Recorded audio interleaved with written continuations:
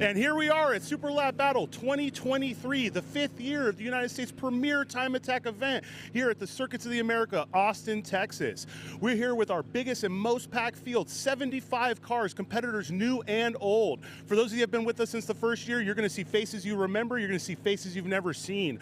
Obviously, we have cars rebuilt like that beautiful Art of Time Attack GTR right there, all the way to Cole Pallison and Life Motorsports R35. We have competitors like Amir at RS Future jumped up to Unlimited class, ready to take it to the field. Competitors coming from Mexico all the way to Australia.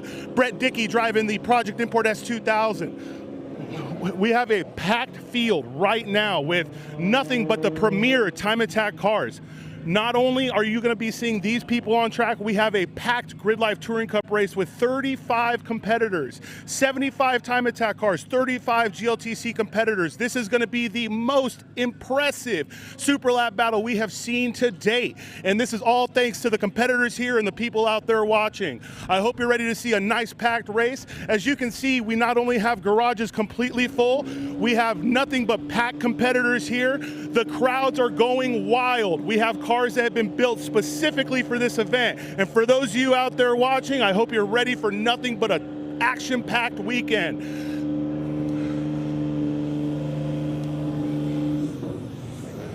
Let's go ahead and shoot it over to Grid Life. This is their first session of the day.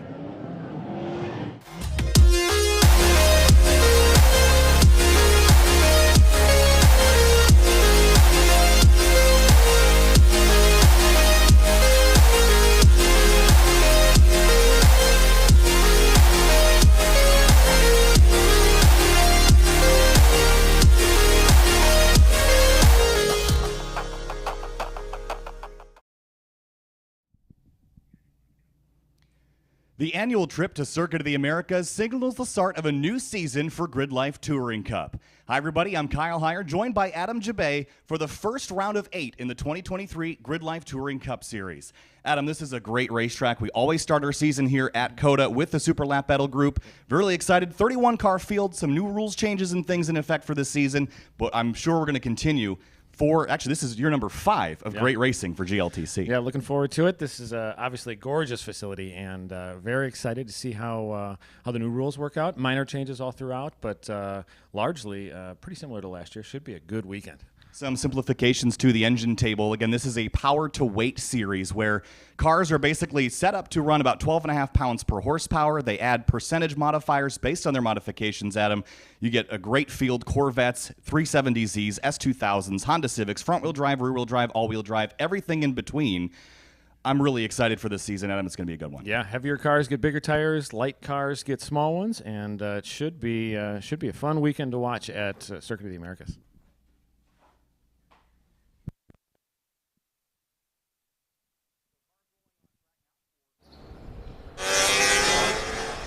4 races on the weekend, all sprint races. It's going to start with a practice session here this morning, qualifying later this afternoon. We'll finish day 1 with race number 1 before we kick off Sunday with a second, third, and fourth race. And Adam, on Sunday morning, we get to do a Formula One style standing start. Unless it's raining. We might not do it then, but the weather looks pretty good so far. It looks like Jeremy Swenson's leading the pack around for practice here.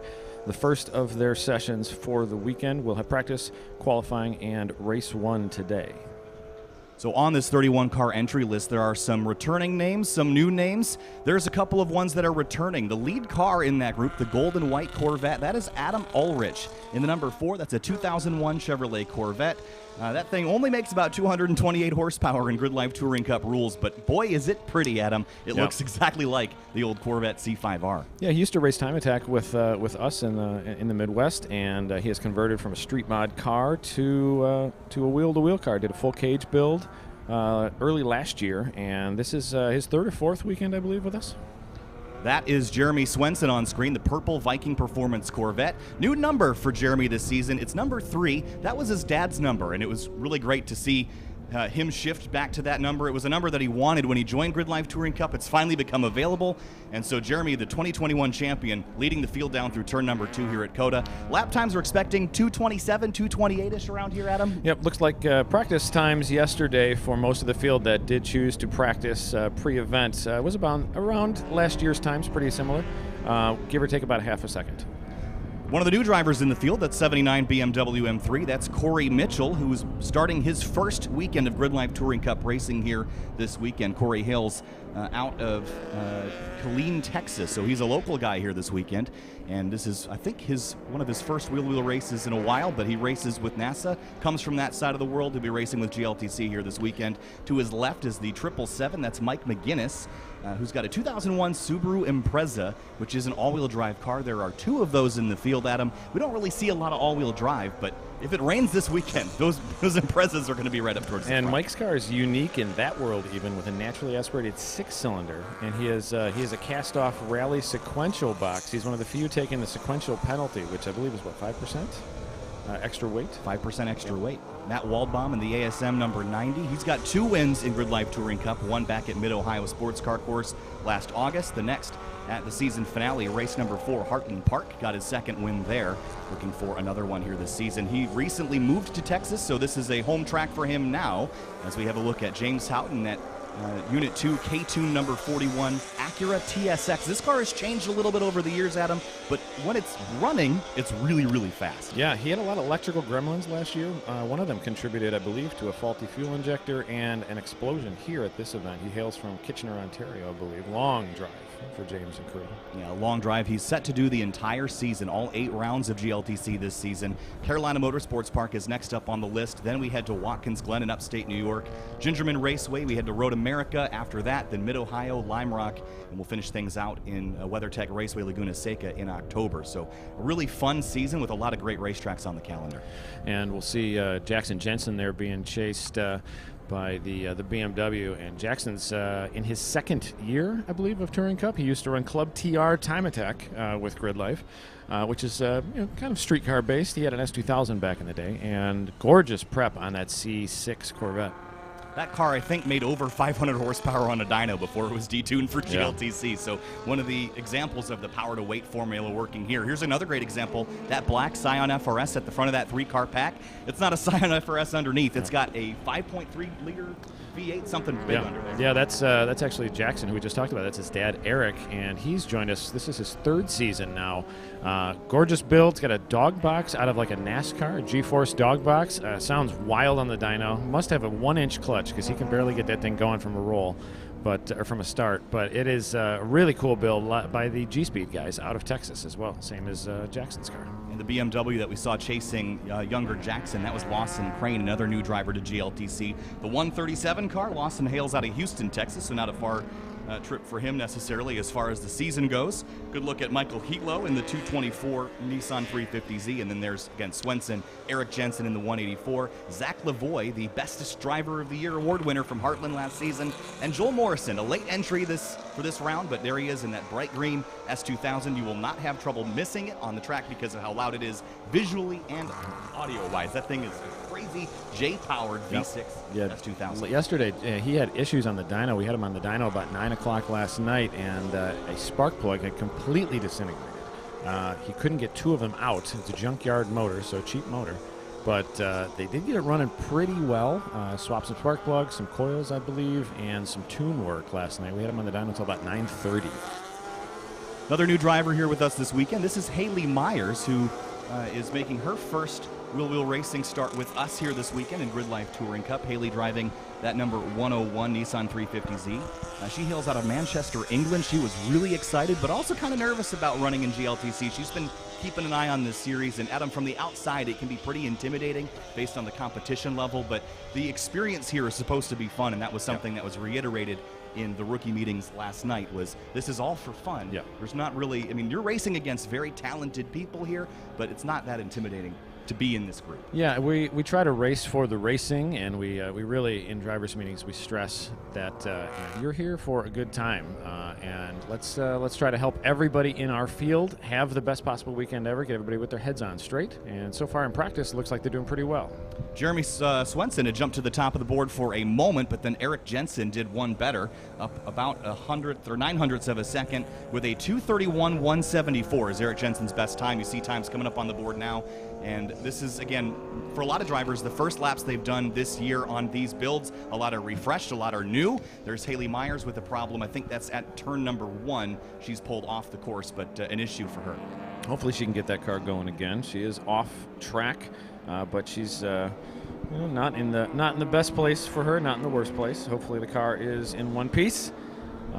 But the weather and temperatures here, this is probably the coolest it will be all weekend for us. Going to get up to the 80s, high 80s today. Hopefully that doesn't contribute to more mechanical issues. There's a standing yellow flag up there at turn number 1, so that will have drivers take notice of that, but because obviously this is a practice session, no real concern for the moment. But have a look at the times, though. James Houghton up to the top. He does a 2:30.772. Then it's Jensen, Swenson, Austin Hurdle, who's got a new livery this weekend. Bright pink, that's an easy one to spot. Matt Waldbaum and Tony Marchev, who's only making his second Grid Life Touring Cup start.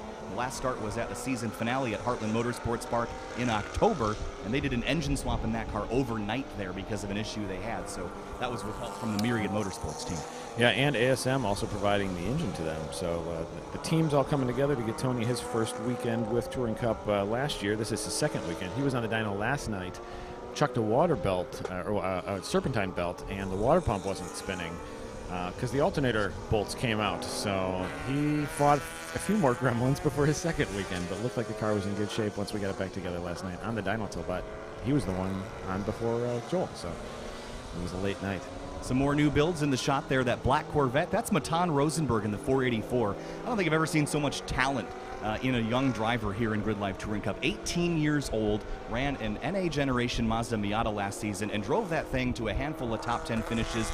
Almost snagged a win at a couple events at Heartland and Gingerman. Built a Corvette this season. I think he's looking forward to having some torque this time. Yeah, he's been driving that Corvette since he started tracking. That's his dad's car. It's been around in the family for, I think it was 15 or 18 years.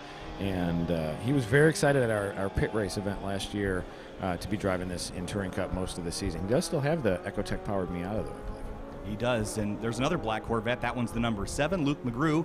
Well, it looks a little different than the number 7 black car he was driving here last season. That was an NC generation Miata, and took that thing home, sold it, bought a Corvette, and came back by mid-Ohio. So Luke's going to have a little bit different experience here this weekend, but so far, I don't see him high up on the timing and scoring list. I think he'll get up there. Ran, I think, what was equivalent to a track record time for GLTC yesterday, but was a little underweight for his GLTC prep. Yeah, his car is a stock internals engine. It's a 5.7 or 6.0. It's a Z06. So whatever that Z06 generation has, but detuned Penske shocks and a car that he assembled completely himself. Gorgeous cage, a lot of talent packed into West Virginia there with Luke McGrew's garage. That blue Honda Civic, that's Brian Tyson, another driver that's relatively new to us. Started his first event at Heartland Motorsports Park back in October. Had an engine let go there. That's a 2009 Honda Civic SI, and Brian Tyson hails out of East Dublin, Georgia, so a little bit of a trek for him, but car looks great, and he's chasing Wes Case in that Red Eye Racing 767 M3. Yeah, Wes is, I think, second or third season now. He did some time attack with us a couple of years ago in preparation and getting to know the car, but he's been in the Grid Life world for quite a while. Good to see Wes out here at COTA. And I dare say one of the most improved drivers last season. Got some coaching from Tom O'Gorman, who ended up being the 2022 Grid Life Touring Cup champion. He should be on here at least a little bit this weekend. He is racing this weekend. Your 2022 champion is here on site, but he'll be trading off the car that he won the championship in with Andy Smedegard, who built that car. So they'll be sharing that car this weekend. Eligible for weekend points, but not for season points. Yep, team drivers, they can cooperate with each other in GLTC, but they can't get season points, as you said there. But they can be a team for the weekend, so it doesn't change anything for weekend points. We'll see how they do in the 2022 champion car. Well, Luke McGrew up to second place, a 2:31.140, about a tenth and a half behind Jeremy Swenson. 2 Corvettes and a TSX atop the board so far here in practice. Luke very excited about this build. I've talked to him many hours about it, and he felt like the Miata, the power band just wasn't there for Touring Cup. That motor, the MZR motor, just they always had a dip somewhere. But he's very excited about this new build. And I would be. I mean, he's found a lot of pace in that car. Didn't really get a chance to show it last season, was kind of figuring the car out. Even this weekend, he was telling me the car turns almost too well. It's too pointy. Was struggling a little bit with rear grip yesterday in the practice event that they had here at Circuit of the Americas. So I think he's found something, because he's right up there with 2021 season champion Jeremy Swenson. And we have the runner-up in that championship here as well, Eric Catil, down in 11th place. And we would be remiss if we didn't mention Ronnie Vidoc in that number 99. That is the return of the DC Sports Integra. That car ran here, or actually a different Integra. Was it the same Integra? No, different Integra back at Lime Rock. That was his car, same car. Okay, different front flip on it. this time. Yep, he changed the front end to a JDM front end. That car right there. That livery ran a World Challenge long time. His dad actually a veteran of lots of racing in the past, World Challenge, etc. But glad to see him make the tug out here from the East Coast. And the new build, he completely rebuilt this car since we saw it last at Lime Rock. It is unbelievable. It almost looks like a factory race car. It's so pretty. So clean. We had him on the dyno yesterday, and Eric Levine gave the car a little bit of his tuning magic. It sounded amazing. There's Matt Walbaum again for ASM. You see Haley Myers' car getting up on the rollback. It's not a great sign, or not a great start for her weekend, but I'm sure she'll take a look at it. She's pretty experienced. She's done plenty of racing, and of course, I think she also time attacks a Nissan GTR. Yep. So this car is certainly something that she's capable of handling. Yeah, she's run with SCCA also in time trials and in wheel-to-wheel, holds a license in both of those as well. So pretty experienced. Hopefully it's something simple, suspension or axle or something. Hopefully it's not a mechanical of death.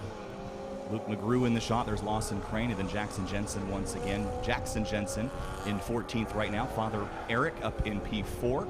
And as far as Lawson Crane is concerned, a 1998 M3 up in 13th. That's a really strong start to the weekend for a driver new to the series. Yeah, I have not met Lawson yet. Do you know if that is an M3 motor out of that gen? I can take a look. I think that would be a M52, I think they're called.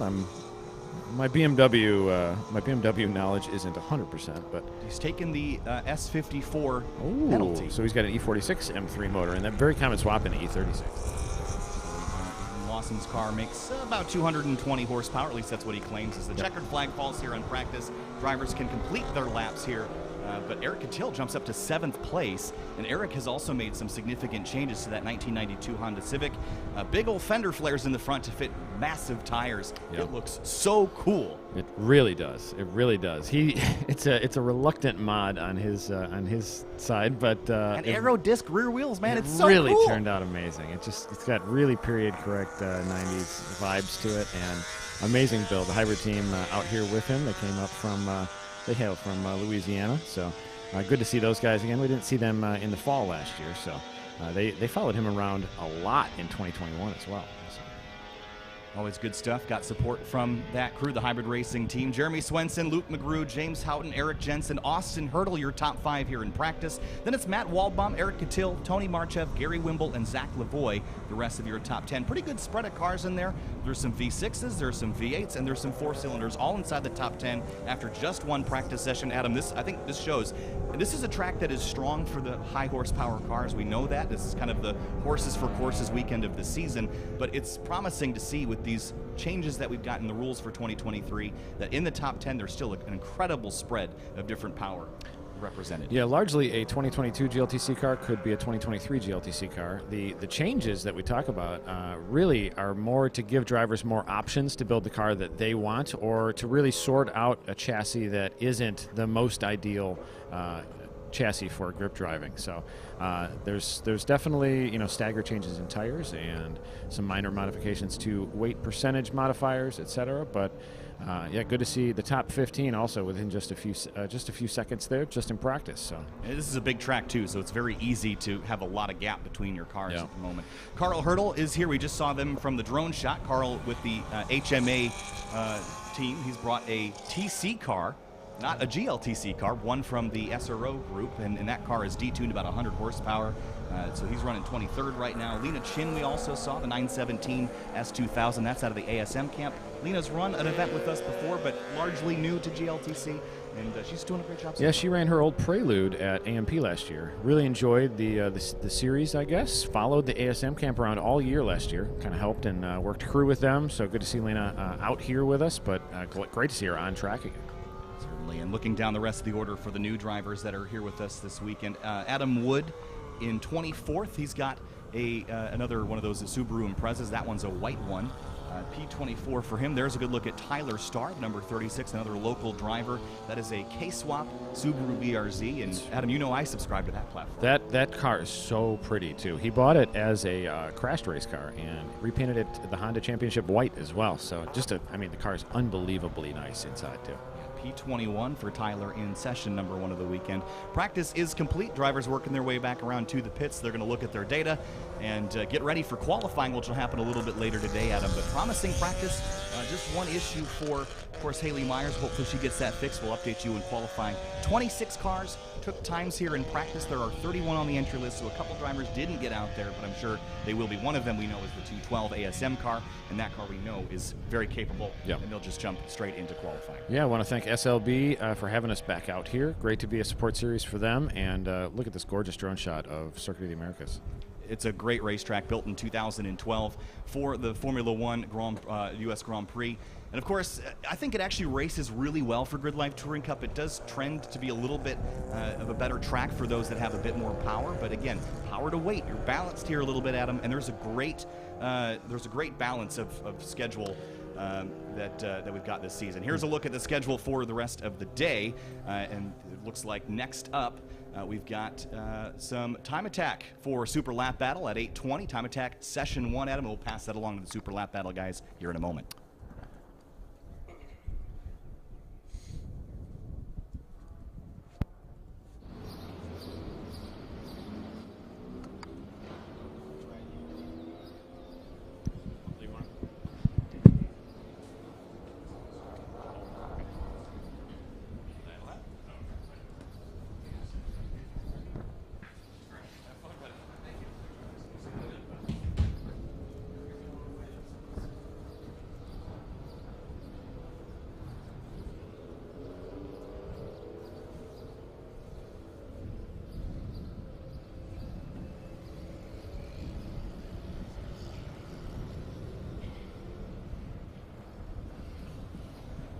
All right, run it.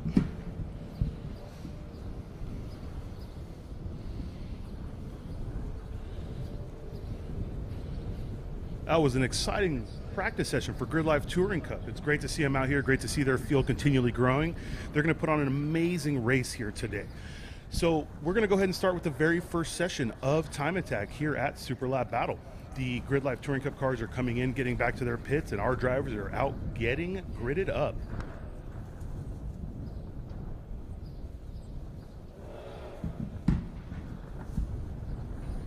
It does look like we are starting with Group 4. This will be Group 4, Session 1. The group numbers indicate where they are on the speed index. So we're going to go ahead and have Group 4 all the way to Group 1. Group 1 will consist, of course, of all the unlimited cars, the Ferris Kartumis, the Life Motorsports, all the way down to Group 4 with the enthusiast class cars, people that do not have a lot of seat time here. 75 cars we have registered. That means we're going to have a lot of time to get these guys out here and a lot of time on track. The good thing about running a series like this is those 75 sounds like a lot of cars. These guys are never on track with more than 20 vehicles at a time, which means they have plenty of space to be released. As you can see, the gentleman releasing the cars, Mr. Tony Zerka, he's giving them a nice gap. And these drivers have been doing this for a long time. They understand to mind the gap. No one's going to immediately get up the backside of another one of these vehicles, which is going to give them time to really warm up the tires, do a 70% lap, and then send a flyer. The weather is not too bad out here this weekend. Right now it's 67 degrees. It's a little muggy outside, but we're so used to weather out here that's been so cold the tires can't even get up to temperature. So these first sessions are going to be very good before it gets too hot.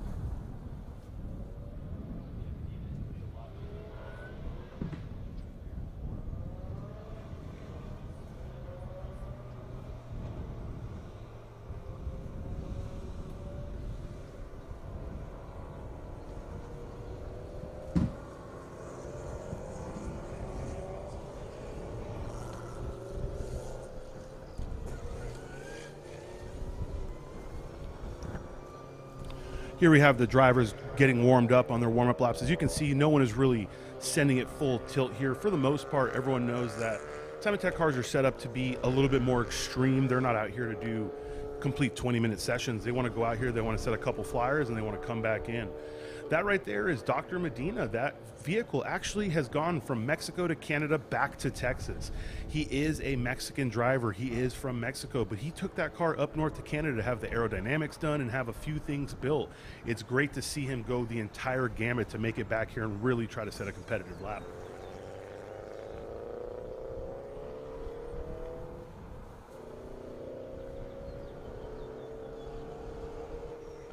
For those of you wondering, if you want to keep up with your favorite drivers, we have a few things on racehero.io. You can either get the Race Hero app on your Apple or Android device, or go to racehero.io on your web browser, and it will not only show you the drivers, it'll show you the schedule, it'll show you the grid changes, because we realign our grid after every major break. So we're going to realign at lunch, realign at end of day, and then realign at lunch tomorrow. That'll allow you to know when your driver is getting on track, when you need to follow them. It will also show you their laps of the entire weekend. So we're going to go ahead and keep timing and scoring up for every group that's out there. But let's say you wanted to review the timing and scoring of the session previous, just go to racehero.io and you can check all that out.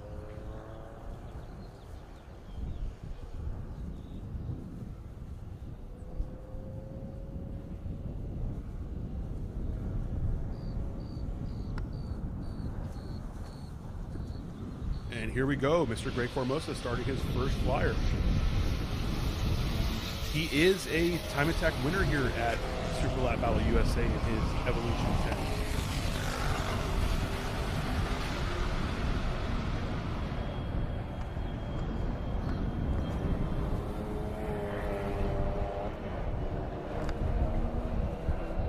So to give you a good little gambit here, that's going to be Greg Formosa followed by Matthew Simpkins. That's Sean Bassett in his Datsun 240. I'm sure you guys have seen that all over the internet. SEMA winning car, up Pikes Peak multiple years. The whole vehicle has actually been changed significantly. So he's out here relearning the car, but it's an amazing piece of machinery. Behind Sean Bassett is Stephen Bustler, then Marshall Papadopoulos, followed by Steve Wynn and Donald Brown. You will see quite a few Civic Type Rs out here in enthusiast class. The vehicle has really proven to be a great entry-level platform. Not too expensive, not too crazy. It handles very well out of the box, and it's very confidence-inspiring for a driver, so it's easy for them to get out there and go fast. It does look like Daniel Oliver there in that M2 competition is having a little bit of an issue, maybe getting up to speed, might have some electrical gremlins or traction control, something odd in the vehicle, not letting him get up to speed, but I'm sure we'll see that soon. Mike Sellemeyer just passing start-finish. It does look like Daniel Oliver is starting to get up to speed, so whatever the issue was, he probably got it sorted down the front straight.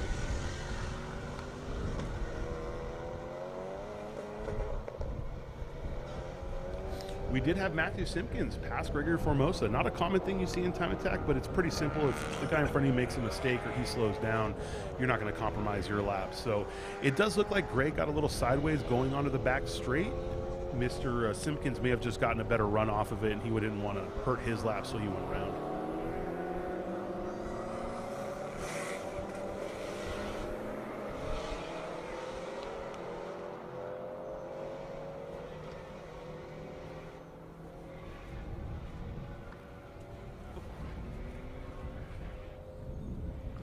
This is going to be an action-packed time attack field. That right there is a name that a lot of people may recognize, but not from driving necessarily. That's Bucky Lasek driving that Cobb Tuning Subaru STI. Bucky Lasek, obviously famous for his skateboarding escapades, but has been a driver for quite some time.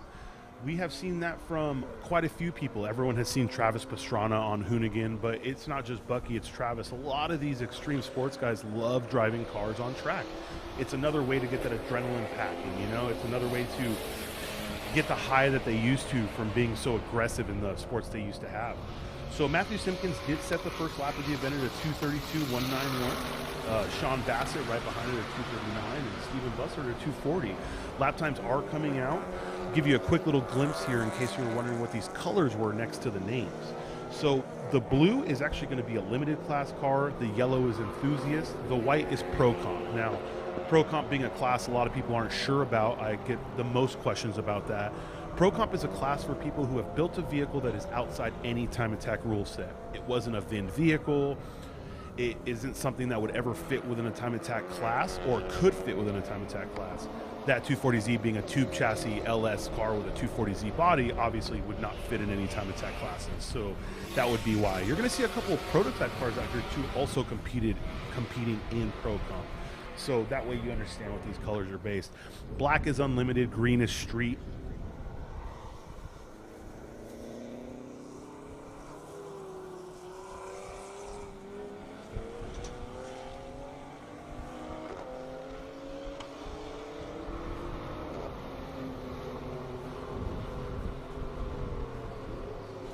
So while these guys are warming up and getting all their lap times in, let's go ahead and get down to class descriptions for you guys. A lot of people still watching are new to the sport and don't quite understand what the difference is between these cars. So enthusiast class, being the class I was speaking of, the Civic Type Rs, it's the entry level class. This is the vehicle belongs to the registered owner. The person driving it is on the insurance. It is still a street vehicle. We don't have engine mod restrictions, so you're going to see enthusiast cars making some power. This is a OEM trans only vehicle, so no dog boxes, no sequentials, minimal aero mods, little 3-inch splitter, wing that can't be any wider than the car, no taller than the roof, and no further back than 3 inches, 220 or higher tire, and overall just what you'd expect to be a street or entry level HPDE car. Street class is probably the most talked about class in every time attack series out there. Street here, street modern grid life. These are the cars that are probably the most competitive across the field. It is still basically a street car or street car-esque, but we're talking dog boxes. We're talking people have been developing these vehicles for a long time. A little bit more aero, AO50, a little bit more aero 5-inch splitter. The wing can be 5 inches further back. No sequentials, but dog boxes are allowed. We have an AO52 control tire, but as of right now, we are actually not requiring that because of the inability of shipments to make it to the States on time. And then engine swaps are limited to engines available from the same manufacturer, and then 2 cylinders up and down. So if you had a B series Honda, you could have a J series put in there. Limited class is where it really jumps. Limited class is significant aero modifications. We're talking 14-inch splitter box, flat bottoms, usually AO52, but right now we're running any tire 60 tread wear or higher. You can have sequential transmissions, professional drivers, and whatever motor you want. It's no longer I had a Honda motor with a 4-cylinder, now I have to have another Honda motor in there. You can put whatever you'd like in those vehicles. So limited class is the significant jump from street. Unlimited is obviously exactly what it sounds like. Run what you brung. It still has to be a time attack car, which means it had to be a VIN chassis, had to be bought off of a dealership, or had to be made specifically for sale, so no body in whites bought from HPD or other companies. But besides that, send it. Aero mods are open, slicks are open, sequential transmissions allowed, nitrous is allowed. You can just do anything and everything you would like on this class, and that's really where you're going to see the fastest times come. The Life Motorsports, the Ferris Khartoumi Car Optics. These are the cars. RS Future Amir, who is now in unlimited class after his dominant streak in street class through the last few years. These are the cars you're going to see out here pushing the limits and really trying to set the lap times.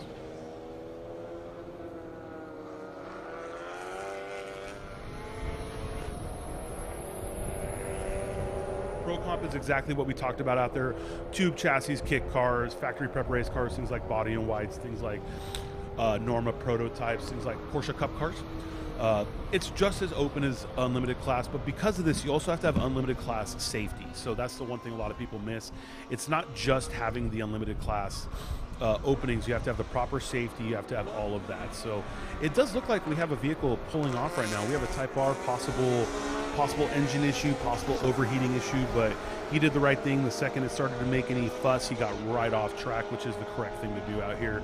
You don't want to oil down the track or cause any issues for your fellow competitors. Time Attack is a very tight-knit field, not only in drivers, but in the fact that everyone wants to set a fast lap, so no one wants to be the guy that red flags the session.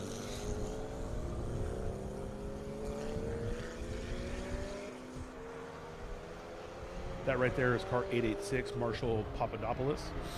Hopefully whatever the issue is, it's not too bad. I don't believe he had any issues yesterday, but I don't remember if he ran a full practice session or not. Whatever it is, the COTA safety crew is incredibly great at what they do. They'll get him off track quick. It's not going to cause a fuss. As you can see, session-wise, Matthew Simpkins is leading the session with a 2:38.34. Gregory Formosa, 2:36.544, second in the session, fastest enthusiast car out here right now. We have Matthew Jones, fifth in the session, fastest street class car out here at a 2:37.630. You're going to see that for the most part, these classes are very well separated on time, but also you're also going to see that some of these drivers have more laps here, more practice time. This is a 2-day time attack event. There's 2 ways that drivers send it. There's the Ferris Khartoumis of the world who will literally send it the moment they get on track. He does not care. He's going to go out there and he knows that he needs to lay a flyer because he wants to win this event every year. The other thought process is people will build up. They'll be on scrub tires. They'll make sure the car setup feels perfect. They'll make sure everything is where they want it to be before they turn the wick to 10 and they really go for it. Luckily in the lower classes, you don't see a lot of that. The lower classes don't have, tunes where they can, up the boost 20 pounds. But the higher the class, the more ability these drivers have to have everything set up and ready to rip at a higher level. Most of these teams in limited and unlimited have multiple mappings in their cars. They're going to make sure that they, 1, set an incredibly fast lap time to hold, and 2, send it to the moon. No one wants to leave the event feeling like they left something on the table. They'd rather leave everything on the ground than anything on the table.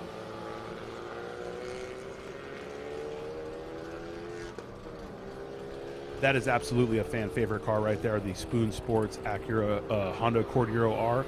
That was actually a touring car built by Spoon to run in a European series, and Nick Bright was able to get that car at a killer deal, and he's been running it here in Pro Comp ever since.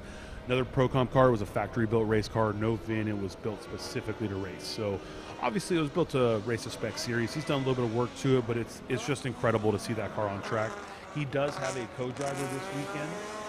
I believe his name is Monty Sar, so that is who is going to be in and out with him. Nick has a lot of time in this vehicle, so we're going to see him set some pretty good lap times off the rip. Monty's still getting used to it. Good news about where this Type R went off is he's in a non-impact zone.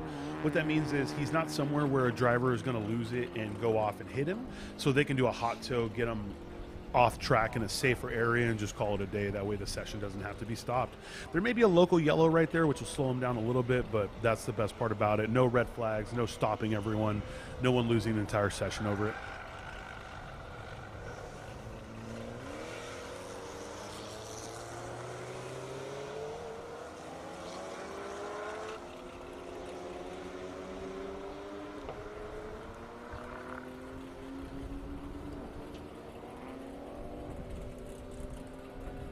There's Stefan Bussler right there, probably coming in to get some tire pressure checked, make sure he's good. He is parked in front of his garage. He may just be done for the session. It is an enthusiast class car. He did tow here all the way from Arizona, so I'm sure he wants to make sure he gets his weekend in.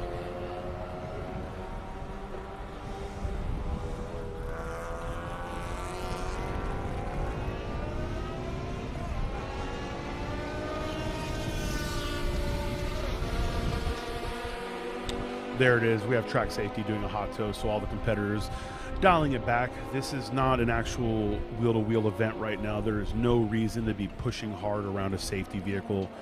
They all know the drill. Everyone's going to make sure not only the track safety, but the driver get off track safely, and they're going to be able to go back out there and lay down another one.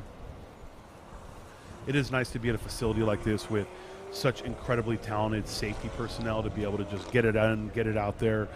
This is what they do for a living. This isn't a side gig for them. This is exactly what they do. So they're very quick and they're very efficient, and that's one of the best things for any competitor out there, knowing that no matter what happens, they're going to be in and out in no time.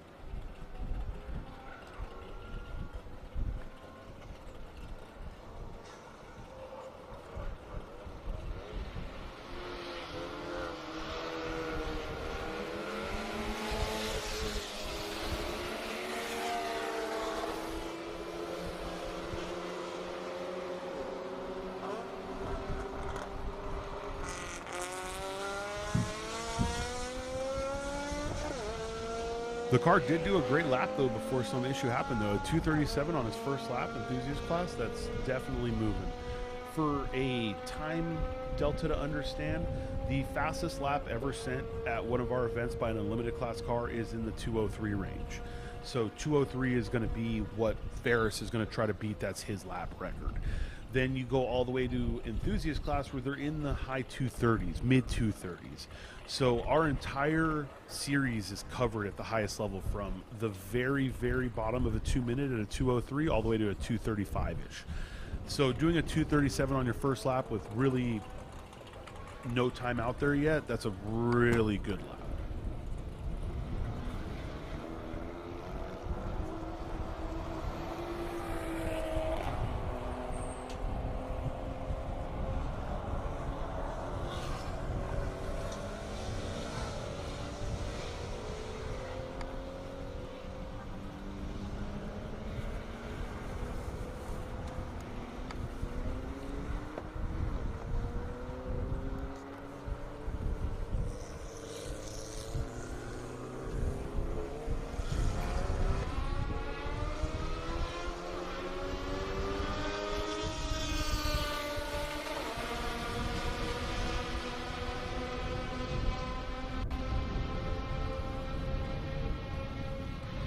As you can see, anyone who's been here in the past, this is a much more packed event. The things that we haven't talked much about, as you can see in the background here of the Turn 1 Shot, is not just the competitors, not just the time attack. Probably one of the biggest car shows that we've ever had here, the biggest car show of the month here in Texas at COTA, and even tomorrow, probably the biggest Cars and Coffee they'll ever see. We have Lone Star Drift out in the back doing their drift paddock where fans here and spectators can go over there and get ride-alongs and enjoy a little bit of time there. This is the premier time attack event in the United States, but it's also a motorsports event in general. We have time attack, we have wheel-to-wheel, we have car shows, we have drifting. We want to bring motorsports to the masses.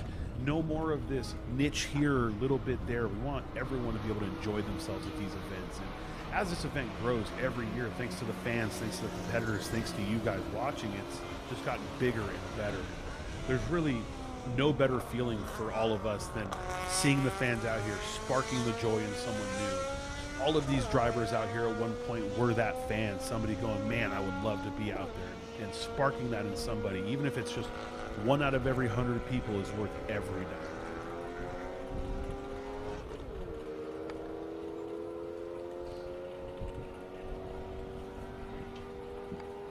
Starting to feel like an IMSA weekend out here with all these totes and trailers, I'll tell you that.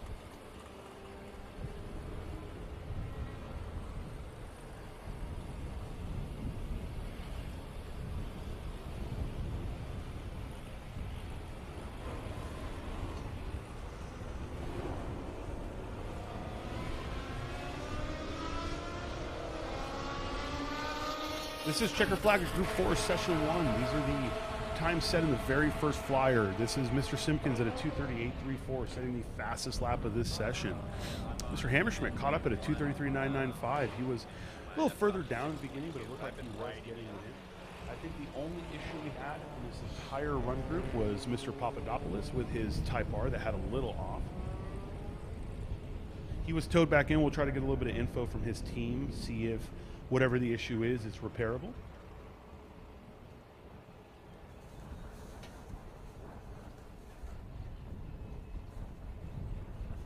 What's your DB and what's your shutter? The next numbers to the right. 3 dB, drop that down to 0. So that would be gain button, and then drop that down once it's highlighted white.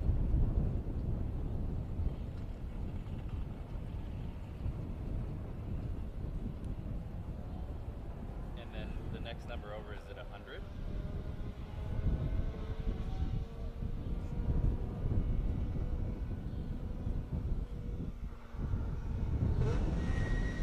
That right there was Group 4. So Group 3, Session 1 is going to be going out. They should be gridding up. It does look like safety is picking something up. It's the little things. After every session, before we send new cars out, this facility has so many cameras and so many abilities to see little parts that fly off cars that they actually save issues from happening to other people. Anyone who's been on track and run something over and punctured a tire or caused an issue of their own, they understand how annoying that can be. Though it's nobody's fault, it's so nice to have a crew that can just go out there and snag them really quick before anything happens to your car.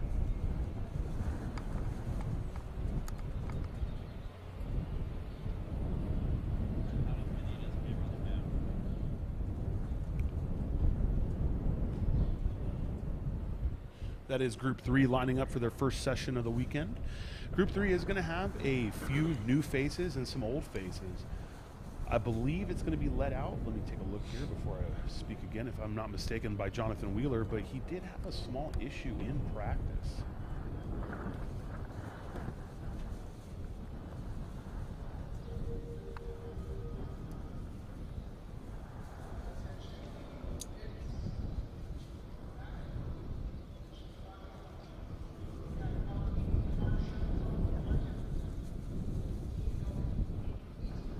That is everyone's goal right there, to be the car at the top of the leaderboard. Everyone knows what the leaderboard looks like. They're at NASCAR events, they're here at COTA, and to finish a session and see your number at the top of that is probably one of the best feelings for these drivers. It's hard not to get butterflies and really go, man, I am the fastest of this session at an event of this level. It just pushes you to be faster and a better driver. I think that's probably the best part of Time Attack. It's nothing spec about it, though Spec Series have amazing racing for wheel to wheel. This is Time Attack. There's no time trials. There's no two cars that are identical to each other, though you'll see a lot of the same vehicle, like boom, 4 A90 Supers right off the rip. Not a single one of them is anything like each other. Then you have Devin in the IAG STI, followed by a BMW M3. Ravi in his FK8 Type R powered NSX, another A90. Beautiful Evo 7 right-hand drive, came all the way from Canada to come compete with us. Evo 10s, which you don't see a lot of. It's great to see we have a few of them out here. Little Chevy Camaro action. Another Type R. That's going to be Jeffrey Ting, very well-known Type R here, runs enthusiast class, fast car. That right there is Jonathan Wheeler in his 370Z. He had a small issue in practice. And for those of you that spend any amount of time on the internet, follow SEMA, Riley Motorsports, beautiful Pontiac. It's so nice to see someone build a SEMA quality car like that, like a Hot Wheels Legends car. It has a stance that cannot be described without seeing in person. It has an exhaust manifold on it that literally blew everyone's mind at SEMA when he designed it. A great 8-to-1 setup. And to see that car out here just setting laps in anger is definitely something that most people will never get to see in their life. So it's definitely something where if you ever have a chance to be out here or watch this stream or just take the time to do a little bit of research, it'd blow your mind the kind of cars people bring out here.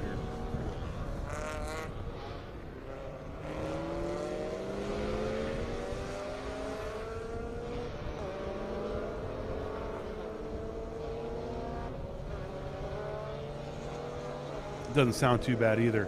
I think what I love most about Riley's car is it's very period correct. Yes, it has a big wide fenders he built himself, etc., but it's not on big new aftermarket wheels. It's not on anything like that. It's built exactly how you would expect it to be an old Trans Am car. You know, small, wide wheels, sticky tires, everything that when we were kids, when we saw, we would go, that is the craziest thing in the world. That's a poster car right there. That's a car that someone would put on their wall and then one day wish they owned.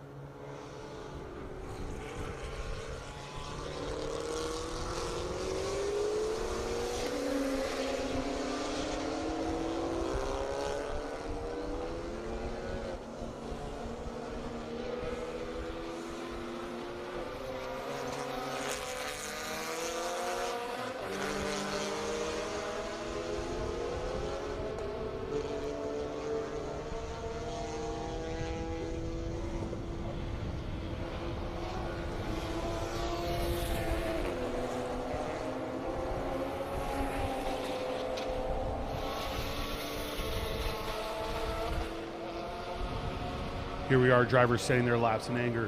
So we have Kyle McCoo, first one out there. Tom Tang and Swing Kim followed in second. Michael Sims, Anthony Pearson, and then Devin Hoffman in her Subaru STI. Obviously, a whole bunch of A90s followed by a Subaru.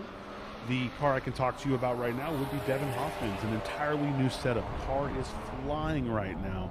Her time delta is based off of her time here last year, which was a very respectable 226, but she's really out here to prove that she's brought not just a better setup, better engine package, but more skill behind what she does.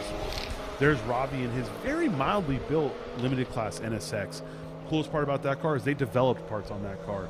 It's not very often you see a Civic Type R engine in the back of an NSX, and we're not talking old Type R K series. We're talking new FK8 K20 C1, 2-liter turbocharged, 300 horsepower out of the box. It took a lot of work for them to make that happen in that car, but they were determined, and there was no joke when they said they were going to make it happen, because that car has been running pretty flawlessly for a few years now. Everyone thought there was going to be issues. Everyone thought that it was, not going to be possible to make that viable and reliable, but they definitely proved that wrong. There's Jeffrey Ting in his FK8 Type R from California. Beautiful thing about this We Don't Lift NSX is it not only competes in time attack, but it also competes in local time trials. That's why the vehicle is a multi-purpose car. When he comes out here, he has it turned up the wick a little bit. But for the most part, it's the kind of car where it doesn't just go to 4 events a year. He's out there testing at a local track every other weekend. He's going to every event he possibly can, not just for his own driver benefit, but to prove that the engine platform and what they did over at We Don't Lift is reliable and fast.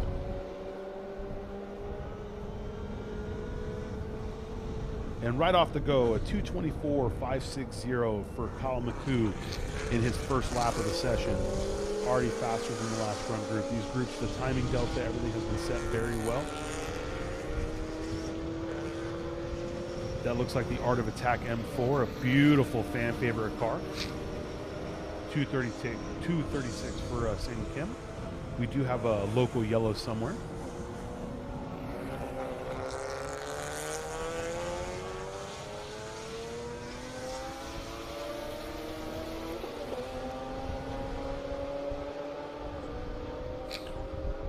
Second fast side are going to be Matt Davis. It does look like the Evo 10 is stuck on the side of the track right now.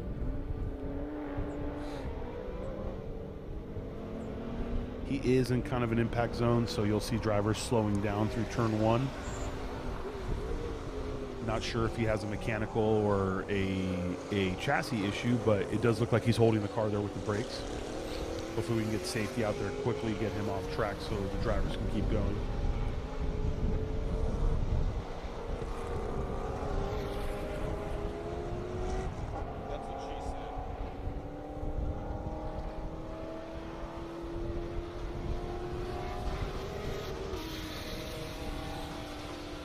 I don't even believe he was able to set a warm-up lap. That's Ernie Ramirez, and he hasn't even ticked across start-finish. So whatever issue he had, it happened very early in the session.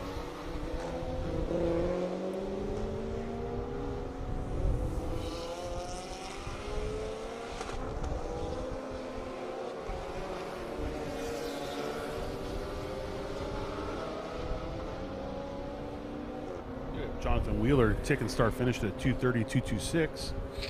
Thomas Thompson at a 231.282.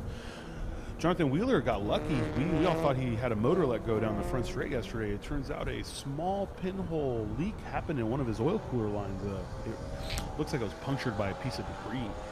The entire car went up in smoke, and nobody wants their motor to let go in practice. Everyone wants that to happen at the big show after they set a lap. So luckily the issue was sorted out by his team and fellow teammates next to him, and he was able to get back on track to set that time.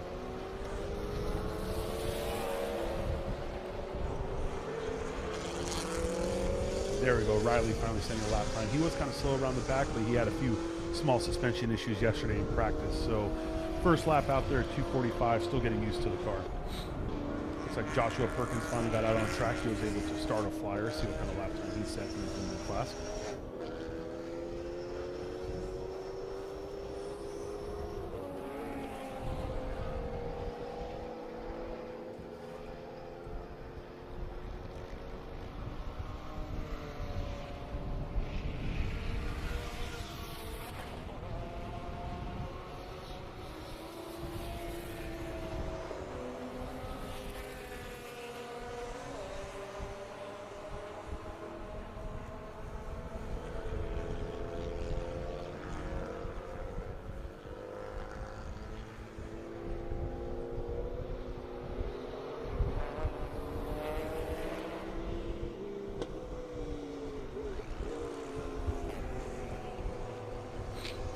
believe the last time we saw this beautiful Art of Attack BMW, it was at Buttonwillow Raceway Park at GTA Finals.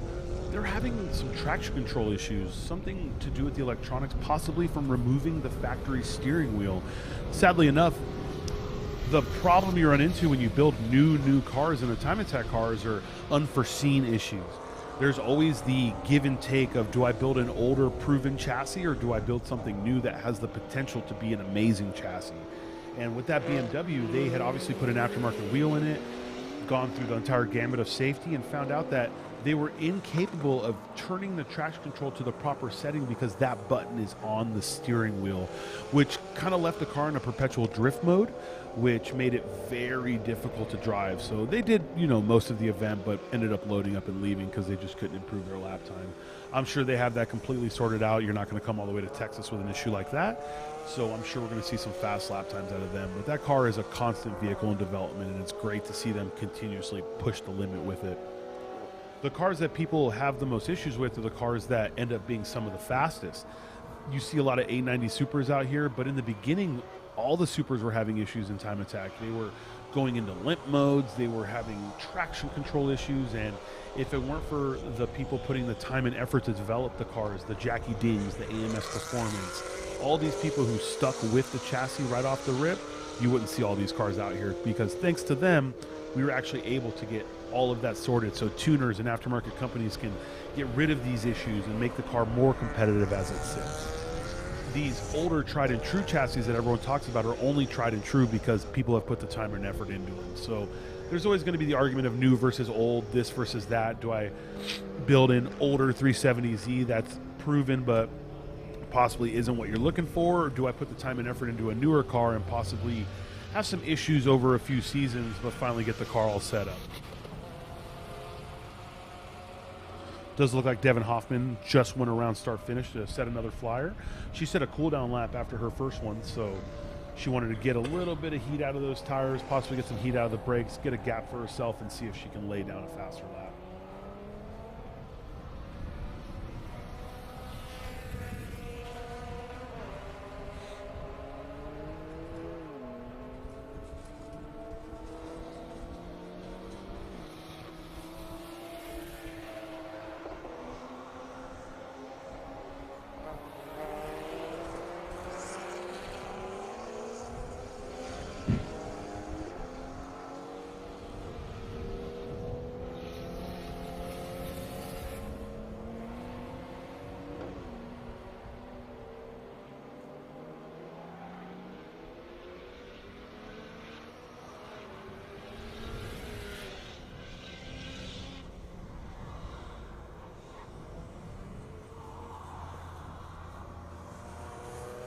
It does look like Kyle McHugh is going to be the fastest of the session with 2:23.673.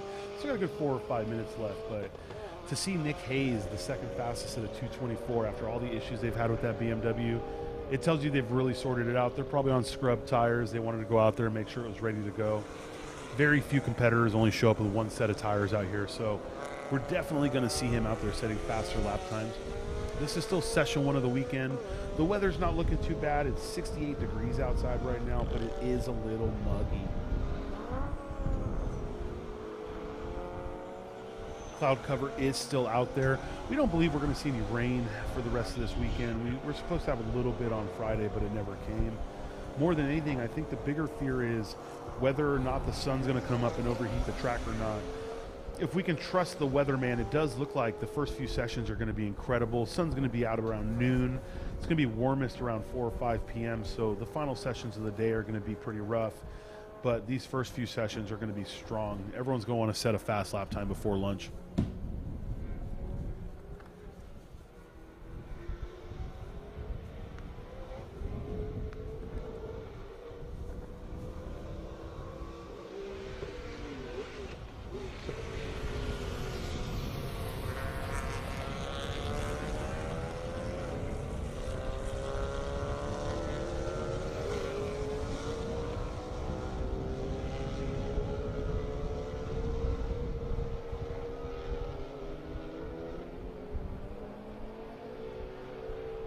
It does look like Devin was able to shave about a second off of that lap time. That's good. New setup. It's really hard to get out on a car, you know, get a brand new setup, new power, new this, new suspension changes, and just lay down flyers. She's always been known to inch away at the time over the weekend. I'm sure we're going to see her significantly below the 30 mark before this weekend's over. I know she's on scrub tires, she's not on fresh. She's probably going to put those on early tomorrow, so we'll see some fast lap times. Ravi, on the other hand, has just been out there laying laps, doing a great job down to a 2:30.219. Kyle McHugh actually just reset his fastest lap on the 4th lap of the session at a 2:22.766, just pulling away a little bit as the fastest car of this session. The fastest street class car here is going to be Kyle at a 2:22.766. The fastest limited class car is going to be Nick Hayes in that beautiful BMW M4 at a 2:24.413. Currently, the Group 2 Session 1 cars are starting to grid up and get ready. It looks like everyone's a little antsy to go out and set their fastest lap. I know we're antsy to see them do it, and for the most part, I've seen some of the faster cars, the unlimited winning cars out there really wrenching on them. Life Motorsports team over there with Cole Powelson driving had the whole front end off the car, hood off, looked like they were getting tire pressures done. The vehicle was running, it did sound clean, but when you're racing at that level, it's very difficult to not have to do a complete checklist worth of things to make sure that the car is not only ready, but it's safe for Cole out there to set a lap in anger. They don't do multiple laps in those vehicles. It's do a warm-up, set a flyer, bring it in. It's so extreme that they do not have the ability nor the want to put the wear and tear on the vehicle to do 2 or 3 laps back to back. We're going to go ahead and get down here in the paddock to get a few interviews out there for you so you can get a little bit better grasp on what's going on in the field and get more of a feel of being here with us.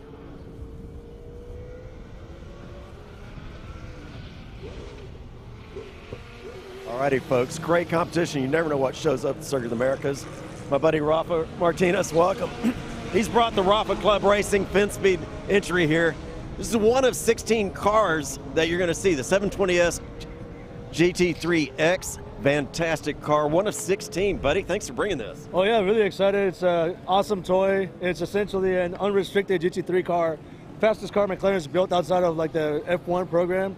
So just out of the box, it's one of the fastest cars that you can actually buy. So really excited to finally get it in a competition setting. We shook it down this week, and we're actually really excited because we think we have a really good chance at winning this whole thing. So, wait a minute, 202 give you a good chance, really? Yeah, I don't know what today's going to bring, but you know, Cameron Lawrence, our pro driver that's going to be in the car with me, I think that he has a chance of doing a 2 flat, potentially below a 2 in the car. And this is like out of the box from the factory. So nothing, you know, we haven't done anything to the car. That's just the way it comes. And it's just an incredible platform that McLaren's built. And I'm really excited to drive it myself. I think if I can get below a 210, I'd be extremely happy. So yeah, I'm really excited to see this car on track and see how we line up against the competition.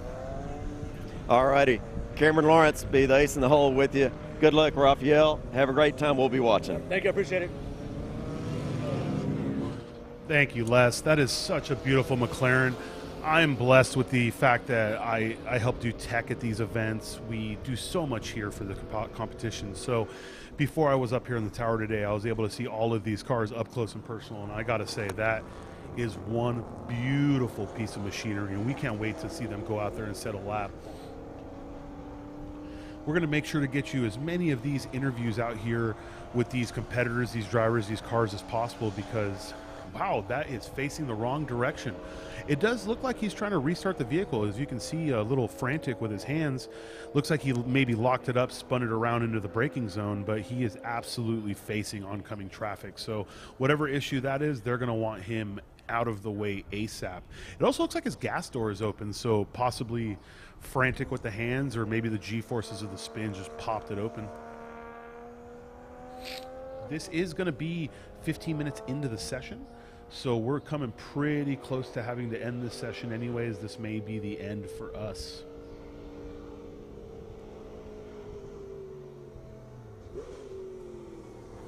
About 2 minutes left in this session anyway, so they'll absolutely get it. As you can see, there's a tow truck ready to go. Once again, you're going to hear me preach this the entire weekend, but it's so nice with all the cutouts at COTA, with all the areas where safety crews sit, how quickly they can get there with a driver. they are going to go ahead and checker flag this session, it looks like. So they're going to want to get him off track as quickly as possible so we can start Group 2. Now, Group 2 is going to be people who have set incredibly fast lap times here in the past. We have a few people out here with newer cars and new setups with lap times that are done in practice where they were able to go, okay, this is where my lap time sits. So we always grid people by speed differential. You never just do it based on classing here, because there's always going to be a little bit of difference in classes. Some people are going to be at the upper echelon of the class, other people are still going to be building up speed. So it doesn't matter what class you're in, the group you run with is all based on your lap time.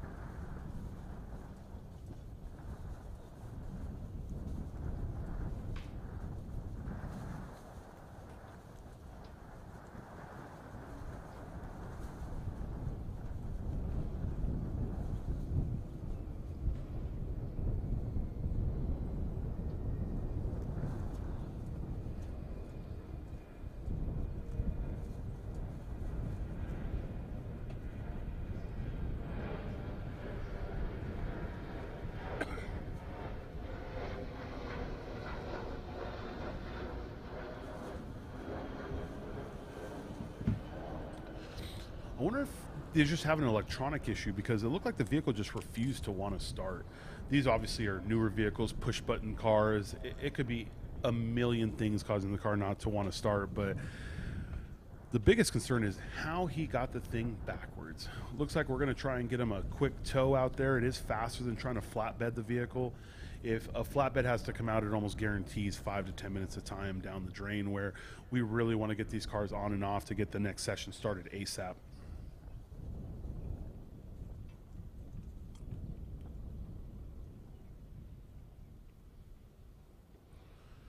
Take a quick look at how that session ended. It does look like Riley got up to a 2:30. He did a quick little warm-up at a 2:45 and was able to rip out a 2:30 on his third lap. So he's getting more comfortable in that Pontiac, which is incredible. Nick Hayes, obviously, down to a 2:24.4. He was really able to set a flyer in that BMW M4. Kyle McHugh at a 2:22.766, leading this session. It does look like a few of these people were able to get their fastest laps on the later laps of the section, like Michael Kosor at a 2:29.543. We had Thomas Thompson at a 2:31.282 on the one lap he did. Tom Tang and Sung Kim with a 2:33.096 on their fourth lap. So people are getting up to speed. The track is really coming into its own. The weather is good. We're going to preach this for a little bit. It's in the 60s. It's very happy out here to not be at a low weather in the 40s and 50s with high wind chills. It's so hard for these drivers to set fast lap times when you have a crosswind and the track is freezing. And it's also very difficult to set a fast lap time when it's scorching outside and the sun is blazing down on the track. So right now is perfect conditions to be able to get out here and set a flyer. This gentleman will be off track in a few seconds, and we'll go ahead and have the next run group out.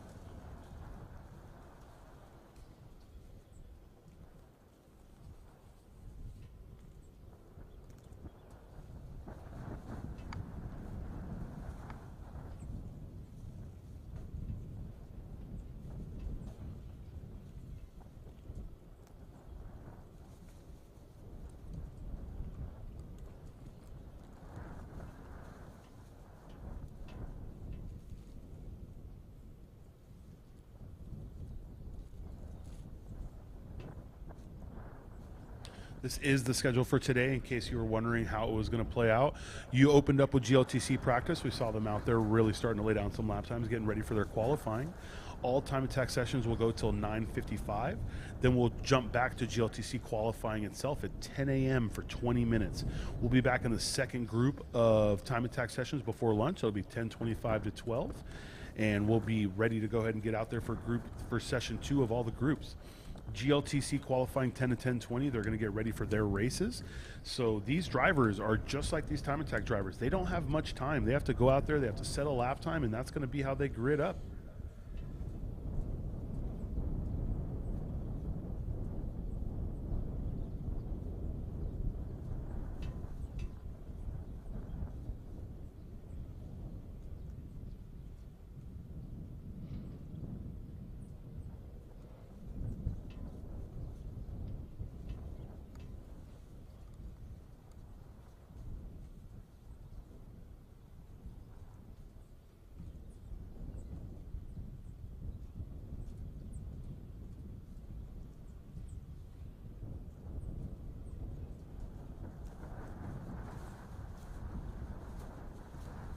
Group 2 getting ready to go out on track right now.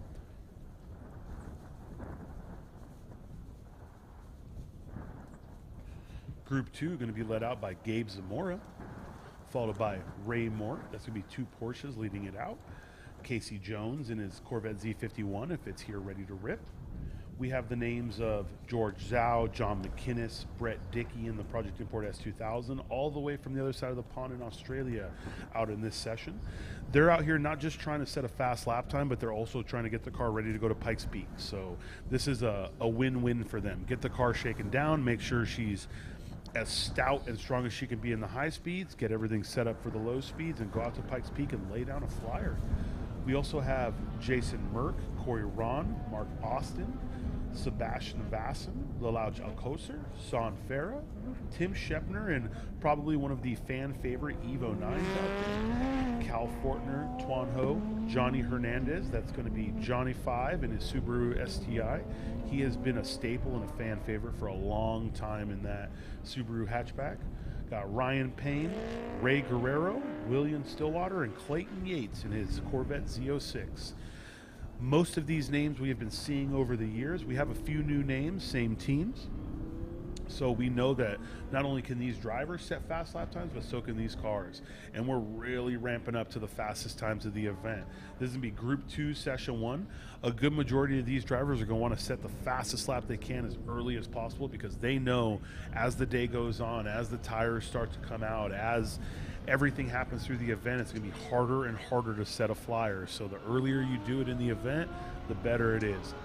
But the most beautiful part about Time Attack is the drama that it brings. If you have issues early in the event, if you have a failure, if you have to replace parts, and you didn't set a fast flyer, that doesn't mean you can't come back day 2, last session of the day, and win the entire event with 1 lap. Doesn't matter if you set it first session of the first day or last session of the last day. That's the lap that counts.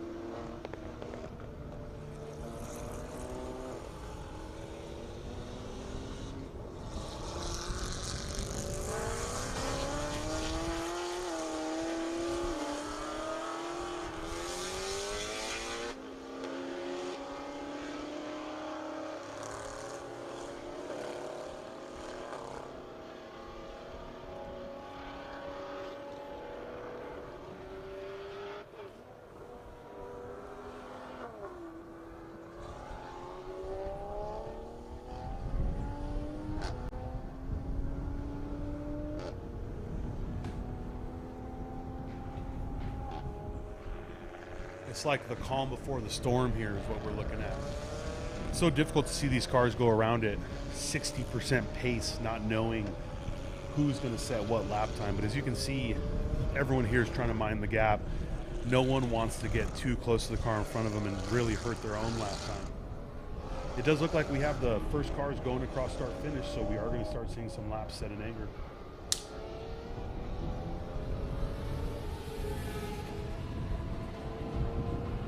Gabe Zamora, followed by Ray Mort. Gabe is in limited class, Ray is in an exhibition class. Casey Jones right behind them.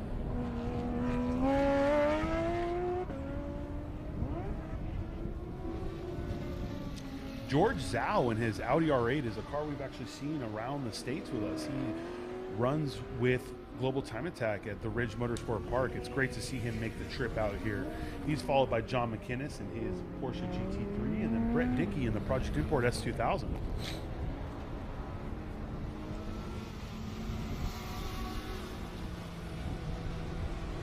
That right there, Sebastian Vasson in his shock yellow Camaro. I always said I wasn't the biggest fan of that color, but when you see it on track with all the proper aero and done right, it's a killer color for a race car. There's Tim Shepner in his beautiful Evo 9.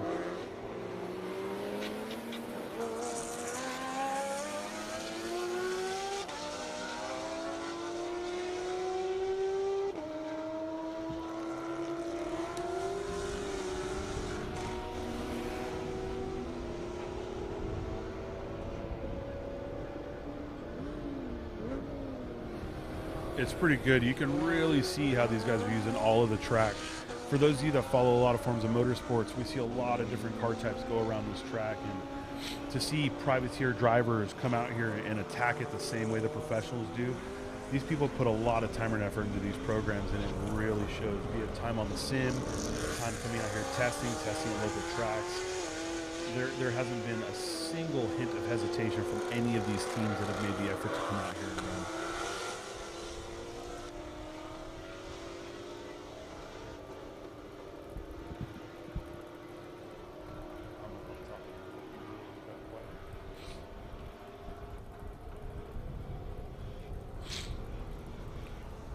It does look like we have people passing that BMW now. Again, passing is not something you see a lot of, but if a driver feels like they have hurt their own lap and there's no reason in pushing, they're going to get out of the way. Quick little black flag for a driver. Not sure what that was for. We'll try to get you a little bit more information on that. But here we have Gabe Zamora going across at a 220, followed by Mr. Mort at a 225.362. Casey Jones, though, from behind them all, setting the fastest lap in his Z06 at a 219.705. That is an unlimited class Z06. The cars in front of him are limited. Or, sorry, the cars behind him on timing are limited, but in front of him on track.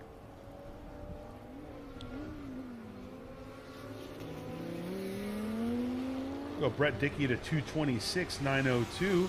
And then Sebastian Vasson at a 219.555. Fastest of the event. Coming in strong from the middle of the field.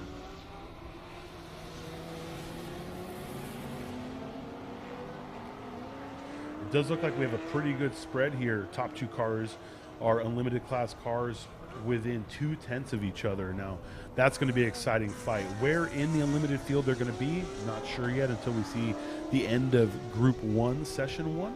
But that is exciting for them to be that close. Gabe Zamora leading the limited class of this session, followed by George Zalv and Cal Fortner in his Mercedes. Cal's another car and team we've seen here for quite some time. It's great to see levels of vehicles that you're not used to seeing out here in Time Attack. We've all seen the imports. We've all seen the Corvettes come, but to see these big body Mercedes, to see all these beautiful cars. It does look like the Project Import S2000 does have a possible rear fender. Yeah, it looks like the rear fender may have come loose a little bit. They'll probably give him the meatball on that one, so he knows to come in and get that taken care of. It sure has no shortage of speed down the straights, though. There's no doubt about that.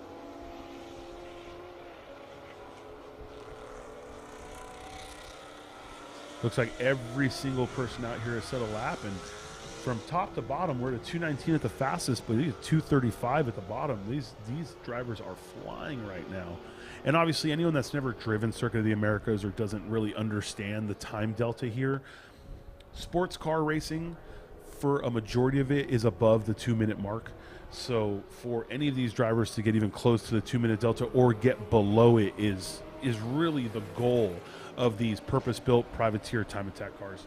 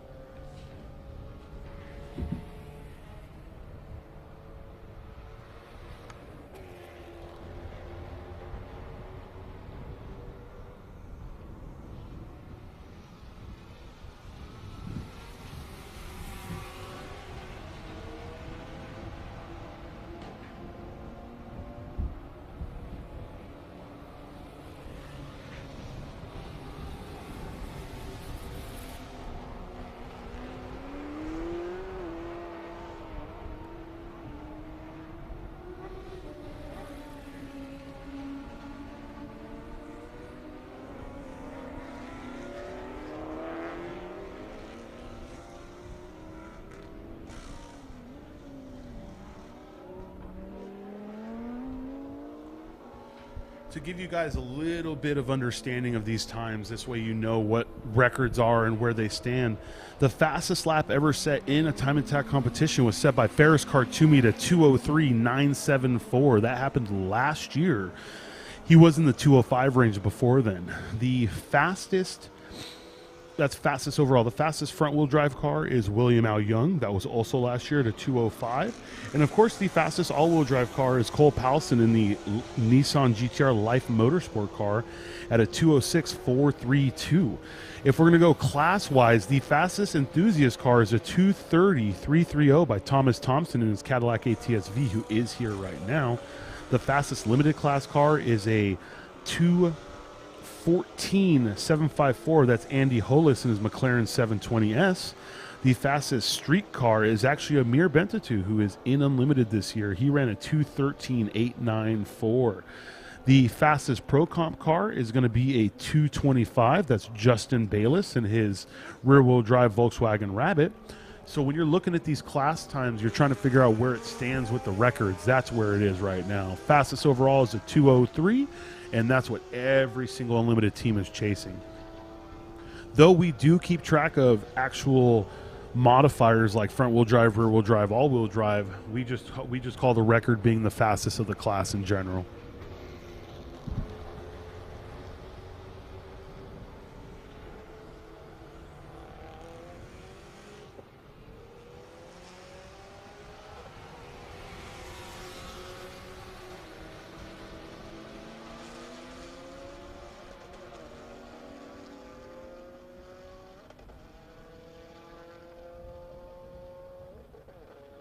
Third lap right there at 2:16.250 by Mark Austin. That's flying right now.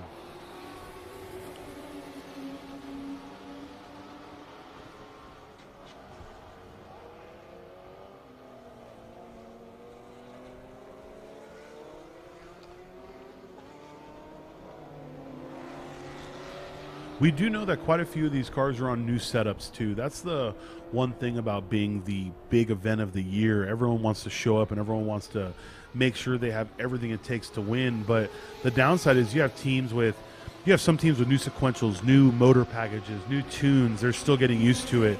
So obviously 2-day event, 8 sessions total. You have time to get it sorted, but every single session that you do not set that flying lap is a little bit scarier because you know that the time is running out. So very high drama, very high stress.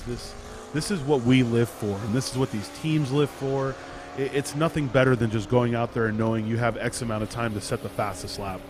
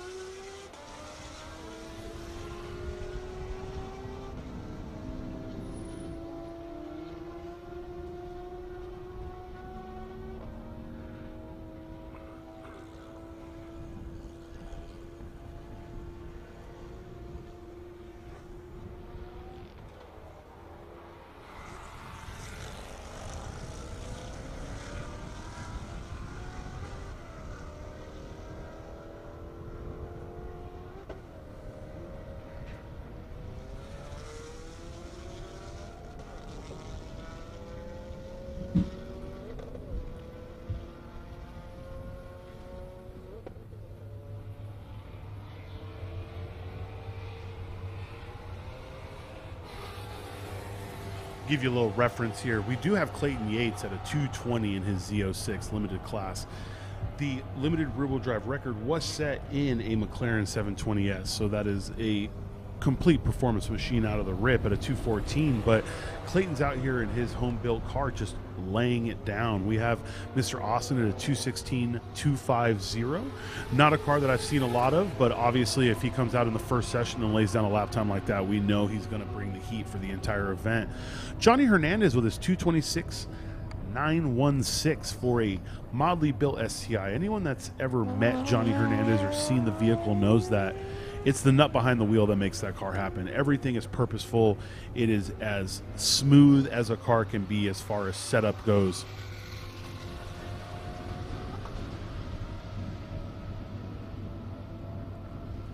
Also, with his 226, he's about 6 seconds off the record in street all-wheel drive. Now about 5 seconds because he just laid down a 225.835. The street all-wheel drive record right now is actually held by Thomas Smith at a 219.879. Another STI, but an earlier GD chassis.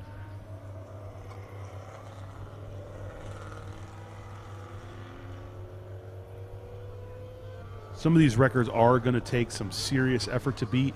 Anyone who's ever tried to take a record from Amir would know that, but honestly, this weekend we have Jackie Ding out here. Amir and Jackie battled for an entire season between all of the events, Super Lap, Road Atlanta, Button Willow, every place that they had both driven at. It was just a battle of who got to keep the rear-wheel drive record. Amir took Super Lap, Jackie took Road Atlanta. Amir set the street overall at Button Willow Raceway Park. So I know Jackie's out here ready to retake that record and make it his own.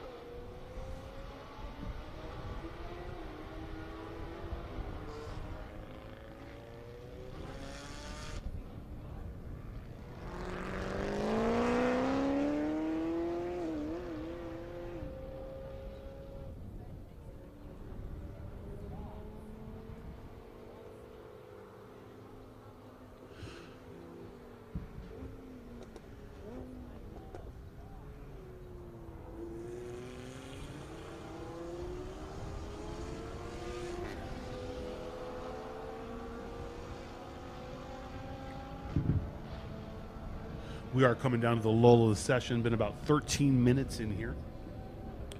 We're going to have the Group 1, Session 1 drivers getting gridded up, ready to go out. This is going to be the fastest session of the day or of this run group. Now, we do regroup these guys every single break. We're going to regroup them after lunch. We're going to regroup them at the end of the day, and we're going to regroup them again after lunch tomorrow. So as drivers have picked up pace, as people have surpassed their lap times of last year, you're going to see people gridded and grouped better. And truth be told, though it is time attack, at the end of the day, if you are grouped up with someone you're guaranteed never to catch up to, it just gives you a little bit more space to set a faster lap. Leading that group out, obviously, is going to be Faris Khartoumi. Anyone who follows him on social media is going to know that he actually had the cylinder head off his car yesterday.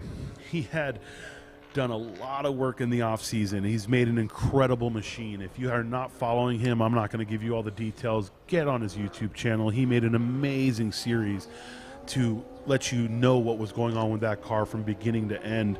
And it looked like he set some incredible lap times in practice at his home track. And he was ready to come out here, and he had a small issue in the head have to come off. But number one, being a local, and number two, knowing Faris, he would never miss this event no matter what. He was able to get it taken care of ASAP, car back together, and he was here this morning before we were. So I have nothing but hope that Faris is not only going to reset his record, but I think this year, sorry Faris, not to put all the pressure on you here, but I think this year we're going to see our first sub 2-minute lap at Super Lap Battle. Obviously, Cole Powelson and that Life Motorsport team is not going to be the people that want to see that happen. They want to be the ones to go sub 2 first. And though Sydney, their GTR, has been with them for a long time, they've put a lot of development into it. They've just been fine-tuning it over time.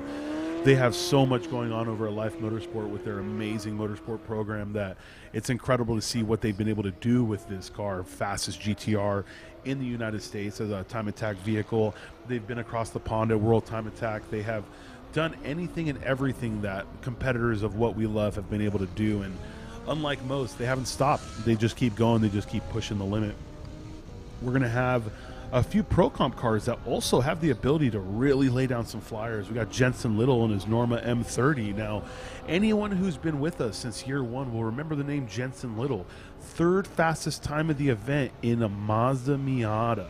The NC Miata he brought and built himself with all of his history in racing.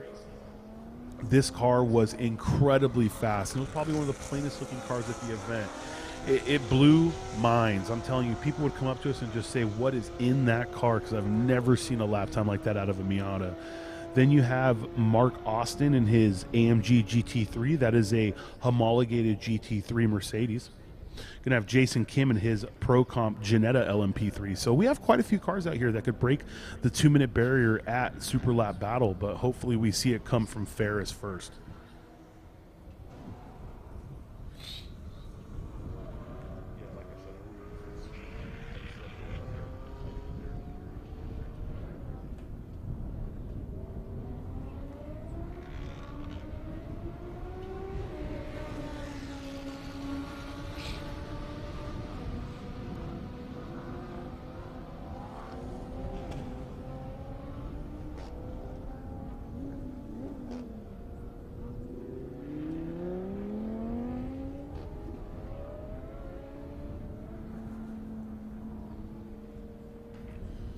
All right, while these cars are getting gridded up, we're going to go ahead and throw it back down to Les for a quick interview, get you some more insight on what's going on in the paddock for those of you that can't make it out here. All righty, folks, back in the garages. Love this. There's quite a variety of cars here today. We're going back to American Muscle for this one. Riley, welcome to Circuit of the Americas. I hear it's your first visit. It is, yeah. Thank you very much. First visit out here with GTA to Super Lap. It's wonderful. It's amazing. Amazing track, amazing facility. Absolutely. Formula One spec. So you got plenty of runoff. You've got plenty of horsepower. Tell us what this is under the hood. So it's a 400 cubic inch LS built by Motor Machine in Carmichael, California. It's a high compression NA tearing itself to pieces V8. Fantastic. Any idea what you're looking towards for a lap time? Man, I got to say I'm more of a builder than a driver, so I'm just shooting for the 20s. I'd like to get to in the mid 120s this weekend, or 220, sorry. Yeah. Hey, no, beautiful car, great spec. Did you build it yourself? How'd you come about this? I did, yeah. So kind of always had a passion for creating and building, and this was kind of my entrance into building full cars. Since then, I started a business, and this is what I do full time now. Man, fantastic time. Been looking forward. I enjoyed seeing you on the course yesterday. Want to keep it up. The suspension is amazing. Pushrod style suspension like I see in some of the big time racers for the endurance. But again, Riley, welcome to Texas. Good luck this weekend. Thank you very much. Thank you very much. That right there is exactly what I was talking about when I was talking about Riley's car. It's a dream car if you look at it. He built it himself, everything done by him, that cantilever suspension setup, that 8-to-1 header design. The whole car is a persona. And what's funny is if you really paid attention to it, you'll notice that Riley's actually wearing a really old school Goodwrench hat too. And you know, we were joking around with him when the car was being teched, and he said himself, he's like, I'm 50 years old at heart. And Tony, one of our tech guys, is the one that caught the hat immediately. He's like, well, I could tell with the hat. But the car is just utterly incredible. The workmanship alone that Riley put into it. But for those of you that don't know Riley, you've actually probably seen his work and not even known it. Amir at RS Future and his NSX, Riley does all of his fab work with the cage and all of that beautiful metal work you see on that car, both when it was in street class and now in Unlimited. So anyone that doesn't know who Riley is, this is a man that does incredible work and will continue to do this work for a long time into the future.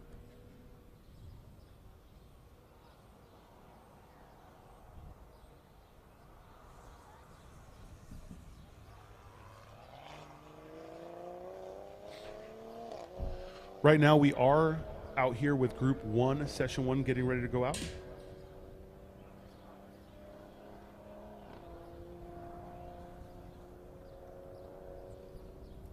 Now, while we're waiting for these cars to go out, let's go ahead and shoot it over to Les, get you a little bit more info on the ground. Hey, lots of activity, a lot of variety in the garages. Got to love it. Here we are, yet another one, but we got our long haul driver coming in. Brett, Australia, welcome to Texas. Thank you very much. It's great to be back here. It's been a little bit of a break for me. Yeah. Well, so you're getting a lot of changes done. I noticed the guys were doing a lot of prep this morning. What's going on? A few little things have popped up this morning, so we're pretty happy we went out in that first session because it's a few little things have raised their head. So the boys are currently pulling the fuel system out of the car. We've got a slight little hiccup going on there, and as a driver, I'm never happy with the setup. So we're going to chuck another setup into it, and the guys are trying to make me a little bit more comfortable in the car is probably the right wording for it. Fantastic. You know, this track brings out the best and the worst of every car. If there's a weakness, you'll find it. If it's extra fast, you'll find that too. So don't feel bad about that. It really is something that we see on all levels of racing when we have the folks come here. But this is just another day. What are you expecting for your lap times this week? Oh, look, we want to go sub 20 is the aim for the car. The main reason we got this car here is where myself and Dave from Australia fly back for Pikes Peak in May and June, so we're just doing a bit of a shakedown on the car. Last time I ran up the mountain, it was a brand new car, so we thought we'd use this as a bit of a test session, and what better place to do it than at COTA. All righty, fantastic. Well, it's windy like the Pikes Peak here. You may have your challenge cut out for you, so good luck this weekend. We'll stop back through and visit again. All righty, folks, remember, lots of variety to these cars, everything imaginable. You got to check out when a new BMW shows up. Yeah, it's got the big nostrils on the front, but this one's prepped out pretty cool. A lot of great things. I'm not going to pick this up at the dealership, but I love when folks will grab it, they'll immediately go to work on it, making it their own, and getting it prepped for events such as this. Not exactly as spec'd by a fire.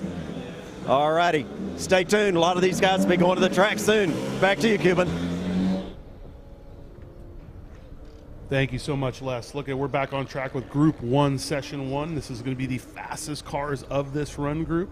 You had a chance to hear from Brett Dickey and the Project Import team. Like every team out here, they come prepared. They want to win. They want to put in the best effort they can. They didn't just have one or two people on the car. The whole Project Import team was wrenching, so we'll see them back out ready to set a flyer. He had a quick chance to look at that beautiful Art of Attack BMW M4. We've seen that quite a few times, as we're seeing the Dassault Motorsports Camaro that I'm sure a lot of you have seen go up Pikes Peak. These are the pinnacle cars. These are the cars that are coming out here to set flyers who have been all around the States to do this. Now, obviously, everyone knows the Life Motorsport GTR. This is a really hard car to call a lap on because it's so planted. It looks so smooth that you don't even know when they're setting a flyer sometimes.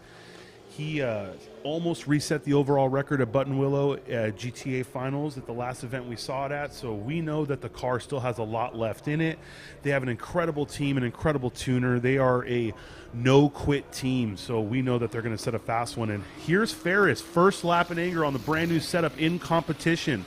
For those of you that don't know, that is a complete carbon Kevlar body panels. This is no joke on this car. He has shaved a significant amount of weight and added a good amount of power. New tires, new sponsors, new design. We really do expect to see him reset some fast times right off the bat. And any of you that know Ferris know one thing. He does not wait to set a fast lap. He's going to try to do this immediately off the rip. So let's see what he can set and what Life can set. Not an uncommon sight to see sparks down the front straight.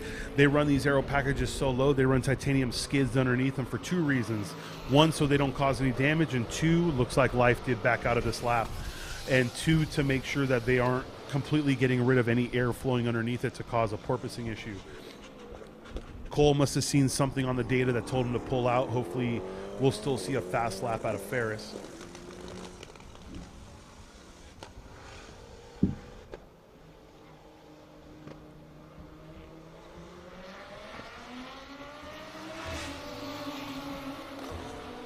There's Cable in his 9-liter Viper. That right there is a fan favorite. We're soon to see a new vehicle from him, so let's take a second here to admire this beautiful naturally aspirated 9-liter car. There's a really good chance the next time in competition he's going to have something different.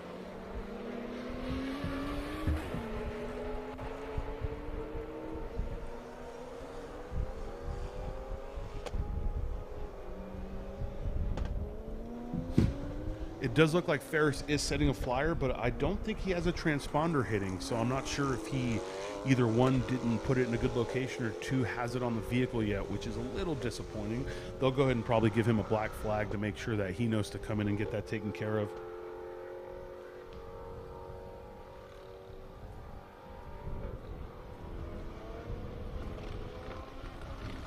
Whatever's going on with the live car, Cole has made it a point to really limp it around. So whether that's to save tires, which honest to God is a pretty common thing, you wouldn't think going around track at 80% would take that much out of the tires, but when you're on a fresh set of stickers, you're not trying to take anything out of them.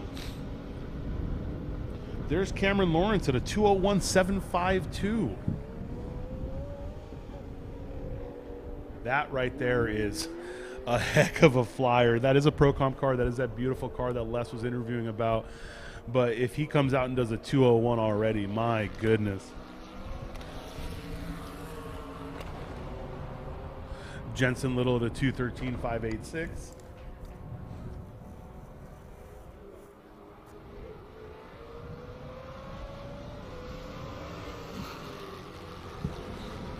And we're going to have Jason Chin, third fastest of the session at 215.167. We did get a quick glimpse of a vehicle stopped on track. I'm really hoping that wasn't Ferris, but from that far view, it did look like a C6 Z06.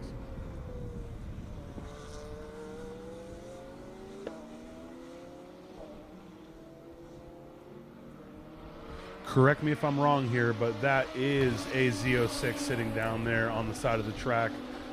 Hopefully whatever it is, it's not a big deal.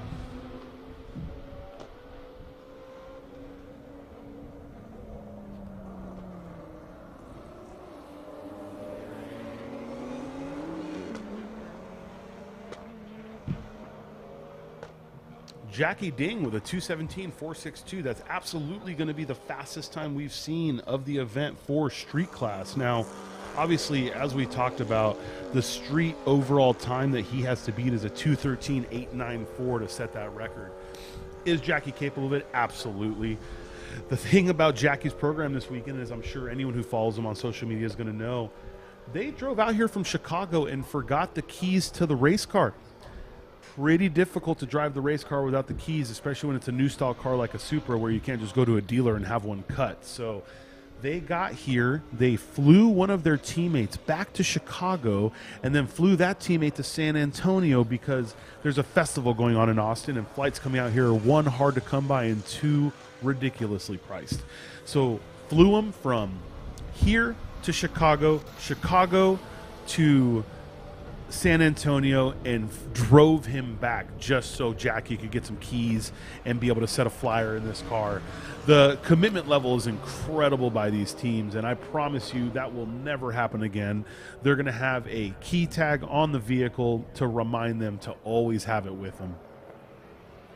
Whatever happened with the life car is probably something small. They didn't put it back in the garage like they usually would if it was a big issue. Could be something as silly as a sensor. It could be something that needs to be recalibrated on the sensors.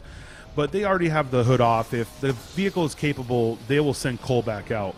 Cole's not the kind of person that likes to waste a session. He understands how valuable it is to get out there and set a lap time.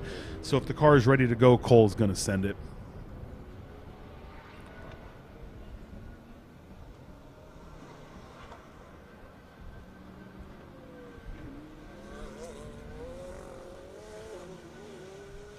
Mike Dussault over here is absolutely starting to set some flyers, though. Now, that is also a Pikes Peak car. That car is built to go up the mountain, but we've seen it across the states at other Time Attack events. He just loves to go fast.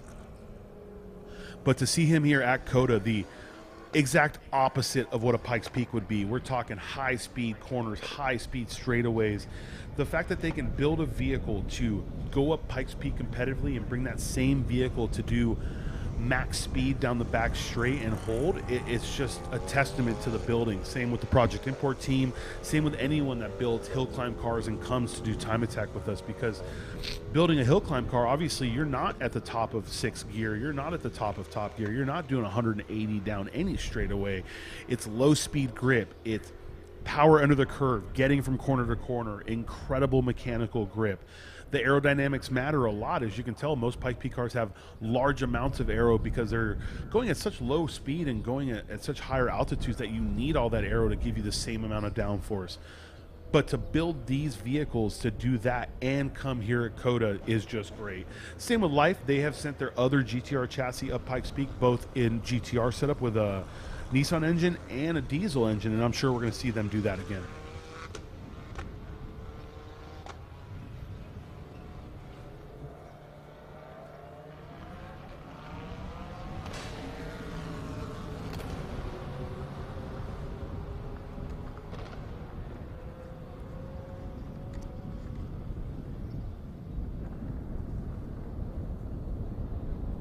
It does look like whatever it was, Cole said it was good enough to go back out and set a lap.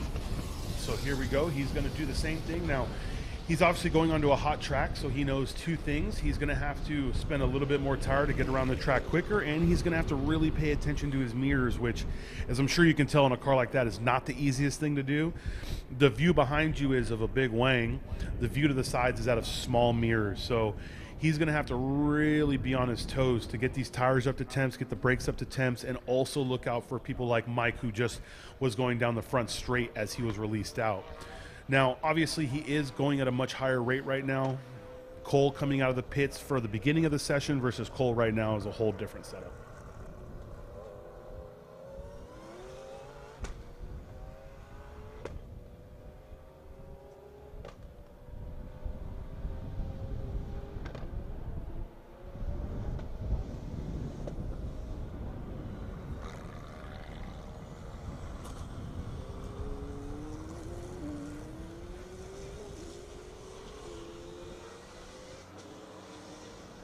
He's going to hold the inside line right there, make sure that if someone is coming on a flyer, he's not in their way.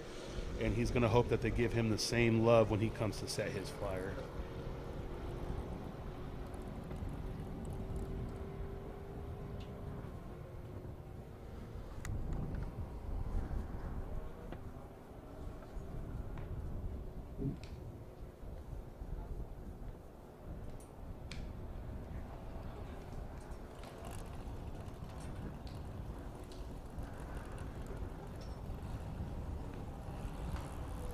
There he is, just making sure he's getting out of the way.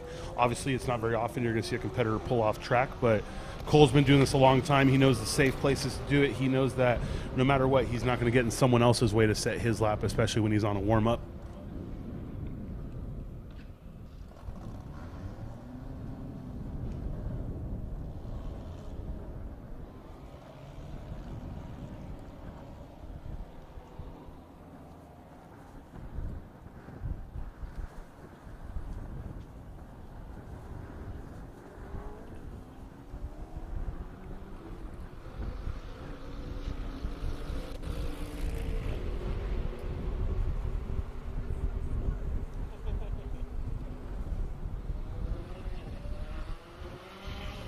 Here we go.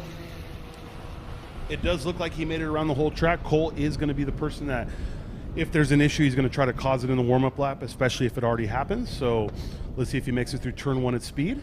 This is where he pulled out last time. It does look like he's absolutely setting a lap. The car's got a little bit of aggression in it. He's getting the rear end a little loose there. Let's see if he can set a flyer, give Ferris something to worry about. Now, obviously, Ferris had an issue. We all know that he was off track. Anyone who's been following Ferris long enough knows no matter what it takes, he's going to set a lap time. We've seen him swap head gasket at events. We've seen him do literally everything at an event. Pull a transmission, pull a torque tube, make it happen to set a lap time. So, number one, Cole would never want to win on a DNF, but number two, Cole knows that just because Ferris hasn't set a lap yet, it doesn't mean anything.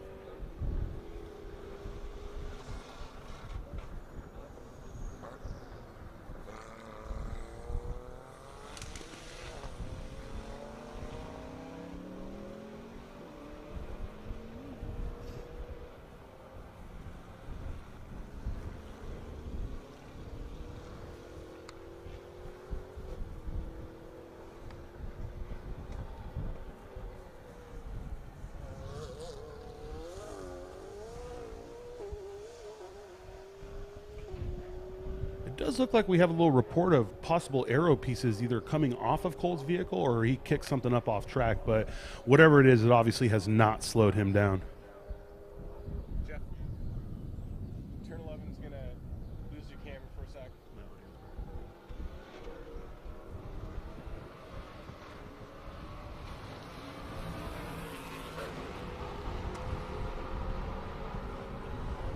Yeah, he is really sending it now.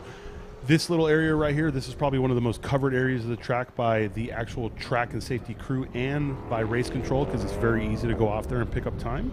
Let's see what kind of lap time he sets right here. Immediate 2:06. He's already up to his lap time from a couple years back on his first flyer. This is no setup change whatsoever. He is going to be the fastest of Unlimited class right now. So this has given something for Ferris to think about. Now we'll try to get a little bit more info from Ferris. Hopefully we can find out what was going on there that caused his issue, and whatever it is, I'm sure he's going to do whatever it takes to get it sorted. He is a local man.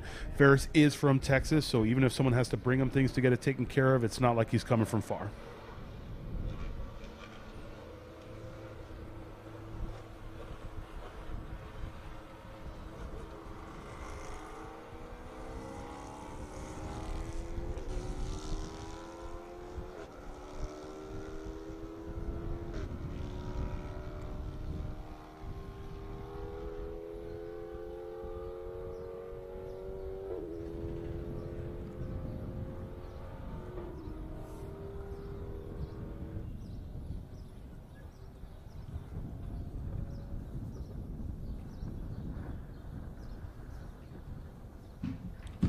Let's go over this one really quick for you guys. Fastest right now so far is going to be Cameron Lawrence at a 2:01 in that beautiful one-off McLaren. Cole Powson at a 2:06.854, followed by Jensen Little at a 2:06.938. Cameron Lawrence is going to be leading Pro Comp. Cole's going to be leading Unlimited. We did see Ferris go out, but we're yet to see him lay down a lap time. Mike Desold with a 2:12.357. Mark Austin with a 2:15.193, and Cable Rosenberg with a 2:16.774, and what some would believe is the best sounding car at this event. Jackie Ding got his keys, got in the car, and was able to lay down a 2:17.462, which would put him in first place for street class right now.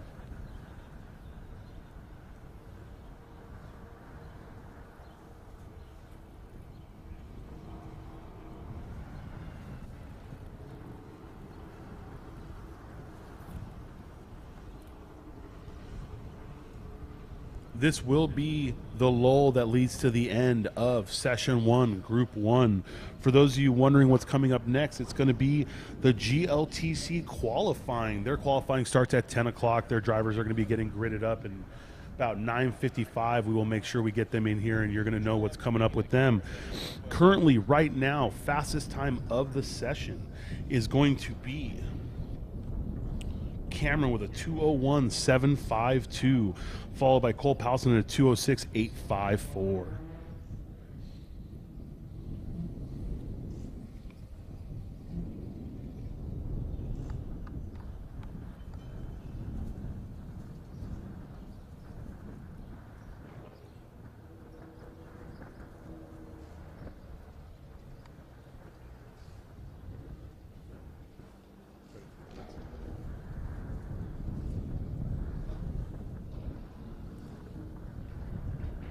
That's going to be the end of Super Lap Battle Session 1 from day one. We're going to go ahead and pass it off to the GLTC crew. It's going to be an exciting qualifying with them, so make sure to stay tuned. Let's see how things rack up for those gentlemen. Thank you so much.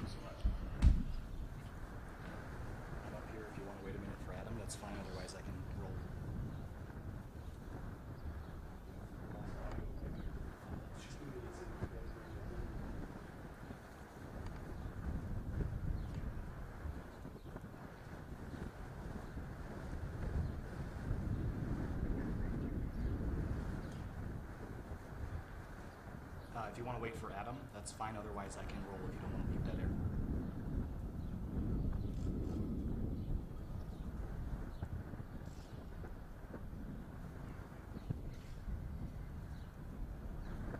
Sounds good to me.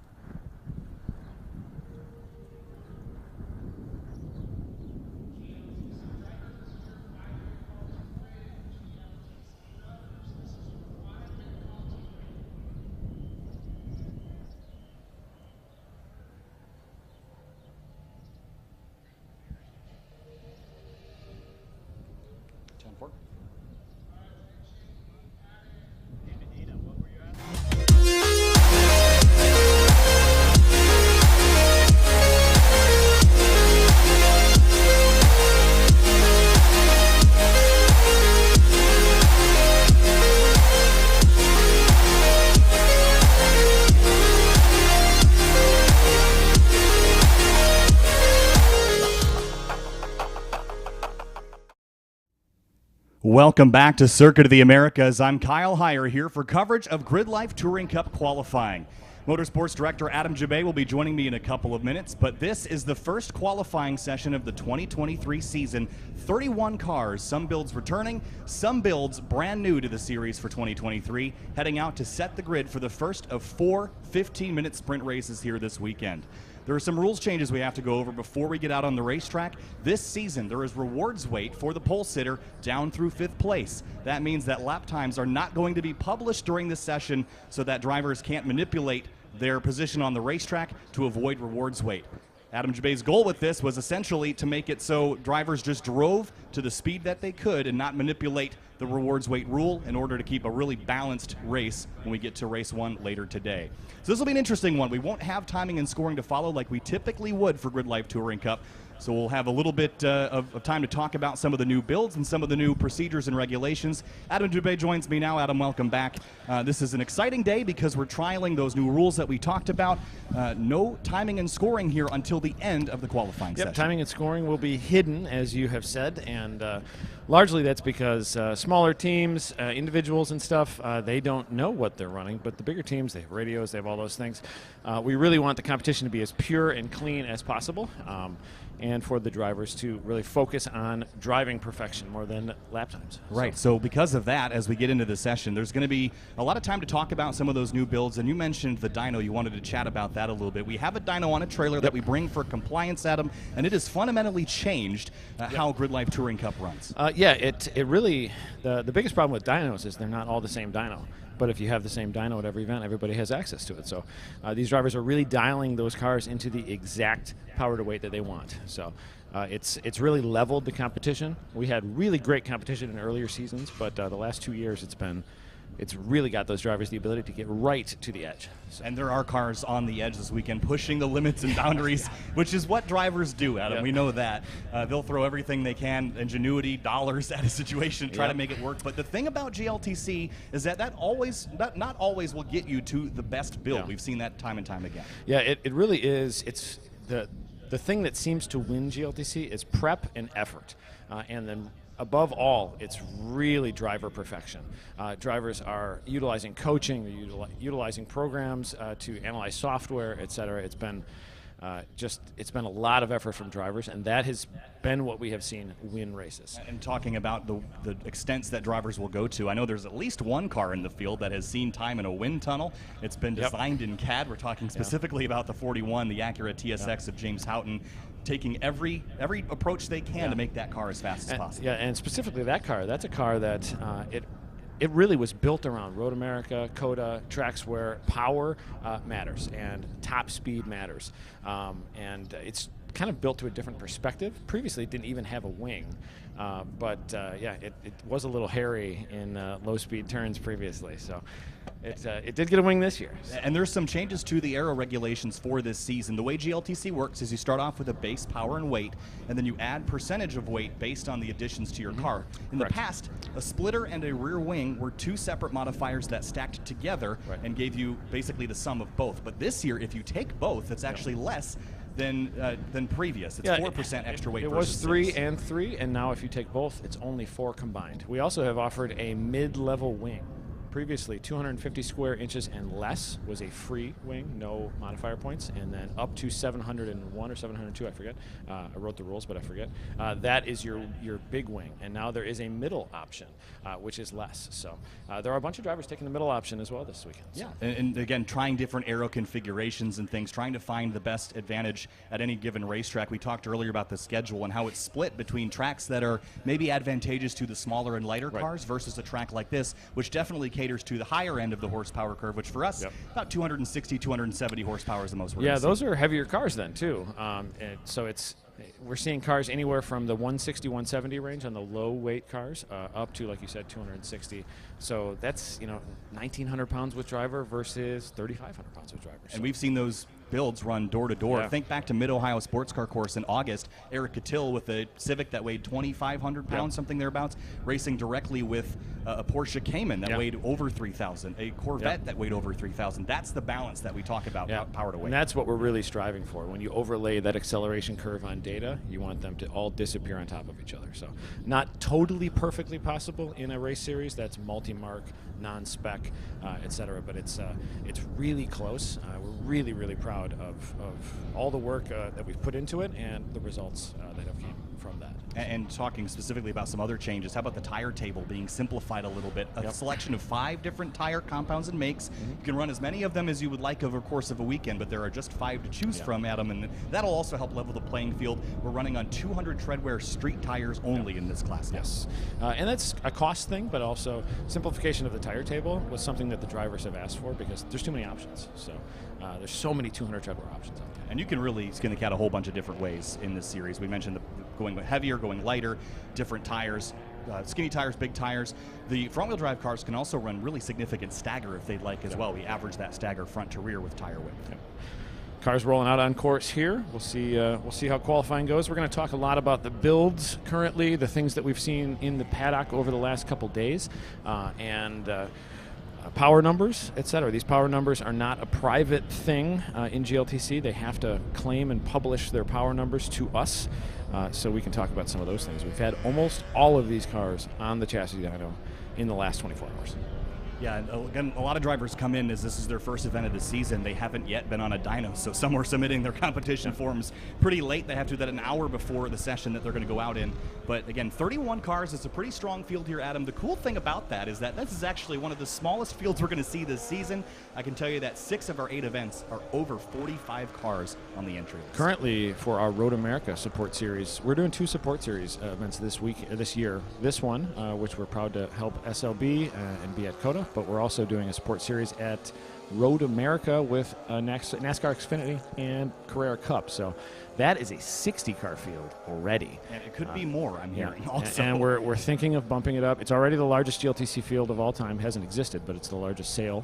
And we capped it at 60, and we are thinking of bumping it to 75 because of demand and because of the nature of that track. It's a very different track. It's like trouble for Michael Hilo in the 224. Nicknamed Stubbs, going to roll that car back to the paddock area. Not a good start to I qualifying. hope he's okay. He hails from California, our furthest west competitor this weekend. He's been to a bunch of events as well. Yeah, and this will be his second full season. His first event with us was this event last season. So Michael will have about 20 minutes to get that car fixed up and get a lap in here. If you just joined us, a reminder that we will not be displaying timing and scoring. It's not an error. It's because we have rewards wait for the top 5 here in qualifying, and the drivers have a lot of team members that can radio to them and tell them where they are to manipulate that. We just want them to drive at them and run the best that they can run. And they can't see them, we can't see them until the checkered flag falls. We'll let you know where everyone stands. But after the first practice, it looked like Jeremy Swenson, Austin Hurdle, and Luke McGrew were right up in the front there mixing it up. Yeah, another reason that we chose to not display timing, it's really up to our discretion in the rules if we want to display it for qualifying, but we really want to know what the raw potential in a perfect scenario for all of these cars is in order to make the rules better in the future. So if we see raw potential in qualifying being more than we expected, maybe that's a long-term error in the rules that we need to slightly adjust. In the race configuration, you were running around with a lot of other cars. They can slow you down. You might be in a pack, but theoretically qualifying is the most pure sprint time attack style competition that we can run. We really want to see what these cars do. There's Matt Waldbaum and James Houghton nose to tail right now. ASM there, Unit 2 following up to turn number 1. Very different builds here, but both K-powered under the hood, and the K24, a very popular engine here in this series, Adam, but I think over the years we've seen more choices kind of become popular as well. The first year, there was online chatter about how, hey, V8s are never going to be competitive. Well, right now, we've got a really even split between V8, V6, and 4-cylinder, and some H6s out there as well. At least a third of our field this weekend is a LS-based V8, I believe. So we're seeing those LS-based motors typically anywhere from 215 to about 260, 255, as you said earlier. And those motors, a big part of the choice of those motors is realistically, they can run a factory bottom end, they can run a factory heads, they can run factory cam if they want. The engine's not stressed when you take the power away via a electronic throttle body or fueling or spark or however they choose to detune these motors. But it's a bigger motor, makes good torque, so there is a modifier for that car. There's Austin Hurdle overtaking Eric Jensen. That's off into turn number 12 here, and I think just getting sorted out on the racetrack. There's 31 cars. That'll fill up a 3.5-mile track pretty quick, even though this track is long, Adam. Finding your own space on the racetrack and qualifying is really important, but the slipstream also is. We're hearing there's big headwinds from turn 11 up to turn 12, and that means that drivers following each other will have that advantage on the back straight. Austin Hurdle with the stock engine in the 370Z there, who was chasing the V8 BRZ, and really cool to see some of the older Subarus, number 207 there. That's his first weekend with us. That's Adam Wood. I think his first weekend was Alpine Horizon with us last season, but the car blew up in qualifying. Issues, He's back with us. This will be his first full weekend, and so far the car looks pretty good. There's a great look at the stadium section that is designed after the Hockenheim Ring here at Circuit of the Americas. This track constructed back in 2012, and it really fits high downforce cars really well. But again, you've got such long straightaways that in cars with 200 to 250 horsepower, this is kind of where we see our drivers kind of opt for the wingless option in some cases. A lot of the Corvettes in particular running with just a NASCAR-style rear spoiler. Yeah, the Corvette Aero choices quite a bit different across the board. We see Matan Rosenberg there. He's choosing a no aero option. You see just a little winglet spoiler on the back of that car, all the way up to Luke McGrew, who has a splitter, a wing, and is choosing to squish those tires into the pavement just a little bit more than his friends. And again, the gold Corvette you see in that shot, that's Adam Ulrich. Based that livery on the Corvette C5R, and it is striking in person. I think it's showing up pretty well here on camera, but in person, that gold is absolutely gorgeous. And not running the door cards, Adam, I couldn't bring it upon myself to tell him to put green on that car. It's so pretty. There's Lena Chin off, and that's at the exit of turn 19, I believe, right before pit entry. So that's trouble for the 917. A brand new build. Hopefully we can see Lena back out on track. And it looks like she is re-entering. That excellent work by her. Shows a safe place to exit and hopefully a clean re-entry. Yeah, Lena was having trouble with the car in practice. The tune wasn't quite right. It was stumbling a little bit, and her gearbox was also having a challenge. So I hope she got those things fixed. ASM, probably one of the most capable teams in the paddock of swapping those things out, but the way she was positioned off track, you almost wonder if she got too wide out there, Adam, onto the rumbles and looped it around. The S2000 yesterday, her car, it did seem to have fuel pump issues at the end of its dyno session, so they were going to be checking a bunch of things on that car. Hopefully they've got that sorted. Give you a good look right there of Adam Ulrich, and the license plate headlights on the center of that car are just so cool to me. I don't know why. There's a lot of 90s inspired race car builds out there between the M3s and Erica Till's Civic and Adam Ulrich's C5. This is one of the prettiest club racing groups that you're going to see throughout the field, and just the variety of cars you can see racing each other. That's what makes this so special, Adam. And this could very well look like a multi-class field with the different cars we have, but they're all in one class racing in sprint racing style. Of course, race one after lunch today. This is qualifying for that first race. West Case leading Adam Ulrich. He's an S54 E46 M3. Adam's really solid on the brakes there as he chases Wes. Those cars very, very different. I think it's a built large bore LS in Adam Ulrich's too, and he detuned the daylights out of it. It is in the low 200s. Couple G-Speed Corvettes coming across the start-finish line. Jeremy Swenson in the number 3, and Paul Curley making a return to Grid Life Touring Cup competition in the 45. I think his first event in GLTC was this event last year, so good to see Paul back. Paul did have a win at Midwest Festival as well. Won race 4, if I remember correctly. Beating Tom O'Gorman, who ended up as the series champion. So Paul really has that car set up well. I predict he's going to be up in the front here this weekend. Yeah, very cool car. He hails from Autocross World as well. Really solid driver skill set in this class, but we do see a lot of the really fast drivers have deep autocross experience. Jeremy Swenson, probably one of the winningest in payout autocross drivers of all time, if not the winningest. He's won just about everything in that world. West Case popping out on Ulrich as they head up towards turn number 1, deep on the brakes there for the M3. And we talked about Wes earlier in practice. I think one of the most improved drivers in 2022 with coaching from O'Gorman. You see him have a big slide there at the top of the hill. The track falls away from you pretty quick as you come over that crest. And track limits here, Adam, we are using that white line, the inner white line, curbing not included. And Renee is watching very diligently in race control to make sure everyone's within the bounds. We did, the last car in the dyno was West Case's, and I remember his number is right at 230 wheel horsepower, an equivalent amount of torque out of the S54. Interesting to see Eric Catil kind of crossed up behind a couple Corvettes. The C6 Corvette, that's Jackson Jensen. Gary Wimble in the number 1, returning to GLTC in his red Corvette. And there's Catil now. Wow, big slide for Jackson Jensen going wide at the exit at turn number 11. He gathers it up, but Catil now going to drag race this Corvette. And this is the beauty of this series. Catil will probably lose this drag race at him, but not by as much as you'd think by looking at him. He's right on the bumper of Gary there. You're only seeing about a half a car length of disparity across that entire straightaway. And the legs of that Corvette, they're substantial. We're seeing Eric probably going to be excellent on the brakes here.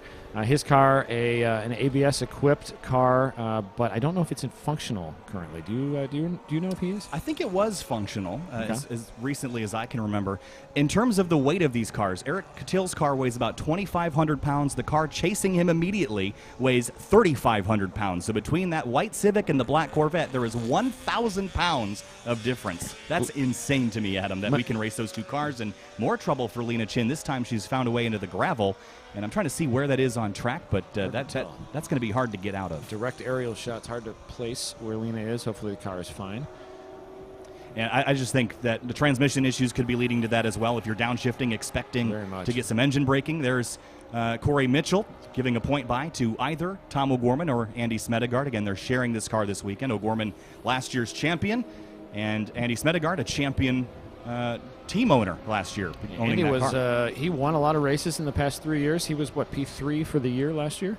I think he actually got P2 right at the end over Jeremy Swenson, I believe. I can't remember right. It was one of those two, but they were both up in the mix. Those three were in the hunt at just about every weekend that they attended.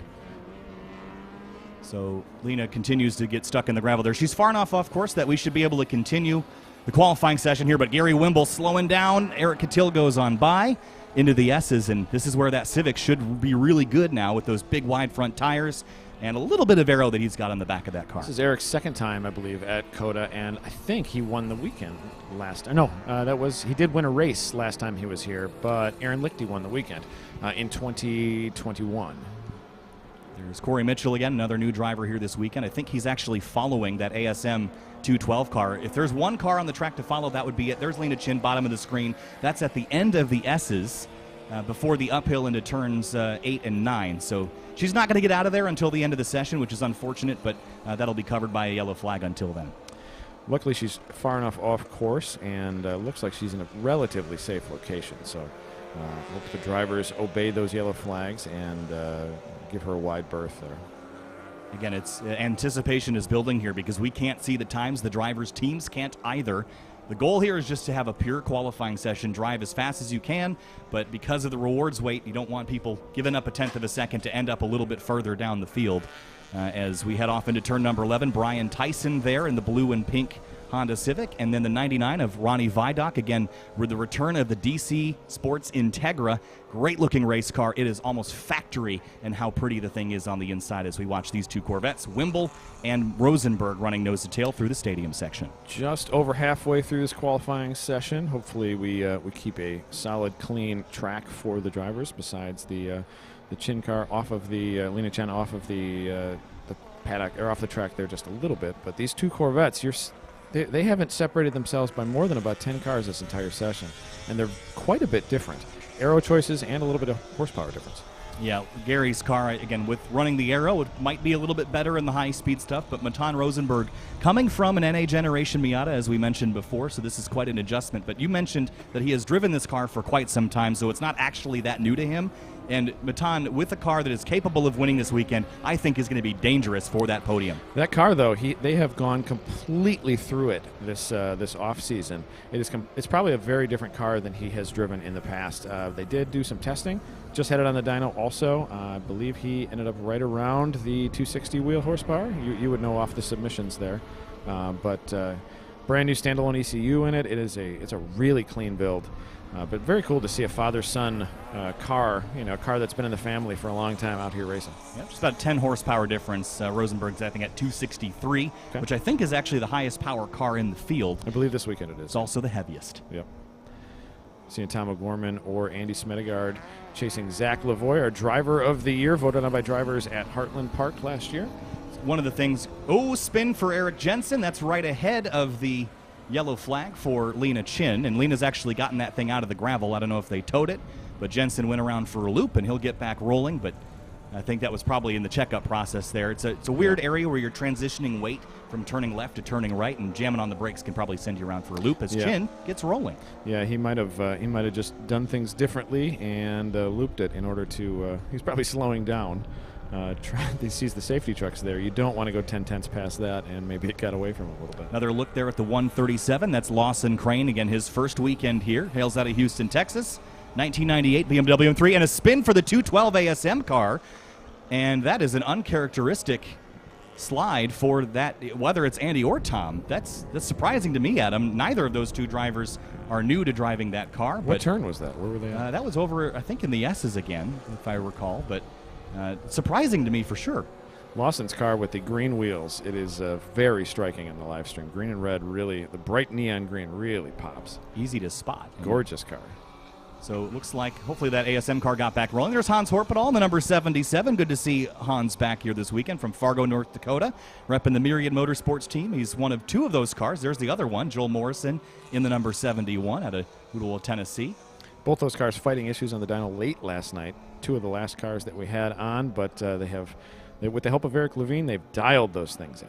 Looks like there's again, Lawson Crane, but right behind him was the 101 Nissan 350Z. That is Haley Myers, the red 350Z, and she had some problems in practice. It looks like she's gotten those things resolved. She's back on track right now here in qualifying. I think we're getting close to the end of this qualifying session, and again, we expect to have times published right at the end of qualifying, so we'll know where everyone stacks up when that checkered flag falls. Yeah, Haley Myers, I guess it was a dead battery kill switch, a safety kill switch, which for viewers, you have to have a battery kill switch in this class and pretty much every wheel-to-wheel class in order for corner workers to cut all main power in the event of a big crash, a big issue off track. There's James Houghton slowing down to let Zach Lavoie by. There's Corey Mitchell being chased by Ronnie Vidoc in the DC Sports Integra, the number 99, and a handful of other cars still making their way around the 3.5 miles and 20 turns of Circuit of the Americas. Race number 1 will be later today. This will set the grid for race 1. Race 2 will be set by lap time from race 1. So essentially, race 1 is also a qualifying. Race 3 is set by the finishing order from race 2, and the same is true for race 4. We set that off of race 3 with a random invert of the top 30% of the field. I was glad to see James Houghton in the K-tuned Unit 2 Fabrication TSX out there, because right after practice, the car had no power. It wouldn't turn on, so they were fighting a little bit of electrical gremlin there somewhere. It seemed like a battery main power issue, and then they got it fixed. He's back out there, so we'll see how he does. Back on track, whether that's Andy or Tom. Had Tom let me know which driver was going to be in, but they might have made a last-minute swap here. So through the S's now they will head, and looks like they're on a fast lap. They've just gotten around the 99 a minute to go. Heading through the S's here, I was told that this is not quite flat in a GLTC car, just lifting though, no brakes. And a lot of drivers were flat through 16, 17, and 18, that long carousel towards the end of the lap. Not a lift off the throttle for most of the field, Adam. It's just how much downforce these guys are making with the wing allowance they have. That's really impressive stuff. Yeah, very, very different cars entering the turn there with Adam Ulrich and no aero, being chased by Hans with all aero. Adam's got a lot of legs in that car. That's a fast Corvette, but look at that. Look at the little S2000 with the K24 hanging there. Hans popping out of line to show that he would like to go by. We'll see if Adam facilitates that or if he'll stay on the nose here. Moves a little bit left as they head up to turn number 1 here. Different choices entering turn 1 by far. We'll see how it pans out for Hans back there. And actually, Hans would probably be smart to stay in behind this 4 if it doesn't slow him too much in the S's. To stay in behind for the slipstream on the back straightaway, that would be advantageous. There's Lena Chin staying drivers left on the backstretch. The 212 ASM machine goes around the outside. This is the championship-winning car from Tom O'Gorman last season. Now, they built this car in a couple of months. They bought the car at PRI at the end of 2021, built it to enter the first race here at COTA last season in just a couple of months. It went on to win half of the races last season. And I don't think that car is running full-time this season, and I think everyone else breathed a sigh of relief when they saw that. Yeah, when you're managing a prep shop with a bunch of nearly identical cars, like Andy is also, it's tough to really put your best foot forward in your own personal program, so I think they're both kind of taking a little bit of a breather.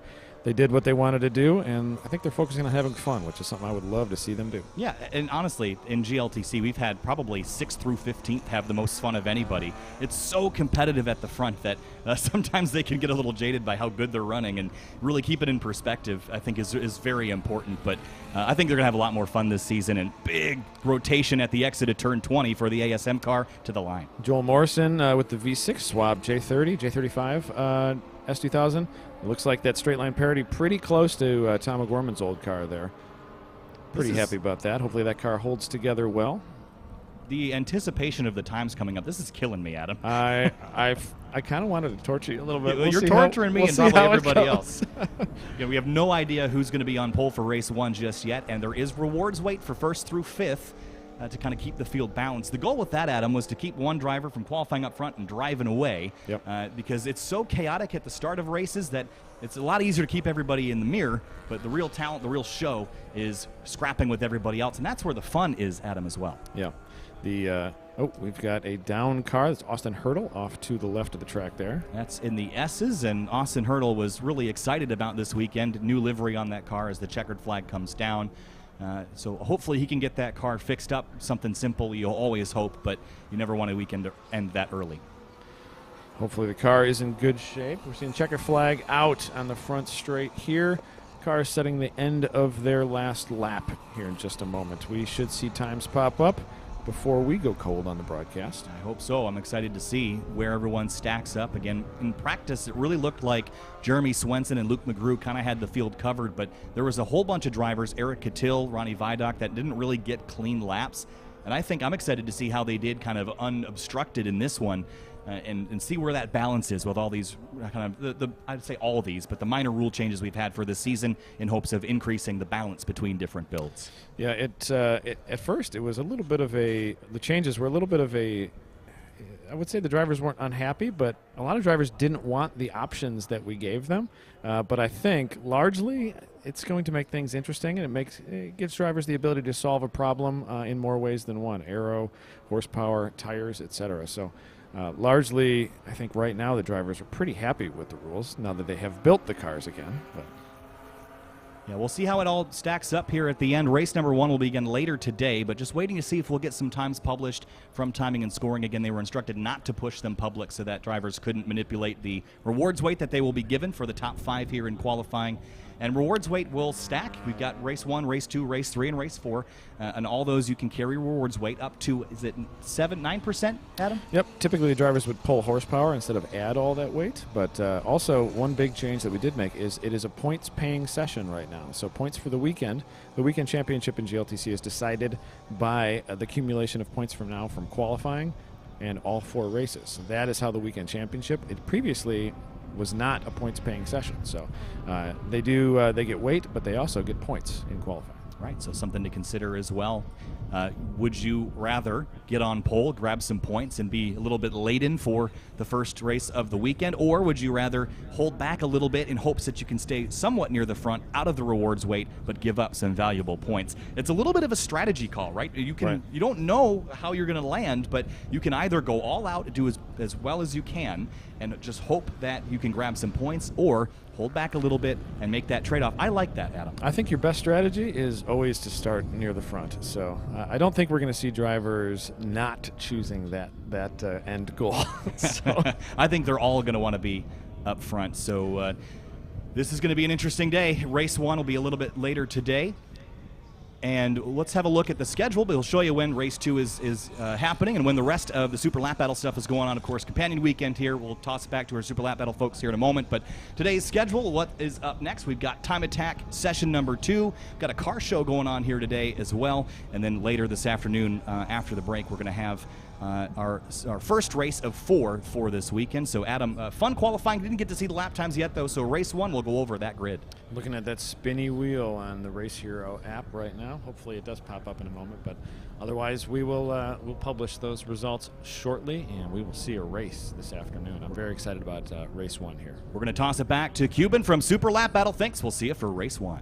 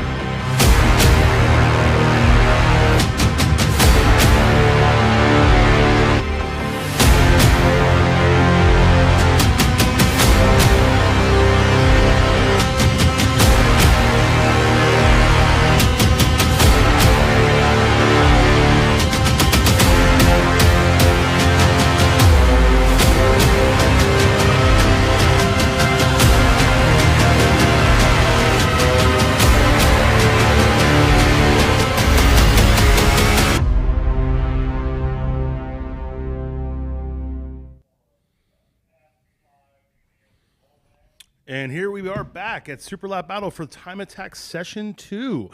Very exciting qualifying there from GLTC. A little bit of high drama, a little bit of issue for some drivers, setting some clean laps there with all the attrition that was going on, but that's going to be an exciting race. It's crazy to think that they not only have to do qualifying, but they have 4 races this weekend, so they have to think about the big picture here. They can't just wad the car up in one series, one race, try to make it through the entire weekend. They got to think about their entire point series. So very exciting from the guys over at GLTC. And here we are back at Super Lap Battle Time Attack Session 2. This is going to be Group 4 Session 2 going out for their second set of time sessions. We did see in Session 1 a few drivers not set any times. Amir did not get out in his NSX. I was able to talk to the team for a few seconds between sessions, and I found that they found a small issue. And obviously Amir and his team at RS Future has put in an incredible amount of work. Anyone who isn't following them, make sure to do so. You'll see how much work they put in that short amount of time. They weren't going to send it out with a small issue like that. Looks like they got it sorted. We will see them here in this session. I was not able to find out what was going on with Ferris. He only set 1 lap, and his transponder hit on the second way around, so we're not sure if it was turned on or moved, but hopefully we see him set another lap time here and be able to surpass the Life Motorsports 206 to make it a real battle. Fastest time of the event so far is still a 2:01.752 set by Cameron Lawrence and Rafael Martinez in that beautiful McLaren.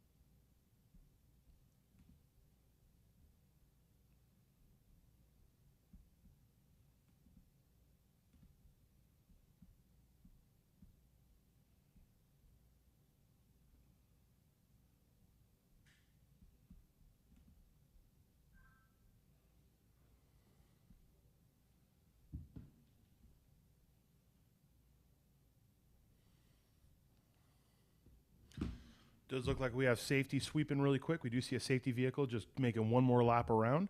As soon as we get the go-ahead from track safety, cars will be released.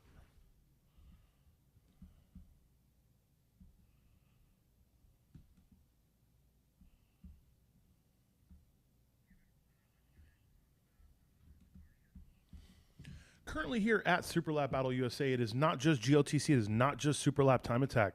There is also a incredibly good car show going on here. This is the Just Vibes car show. They have been with us for quite some time, since the first year, and every year it has grown and grown to the point where people are coming just for this car show and then learning about the rest. The entrants of this car show are sold out significantly in advance. This is some beautiful cars from the Texas and surrounding area. Anyone who is here for the Time Attack event, I highly urge you to go check out the car show and also check out the drifting from Lone Star and the drift paddock in the back. There are ride-alongs. You can speak with the drifters. That is another great series. Anyone that knows Texas drifting knows Lone Star Drift. They put on incredible events, and these are drivers that were handpicked specifically to come here and give ride-alongs at COTA, show you the drifting culture here in Texas. This is one big motorsport event. It is not just Time Attack. It is not just GLTC. We have Wheel to Wheel. We have Time Attack. We have car shows. We have drifting. We have vendors. We have everything that you would want at an event like this. Just come down, have a good time. And if you can't make it down here, we try to give you every bit of that in our live stream. There's the drift going on over there. That is in the back paddock. So if you are here, you can actually take the little road up the ways, and it'll take you to this paddock here on the left-hand side past the gas station. And these are people giving ride-alongs. You'll be able to be side by side with other cars. It's a blast. If you've never been in a drift car sideways, I would highly recommend it. If you don't think it's for you, trust me, just give it a shot. It does look like we have session 2 going hot.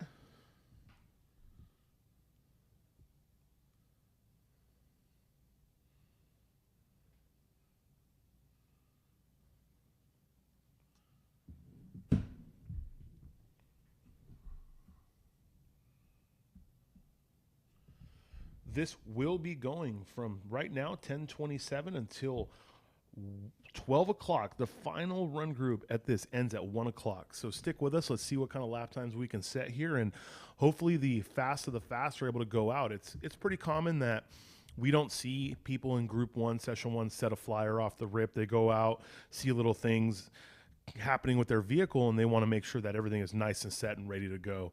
These group 4, group 3 people, they really want to set flyers. They're here to make sure that the car setup is good. I have seen 3 to 4 laps out of most of them. Then they come in, you see them changing tire pressures, you see them changing a few things in the suspension.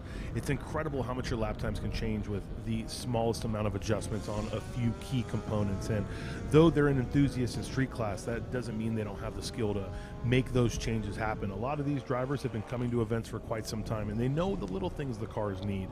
They set up their vehicles to run an entire season of Time Attack, and from every track they go here and there, they make small adjustments to make the car as viable as possible.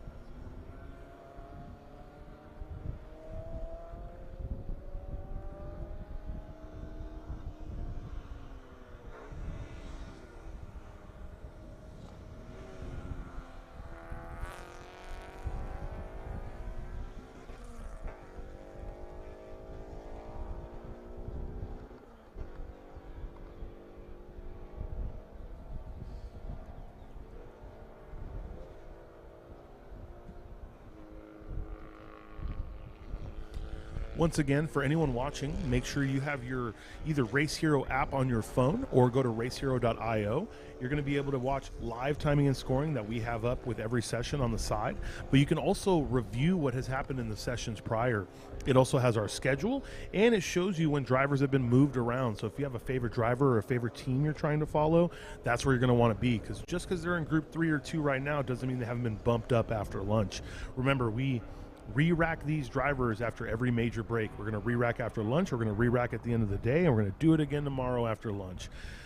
They have all of the sessions today and tomorrow to set the fastest time they can. Now, obviously, if you've been with us before, if you watch this, you do know that at the very end of the day, we have something called the Super Lap Battle, where the fastest drivers of each class get to go out and set one unimpeded lap on their own. That's going to be a warm-up, a flyer, and then come on in. That's for them to put it all out there, try and hang it out and see if they can get that little bit more to either extend their lead or try and bump themselves up on that podium.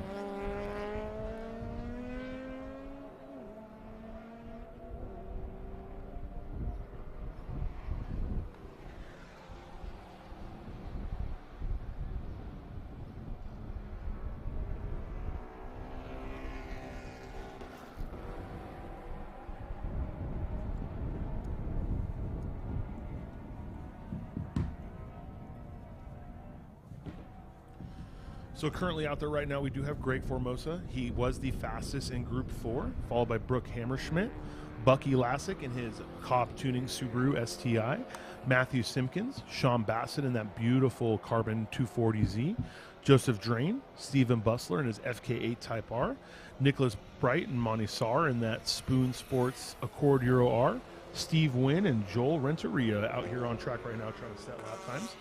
Now, Brooke Hammerschmidt is in that S2000, really coming up on Gregory Formosa. Now, obviously, they are set out in a gap. They want to mine that gap a little bit, but it does look like Bucky Lassick as one has slowed off a little bit, letting drivers pass.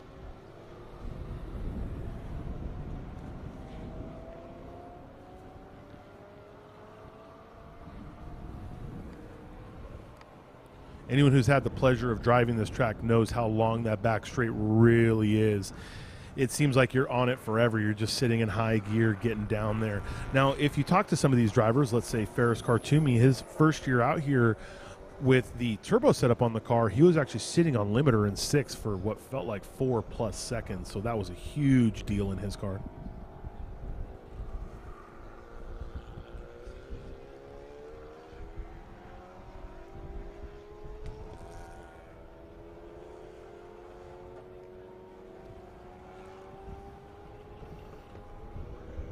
Does look like they're staying pretty steady on this pace. Now, they are released on Speed Index from earlier in the day. There is Dr. Black and his EG Honda Civic. Once again, we spoke about him briefly, but We're talking about a car right there that was shipped from Mexico to Canada to make it here to Austin, Texas when the build was finished. He's been with us at quite a few events, but it's great to see him out here actually competing in a car he just finished. Now, it does look like Gregory Formosa finished his lap and pulled off to the side. Matthew Simpkins at a 2:31.727, fastest of this run group so far. Then Brooke Hammerschmidt at a 2:36.372.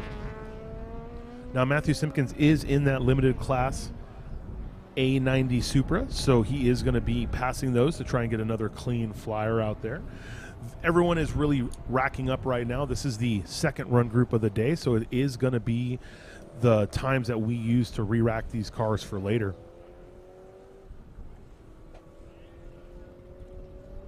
Nice thing about the lower class cars, and this isn't true for all of them, there are people that are always going to set up the cars crazy, but in the lower classes, the enthusiast class and some street class competitors, they really set the car up to be able to do quite a few laps in a row to, one, get used to the track, two, make sure that they can lay down the best lap possible.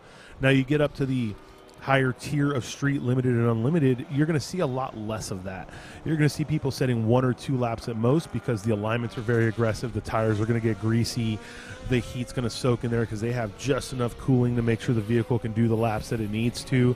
Not to mention here at COTA, you spend a long time wide open throttle around this track. So things like heat soak, all of that are going to be a big issue here.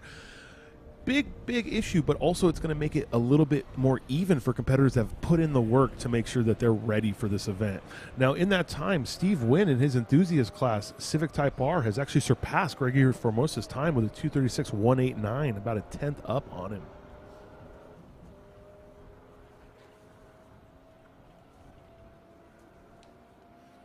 Looks like Dr. Black had to pull in there. Now, I'm not sure if he's having issues or if they're still trying to do a little setup work on that. The car seemed very well sorted in tech. He didn't put any practice laps in, so we weren't able to see what kind of laps he was running, but it is a very good-looking setup. The aerodynamics that they built up in Canada, the setup of the vehicle itself is gorgeous. Now, he just has to get a few things buttoned up and dialed in, and we're going to see him laying flyers.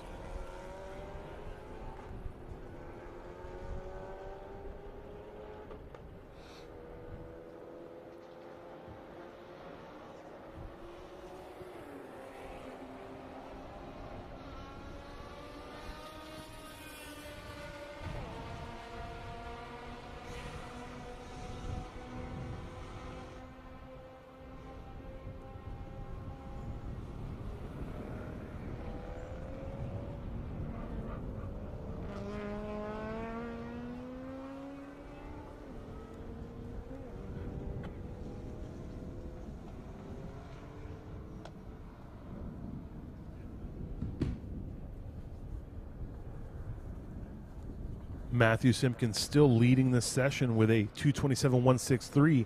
Once again, we're going to go over those colors on the side of the leaderboards. Make sure you know what you're looking at. The blue color indicates that it is a limited class car. The yellow color indicates that it is an enthusiast class car. Now, I'm sure if you've been really paying attention, you're also going to notice that those colors also correlate to the windshield banners on the vehicle. So if you see a blue windshield banner right off the rip, you know that's a limited class car. Green is going to be street class, black is going to be unlimited, and white is pro comp or exhibition.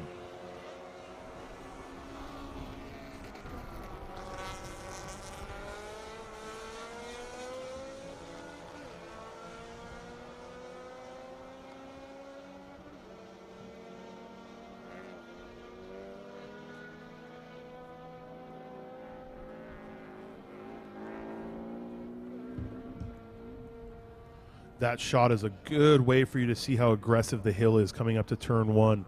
When you're looking down from the top or up from the bottom, it's actually very difficult to see how aggressive that climb is.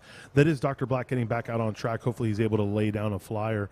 But going up into turn one is so deceiving because you want to slow down to make the corner, but it's a combination of, do I brake too early and waste a lot of time, or do I hold it till the end and possibly outbrake myself? It's something you see in a lot of racing here. It's something you're going to see in the GLTC race, but it's huge for qualifying because every inch that you waste braking is just more time you could have been on the gas.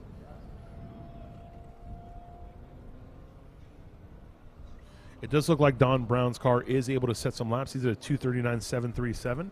He set one flyer, did a cool down, and it looks like he's trying to set another one.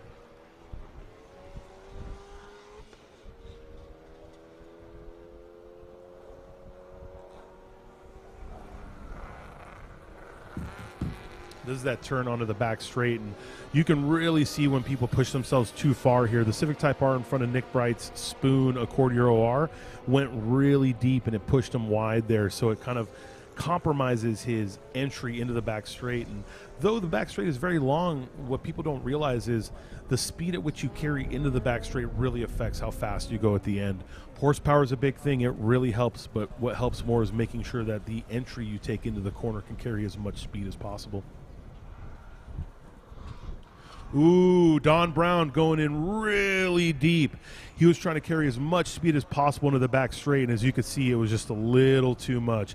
Locked up all 4 tires right there. He was able to keep it composed and on track for the most part, so he's obviously going to abort that lap, possibly bring it in, make sure the tires are okay, but that's exactly what we're talking about. Drivers want to push every inch. This isn't lollygag around the track time. This is, we need to set a flyer now, and every single foot that you push yourself in the braking zone could equate to better lap times.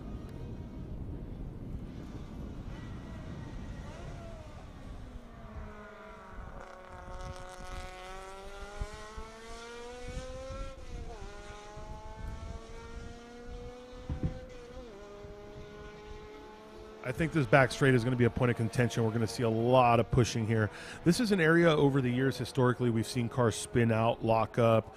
We've had quite a few interesting ones. We actually had a vehicle, I believe, lock an engine up. The whole thing just spun around, and that's when he realized the engine stopped. But the good thing about this is that's one of the highest drama areas. Now, these S's are somewhere where you talk to the drivers, and it's one of the hardest places to get the flow. If you watch it on TV, you'll see the same thing. The S's are not in a straight line. You're carrying incredible amounts of speed coming down turn 1 and 2, and it's all about how you scrub that speed off. You don't necessarily want to hit the brakes going through the S's, but you want to scrub it off properly. And you want to carry as much speed leaving, because there is a high-speed left-hander right after the S's are complete.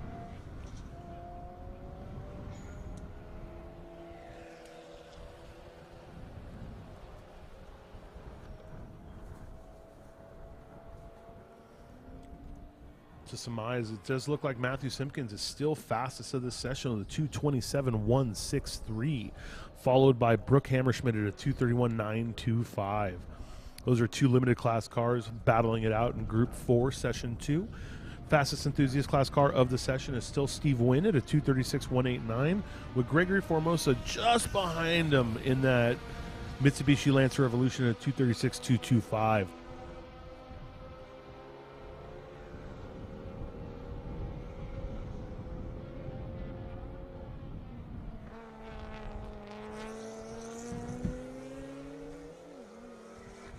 There's a good reference point for you at the bottom. That way you guys know for a fact. It's black is unlimited, white is pro comp and exhibition.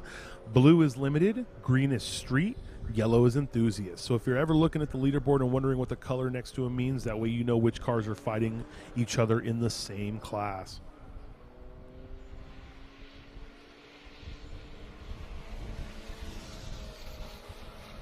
Looks like Greg Formosa is trying to set one more flyer before the end of the session. He did a cool down, came in, and went back out. He does see himself incredibly close to Steve Wynn. Now, obviously, that is going to be a front-wheel drive car and an all-wheel drive car, but when we're talking about podiums and overalls, the drivetrain does not matter. So Greg knows that whether he's in a different drivetrain than Steve, he's going to have to be ahead of him if he wants to be on top of the podium.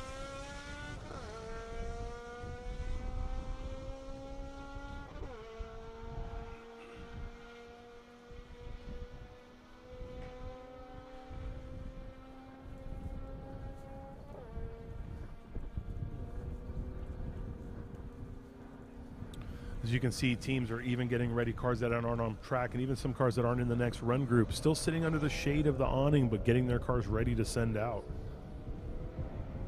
Obviously, the famous tower here at COTA is an incredible place for a view. If you haven't been up there yet and you're here, I highly recommend taking the time. If you're scared of heights, I probably recommend staying away from the glass floor.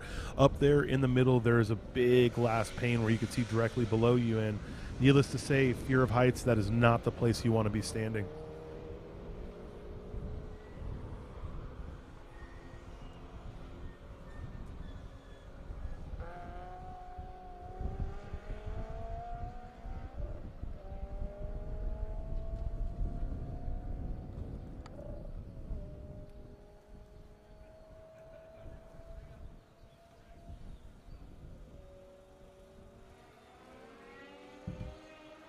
Looks like Dr. Black's car is actually running well right now. He's did a warm-up lap, and he's actually pushing around track, so that's really big. That's a good view right there of the quick left-hander followed by the swooping right out of the S's. This whole section is very rhythmic. If you're in it and you are really in the zone, it's a place where you can pick up a lot of time and carry incredible speed towards the back straight. Then you just got to keep it all together, keep it composed on this left-hander onto the back straight. Obviously, power matters here, but so does the exit out of this corner. That way you can set yourself up well. You will also notice that they don't stick all the way hard right. It's because right there, the track kind of comes in a little bit. So where they are right now is actually going to be the far right corner as they keep going down the back straight. It's actually quite exciting when you see cars on the inside of each other there. They know, the car on the outside knows that they're going to have to get ahead to be able to stick it. He stuck that same part of the track the whole time. As you can see now, he's actually up against the curbing. There's a great shot of not just fans and photographers, but the incredible camera crew from our live stream. They put in the hard work and the hard hours. They're here before us. They're here after us. So they definitely deserve a little bit. It does look like Dr. Brown is having a small issue. He is pulled off on track. I'm not quite sure if and Gregory Formosa, also someone that understands well if there's an issue, he's going to pull off and make sure whatever it is, it's not going to leak onto the track. I'm not sure if he saw smoke or got a warning in his car, but he pulled off into the grass very quickly.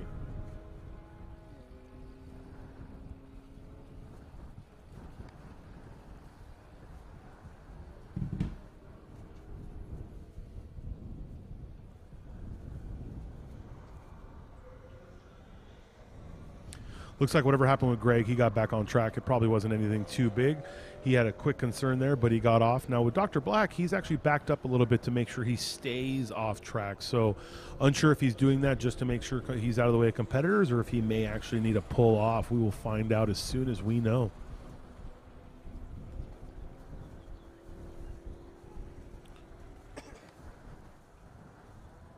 It does look like Dr. Black is getting back out there.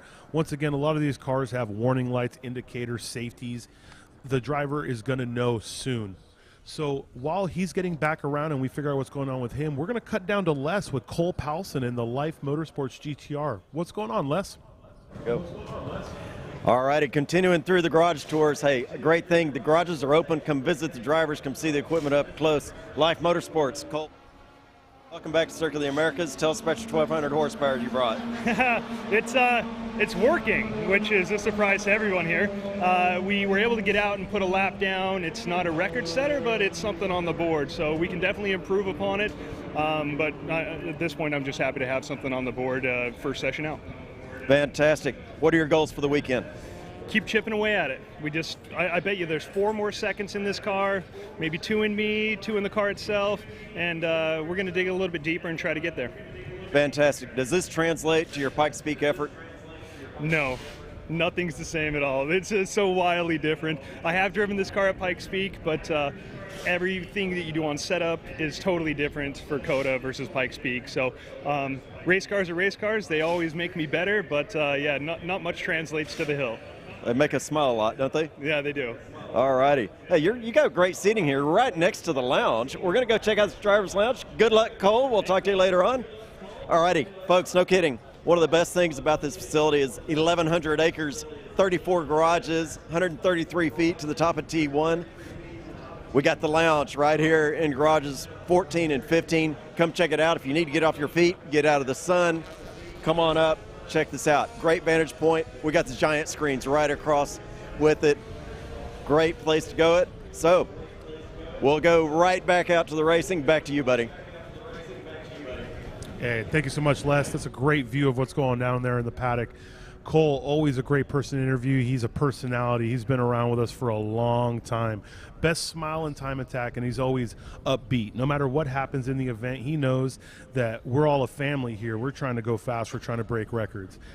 That quick view around the car that you fans got watching on the live stream, it's crazy to think that I think we could go around that car 30 or 40 times, and you're still going to have no idea how many details have been put into that.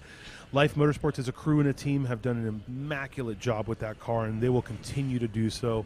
Cole wearing his Sierra Cars driving suit. That is another brand that they have picked up that they actually built from scratch. Beautiful wheel-to-wheel, open-wheel cars. He's driven them up Pikes Peak. They do a wheel-to-wheel series with them. Make sure to check that out.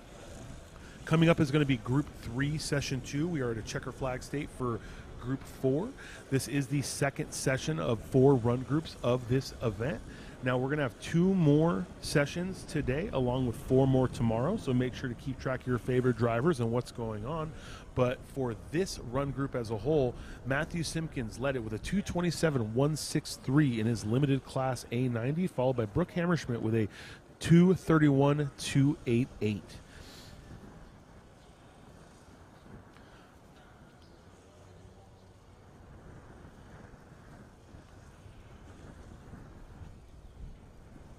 And we're here at Pre-Grid with Les. He's going to be showing you what's going on down there. Les, give us a shout. All righty, folks, one more time. We got the track going hot. Love the dynamic group we've got here. So much diversity. American Muscle at the back. Watch this Trans Am coming from the back. This is that big block we met. Be sure and check out Europeans. More American Muscle here. Nismo lined up here. All of these guys are pushing. It's their final tweaks to get out on the track, get it dialed in, ready to go to competition soon. So they're doing everything they can to get the last bit out of the driver and the cars. So always great. We're turning up the wick a little bit harder. All righty, and here we go.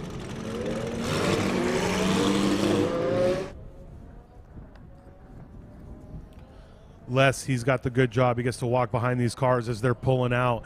Now, as I'm sure you saw, there are quite a few beautiful cars out there. And the best part about them, when you get to see them up close and personal like Les is, you see all the small details.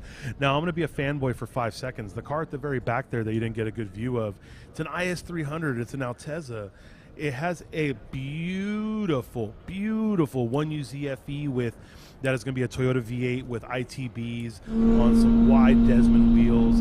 It does look like we have an in-car functioning right now, which is fantastic. It's always great to get an in-car, especially in an A90 Supra.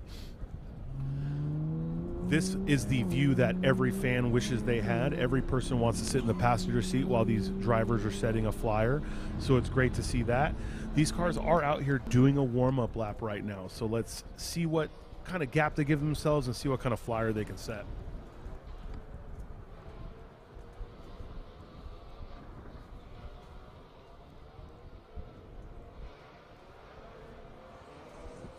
That car right there is car 721, Anthony Pearson. That's going to be our in-car camera.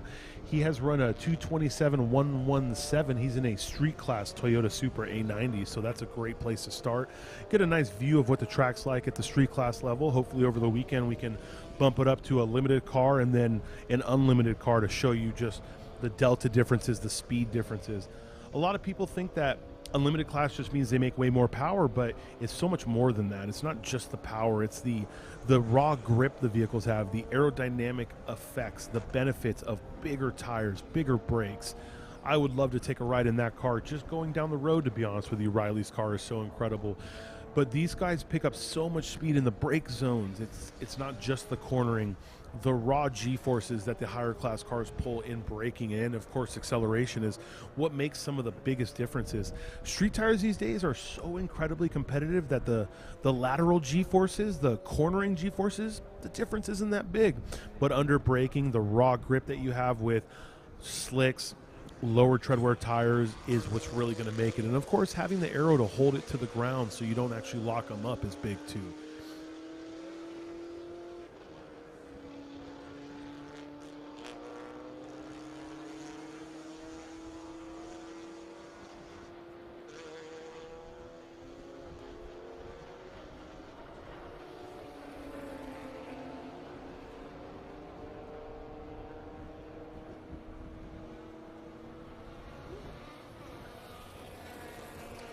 Looks like you have Kyle McHugh starting this out, followed by Tom Tang and Michael Sims. Then Devin Hoffman in her street class Subaru.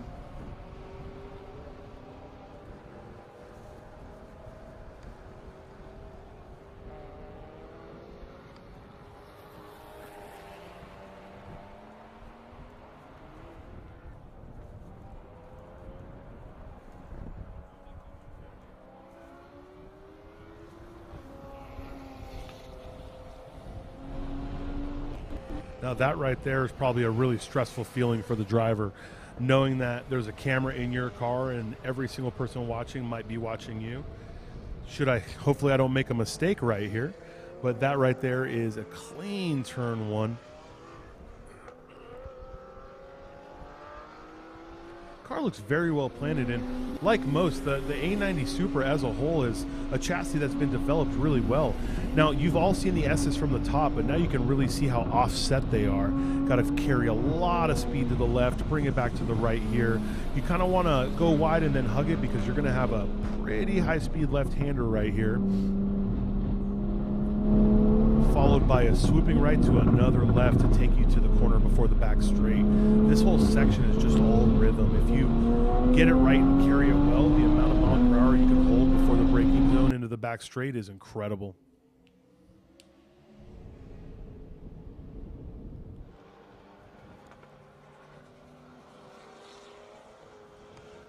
Car looks very composed. Rear end didn't step out at all, didn't understeer, it just made the corner. It was very, very clean turn.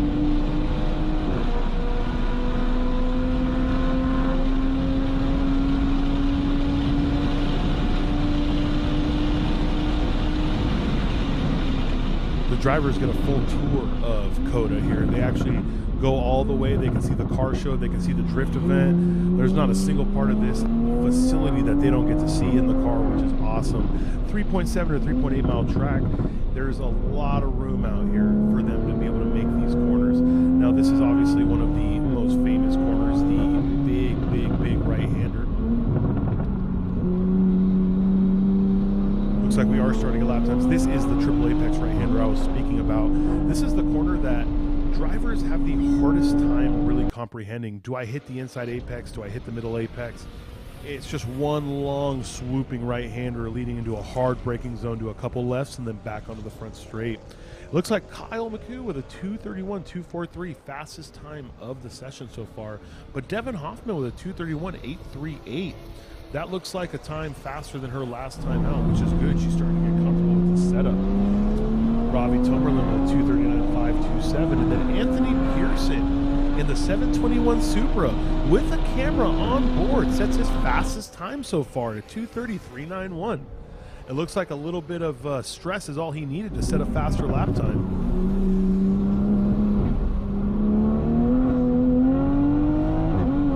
Nice to see how you can really toughen the onboard. Everyone thinks, all tracks are butter smooth, but these are tracks people race on. The surfaces are not perfect. Jumping a little curb here and there, coming out into turn one, you can actually see how much the bump affected the car. He had to correct a little bit. It does look like he's in a better groove here, though. He said it looked like a 2:30 on his first lap, and he's much smoother and much quicker through the S's right now, so that's going to be big. Jeremy Lauder in his unlimited class, Camaro with a 2:28, and out of nowhere, Nick Hayes, number 93. That's going to be the beautiful Art of Attack M4 with a 2:21.701. These drivers took the first session, figured out what they needed to, came back out, and everyone is more competitive. We are seeing some faster lap times. Let's see what Mr. Riley did.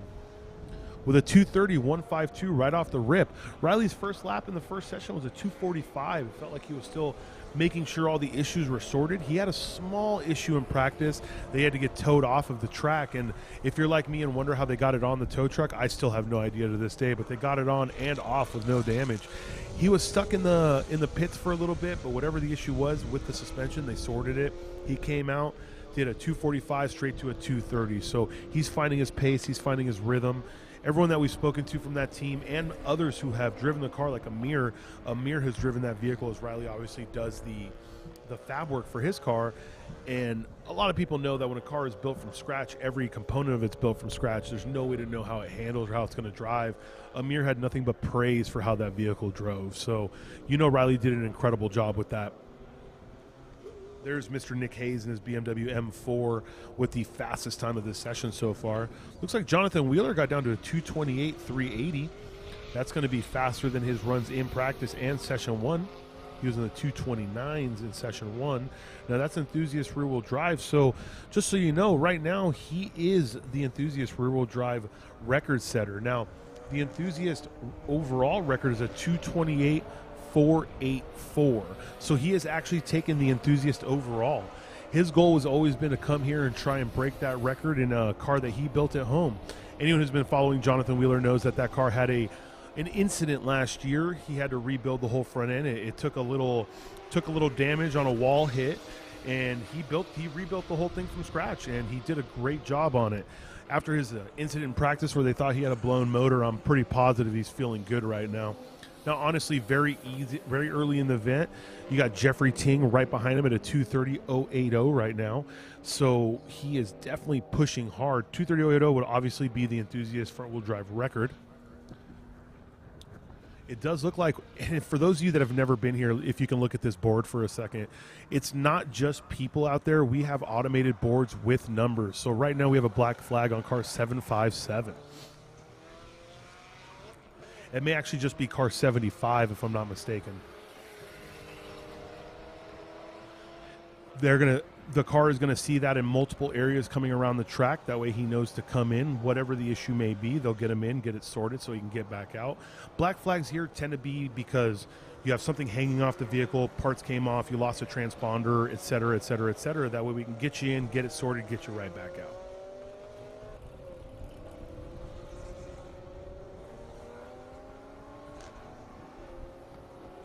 There's that beautiful Altezza I was talking about, 1UZ powered, ITB, just everything that brings out the fanboy in me. I mean, I have been a fan of Japanese vehicles since I was a young kid. The magazines that were at the store that I used to read, everything before the internet was out, all the way to now when I can still go online and really view the Japanese culture through the lens of people that build cars over there. That ticked every box for me, and honestly, that's what really helped Time Attack grow in the United States. It's much bigger than that now. We have the Corvettes, we have the Camaros, we have the American cars, the pushrod V8s, but it was these Japanese cars that really started the love. So when we see cars like that beautiful R32 GTR that is built to a very HKS looking spec, we have that Altezza, Amir, the entire RS Future team lives by that Japanese spirit. Even that BMW M4 is built to such a Japanese Time Attack style. So seeing these cars out here doing that, it does nothing but make us happy, and we think it really helps the sport grow. You can see over in the drift paddock, good amount of spectators out there behind the wall, people lining up to get their ride-alongs in there. That'll be going on all weekend long. There's car 757, black flagged, and I believe he was black flagged probably because he lost the transponder, as he's not actually on any of the run groups right now, not on any of the leaderboards. This was a vehicle that had to pull off early in the first session, so they may have had to remove it or do something of the sorts before bringing it back out, and they may just have to take care of that very quickly. Here we are right now, Session 2, Group 3. Nick Hayes leading the entire session with his 221.701 and his limited class M4. Kyle McCoo with a 224.197, fastest street class car out here. And Jeremy Lauder in his unlimited 227.043, and that is going to be a Camaro. And he took his name very seriously. Not only is his name Lauder, that car is one of the louder ones you're going to hear out here.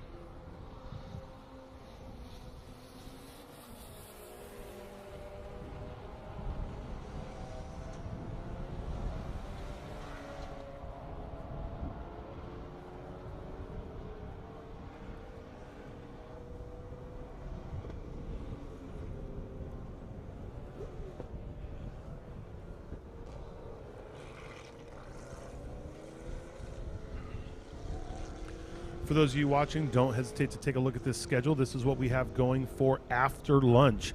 From 12 to 1, if you're here, we are going to have a lunch break and autograph session in the SLB garage. That is going to be the driver's lounge.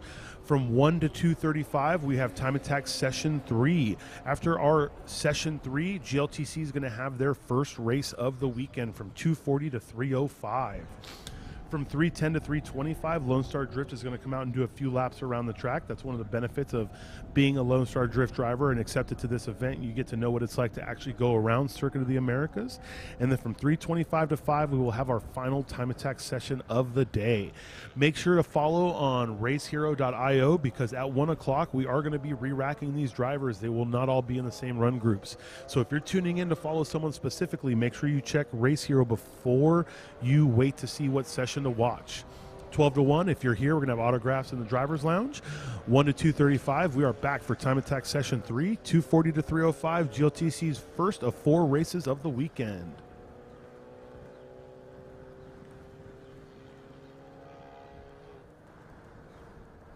This was a fast-running session. It seems like people have slowed down a bit. I do see quite a few cars getting set up to set another flyer. The temperature has gone up a bit. The very first session of the day, it was between 65 and 68. We're almost in the 80s now. It's 77 degrees outside. Though that's not a scorcher, there's a good amount of humidity. Car power is going to be down just a little bit, so these drivers knew that the early sessions mattered. And now they're going to have to set flying laps and then back it off a little bit. Cool the car down, cool the brakes down, cool the engine down, and then set another one.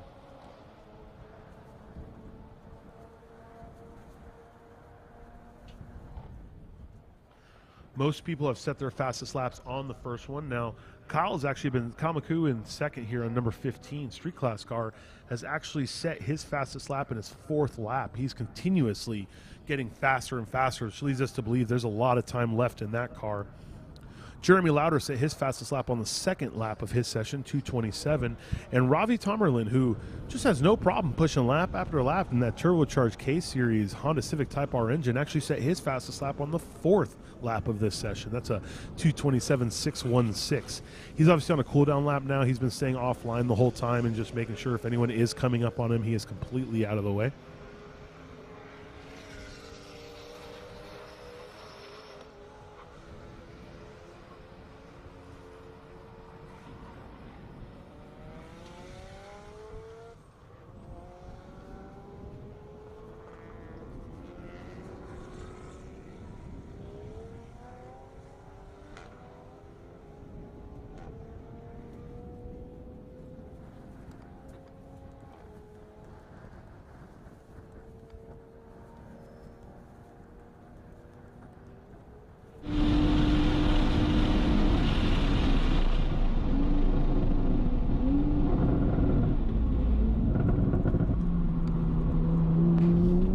That is car 721 right there, Mr. Pearson at a 2:33.91. He actually set his fastest lap when we followed it around the track. Maybe that's the love he needs to set another flyer, but it is getting warmer out there, and anyone that's driven these new age water-cooled, turbocharged BMW Super engines will know the air temps just start to get warmer and warmer. That's why you'll see the Supers run a real flyer lap and cool it down a bit, possibly do 2 cool-down laps before they try to go for another flyer.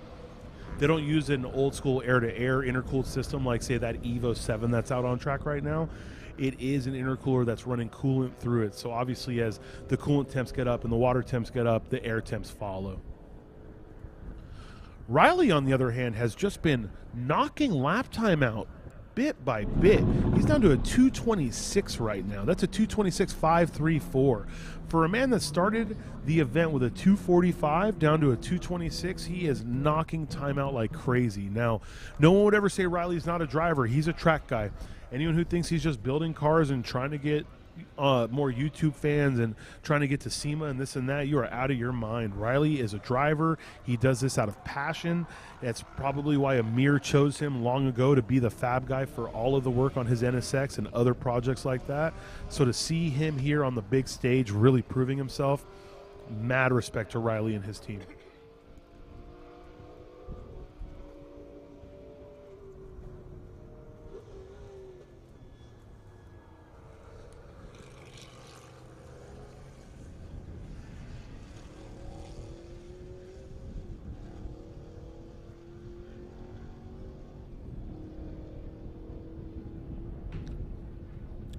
Let's go ahead and shoot it down to Les.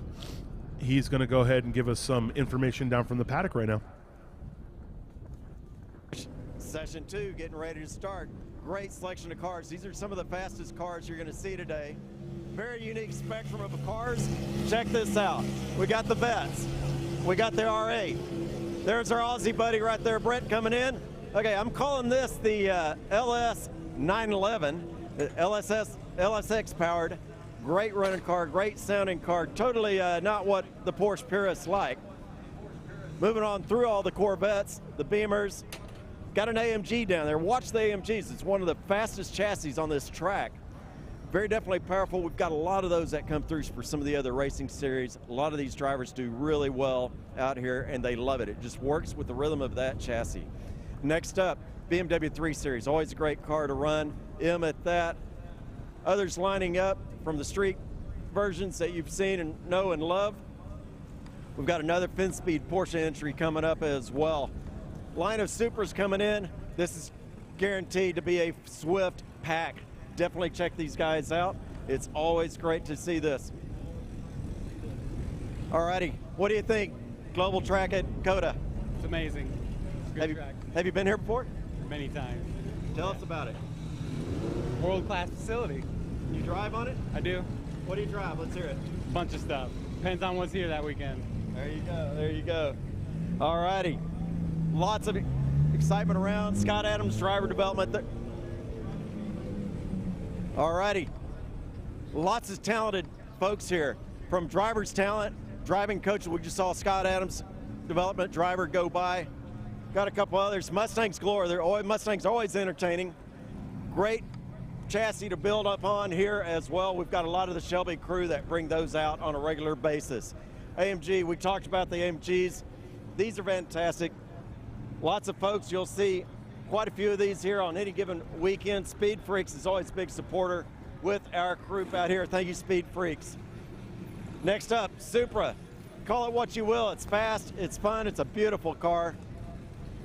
Always a lot of talent bringing in a Supra with us. Next up, the Subi Nation is here. Subarus everywhere. Lots of fun to have these guys out. Nimble cars, lots of fun. Big in rallycross, big on asphalt too.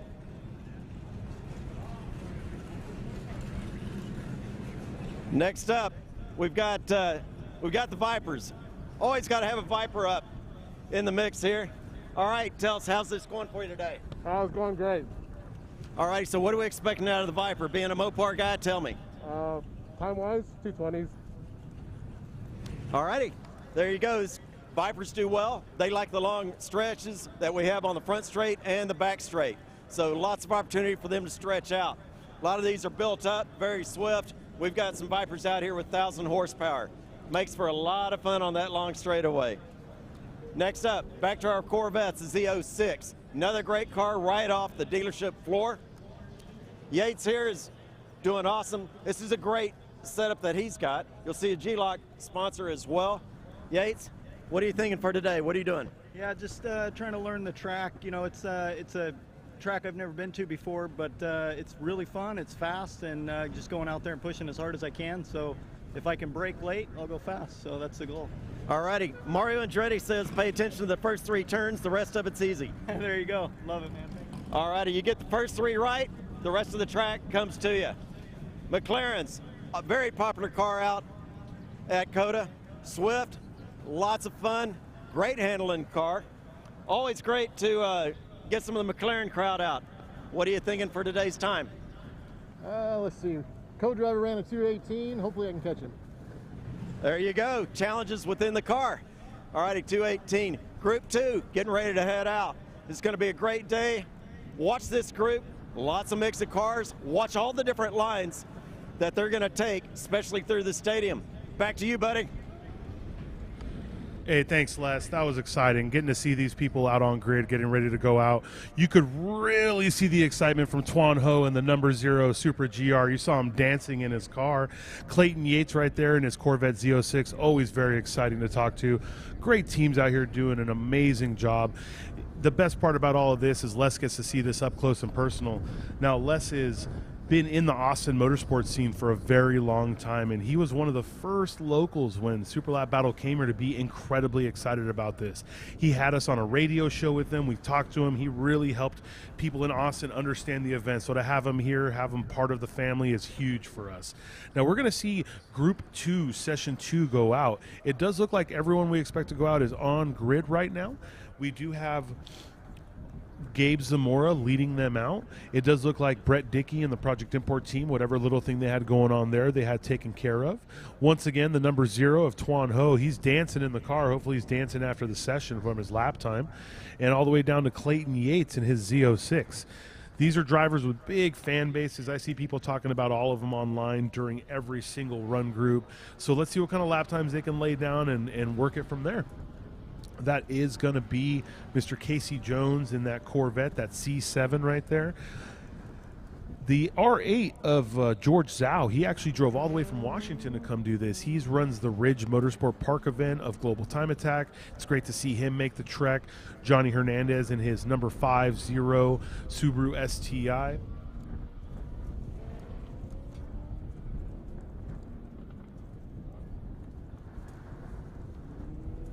You can totally tell that there's a nice little wind chill going on. Now, it may be getting a little bit warm, but it does seem that the wind is still holding, so these drivers are still getting a nice breeze out there. The wind isn't too crazy to create some massive crosswind to really affect the car's aero, but it all depends on where it's coming from. If you have a wind behind you down the back straight, maybe you got to brake a skosh earlier because it's pushing you down the back straight.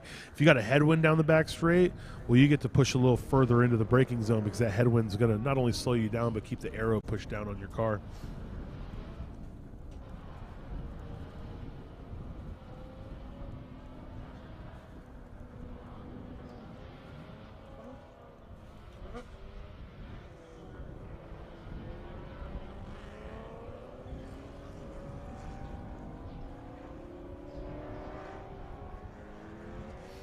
That was Ray Guerrero he was speaking to in the number 888 Viper.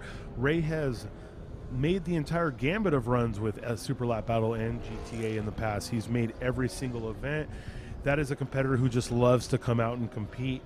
He has jumped between classes depending on what he shows up with, what tires he's on, etc. But he's definitely out here to go fast. The real question is this going to be like the last two run groups where we see time significantly drop? Though the weather is not as good as it was in the first session, drivers have obviously become more comfortable. Their setups have gotten a little bit better. And you know what? Sometimes you got that first session jitters. Even the best of drivers don't lay down their fastest lap in the first session. So let's see if in this run group right here, we see people drop their lap time significantly, make it a little bit more exciting.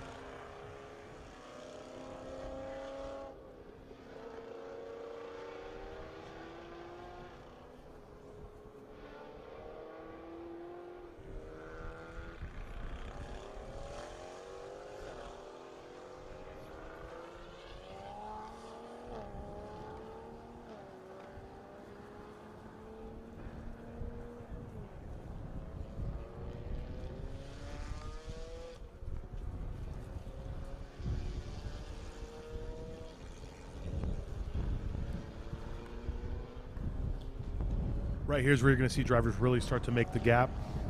This is going to be the turn onto the straight before the 3 apex right-hander. That's where people are going to start wanting to carry speed, get their brakes up to temp, because then it's just 2 left corners and you're onto the front straight.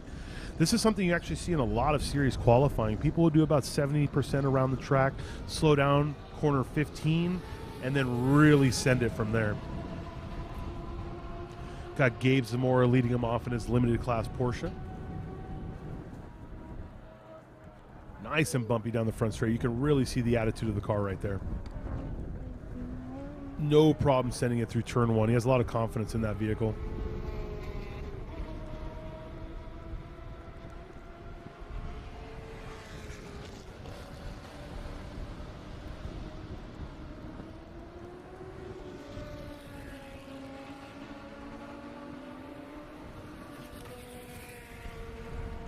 Now, if you didn't hear about this Porsche, this is actually an LS swap Porsche right there. So I'm sure there's a lot of people online that are mauling over that, and I do apologize. But LS swapping things is so common, it's not even something people think twice about. And then you see a Porsche with the LS swap in the rear, and all you do is get excited. I love hearing this car going down the front straight because it sounds like nothing you would expect it to sound like.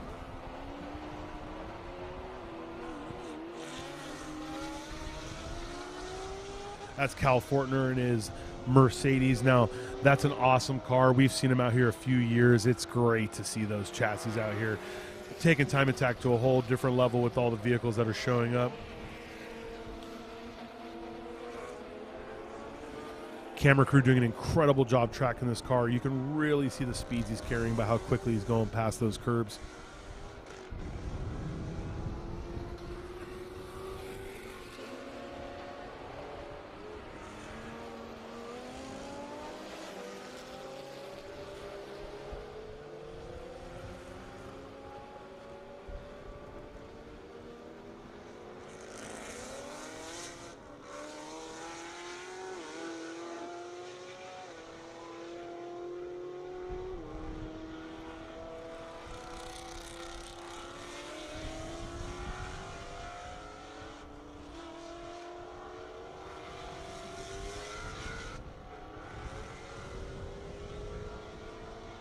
It's pretty cool if you're out here, by the way, guys. If you look at the other side of the grandstands, there's actually a go-kart track, and it's just a smaller version of Circuit of the Americas that you can go and drive a go-kart around. So if you're looking for something to do on lunch, or you want to have a little fun with the family or a little competition with your friends, don't hesitate to go check out the go-kart track also.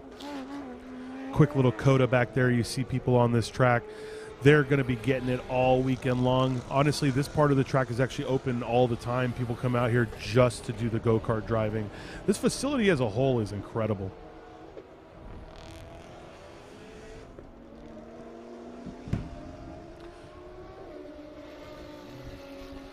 Casey Jones in his Unlimited class car at a 2:18.170, setting the fastest time of this run group. Gabe Zamora had that in the first session. You got Ray Morton, Cameron Lawrence with a 2:18.200 in their exhibition class Porsche, and Sebastian Vassan at a 2:19.391 in his Unlimited class car. Looks like Gabe Zamora sitting fourth in this run group at a 2:19.509. Mark Austin and Steve Ike at a 2:22.827. You see lap times jumping around left and right.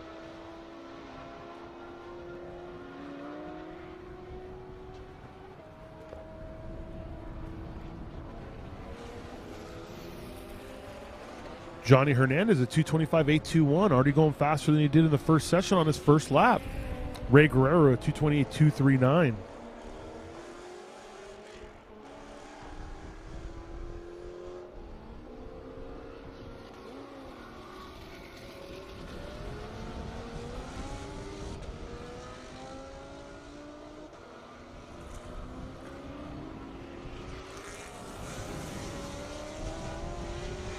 Ryan Payne is limited class 2:29.427. That's the final person that went across timing and scoring that has completed a lap. We have a little bit of a shakeup here. People are really starting to pick up the pace. We're going to have to reshuffle these cars at lunch, and people are going to be in way different areas than they were before. Casey Jones, as the leader of this session and Unlimited class in general, is right ahead of Sebastian Vassan. It looks like Gabe Zamora, though, set a quicker lap right there, put himself right in front of Sebastian. Maybe he's going to work his way up to it, but Gabe is a fast driver. He's at a 2:18.936 right now in his limited class car. He is the fastest limited class car in this run group, right in front of Cal Fortner with a 2:22.377.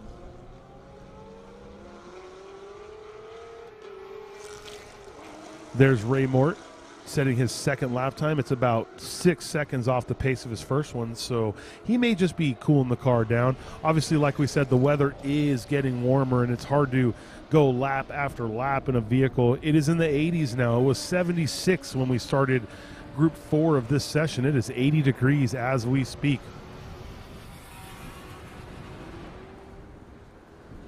Weather actually shows it's 80, but it feels like 84. So that means the wind coming around is probably warmer than these drivers would want it to be.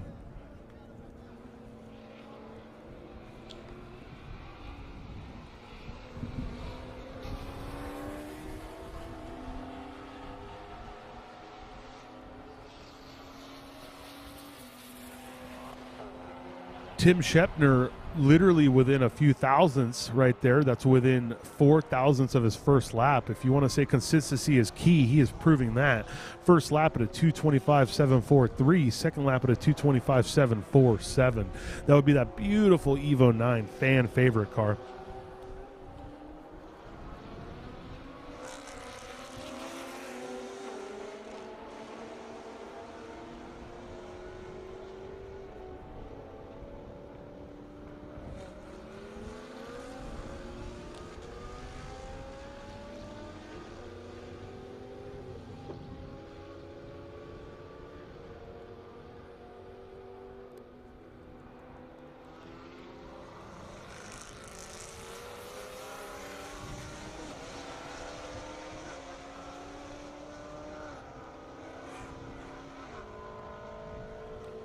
Mr. Casey Jones right there in his Unlimited Class Corvette. Now, this is a Z51. It's not a Z06, and it's a very mild build.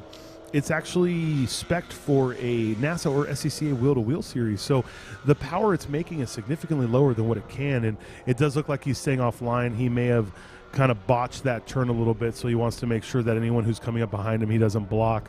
That's the good thing about these drivers that race multiple series. They're very seasoned in knowing that, hey, there's other people on track right now. This is not just me by myself. If I'm not going to be able to set the lap, let me make sure I'm out of the way of everybody else. And as he did pass a few people on the back straight, he knew that someone may be coming back up to set up to start their hot lap.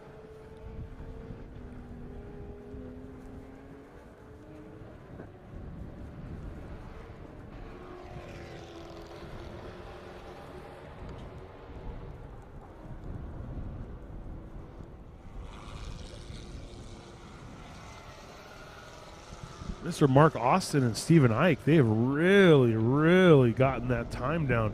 Their delta initially was a 2:22. They're down to a 2:18.757, sitting second in this run group. Actually, a 2:18.341. Their second lap was a 7.57. You got Ray Moore, who every single lap has been within almost a couple hundredths. His first lap and fastest was a 2:18.200, and his third lap was a 2:18.232. These drivers are not only being very fast, they're being very consistent right now. Very impressive to see, considering the weather getting warmer by the minute.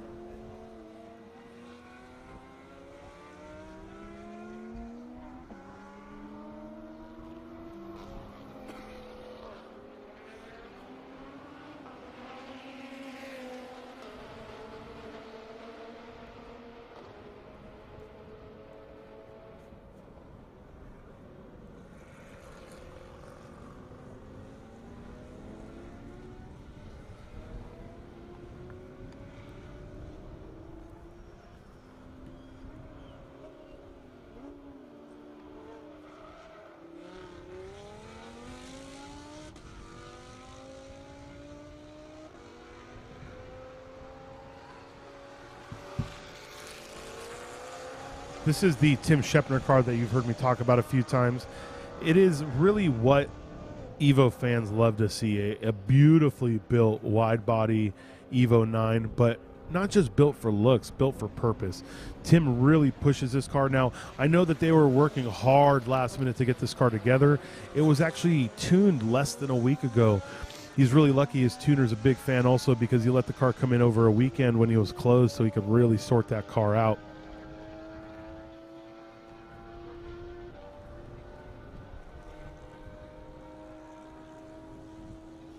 Driver's getting on the back straight and make sure to get offline. Looks like he may have lost a rod on one of his splitters there, so they use these rods to hold the splitter up, make sure it stays in place. A little bit of help right there from that gentleman in the orange hat. That, my friends, is a man who came all the way from Arizona to help whoever he could.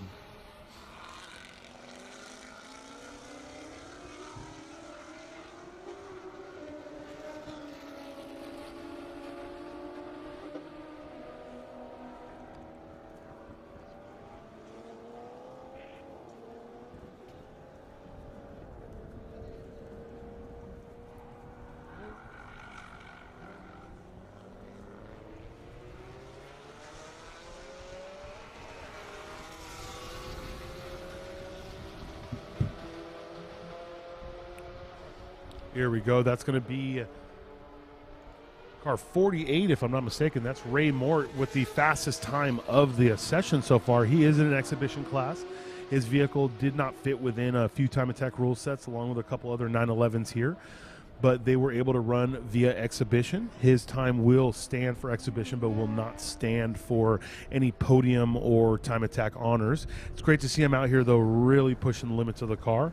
Mark Austin with a 2:18.341 with the actual fastest time of the time attack session. Gabe Zamora, though, literally right behind him in his limited class car to 2:18.936.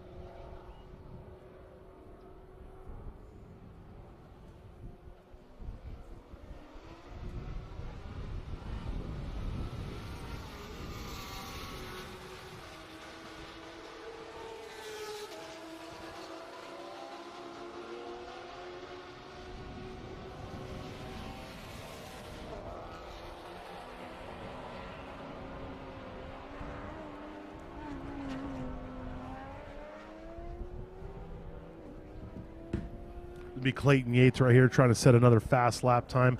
The board hasn't changed much since the first few laps. It does look like everyone minus Clayton Yates, who just set his fastest lap of a 2:19.001 on his fourth, have done it on the first or second laps of this session. It is very, very difficult to get a fast lap once the car temps have come up and the tire temps have gone up. So those first few laps are crucial. This is why you see people trying to make sure they leave themselves a nice gap to get out there and go fast. About 15 minutes into this session right now is probably a good time for these drivers to come in, get their tire pressures checked, make sure they're ready to go back out and fly again.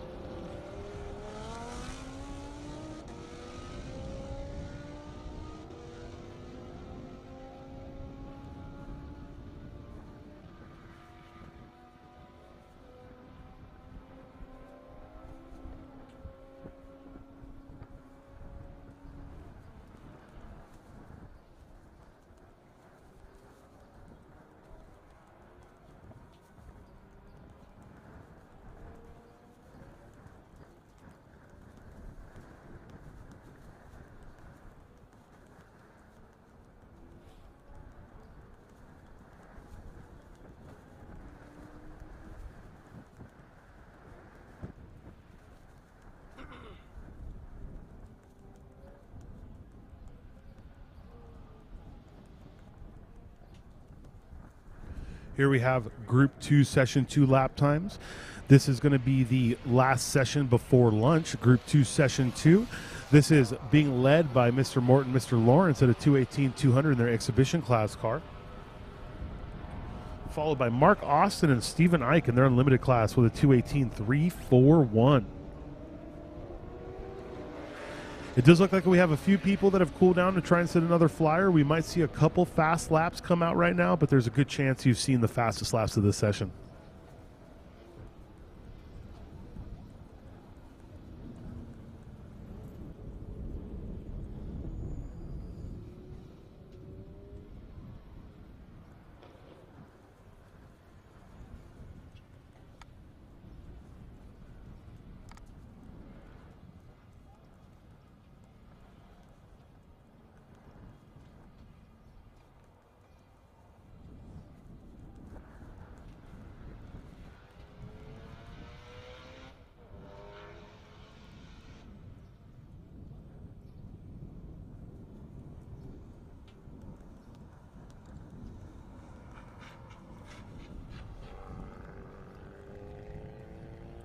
That is going to be the checker flag for this session. So anybody still on a flyer can absolutely set and finish their lap time.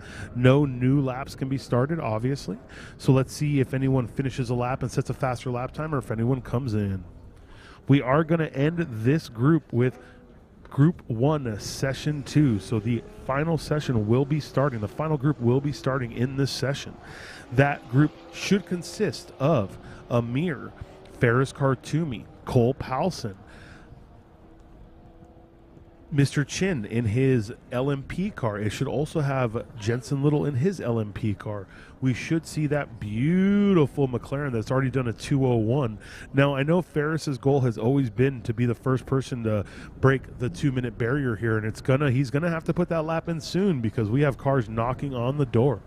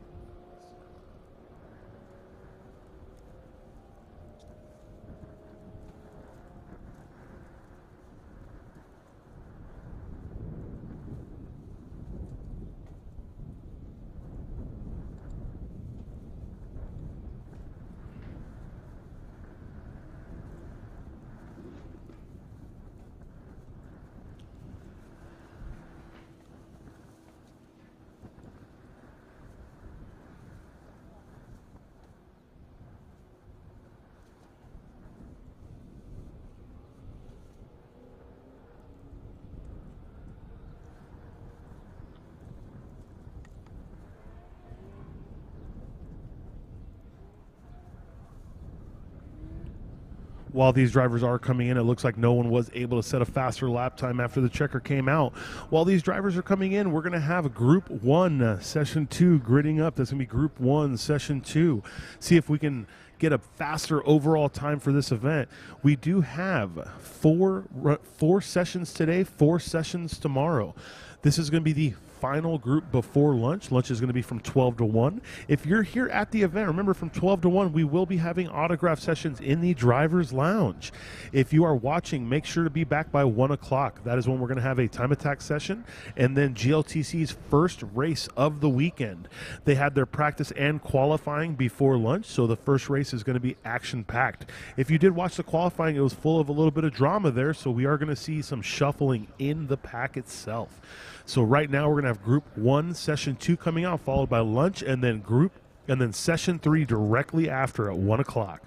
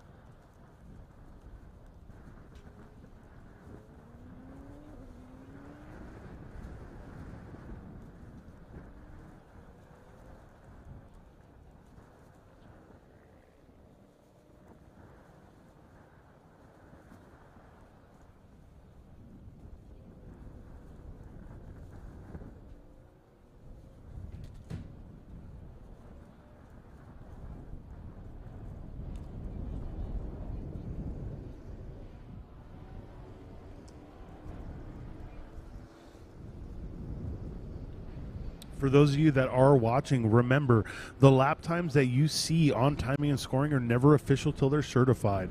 I have been getting a few questions about why some lap times have been disappearing off of the lap timer, and it's because here at COTA they have cameras at every single corner. It is obviously a grade 1 F1 facility, and if you go all 4 off in an area where you're going to gain an advantage, that lap time gets removed. We have race control monitoring this full time, both with COTA staff and our own staff, to make sure nothing is missed. So once again, just make sure you don't take those lap times as tried and true until that session has been certified.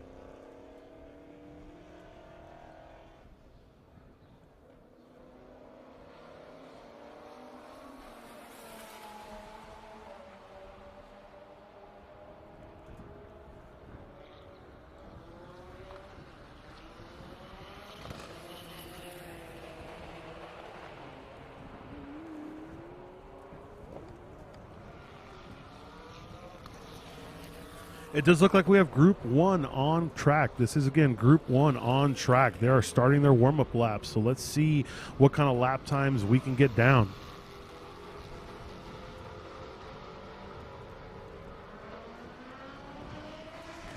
Cameron Lawrence is leading them out in that McLaren that had ran the 201, followed by Cole Powelson, then Jensen Little, Mark Austin, Jason Chin, Cable Rosenberg, then Robert Thorne.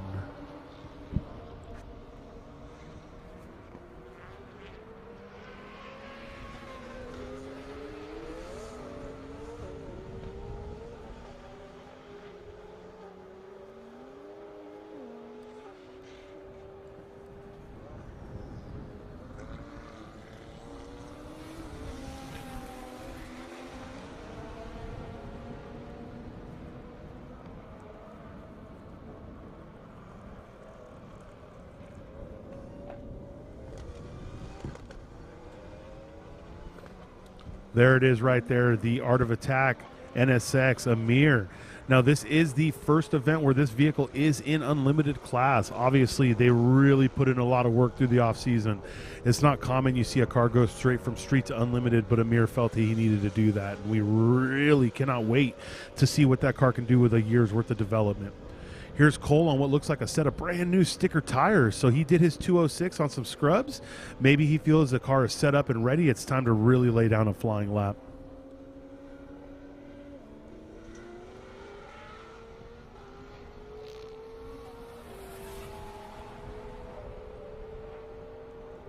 Cameron Lawrence starting with a 203.633, a couple seconds off his fastest lap from the last session.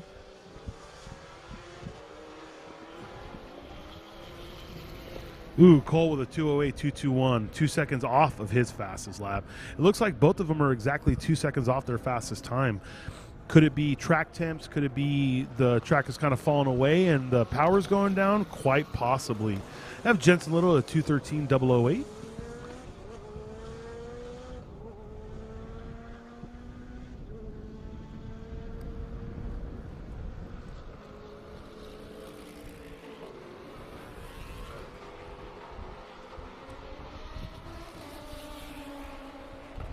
Cable Rosenberg at a 216.156 ahead of Jason Chin in his LMP 219.646. Looks like we have Robert Thorne at a 214.304. And then Jackie Ding at a 218.040. Jackie Ding really holding it down for street class in this final run group. Eric Fleming at a 218.722 in his limited class Z06. For those of you that follow Mr. Fleming, this car it looks very basic, but it has some incredible chassis work done. Everywhere he goes, he's fast. He reset the limited overall record at Road Atlanta. It's not very common to see Eric Fleming at an event not being competitive and on the podium.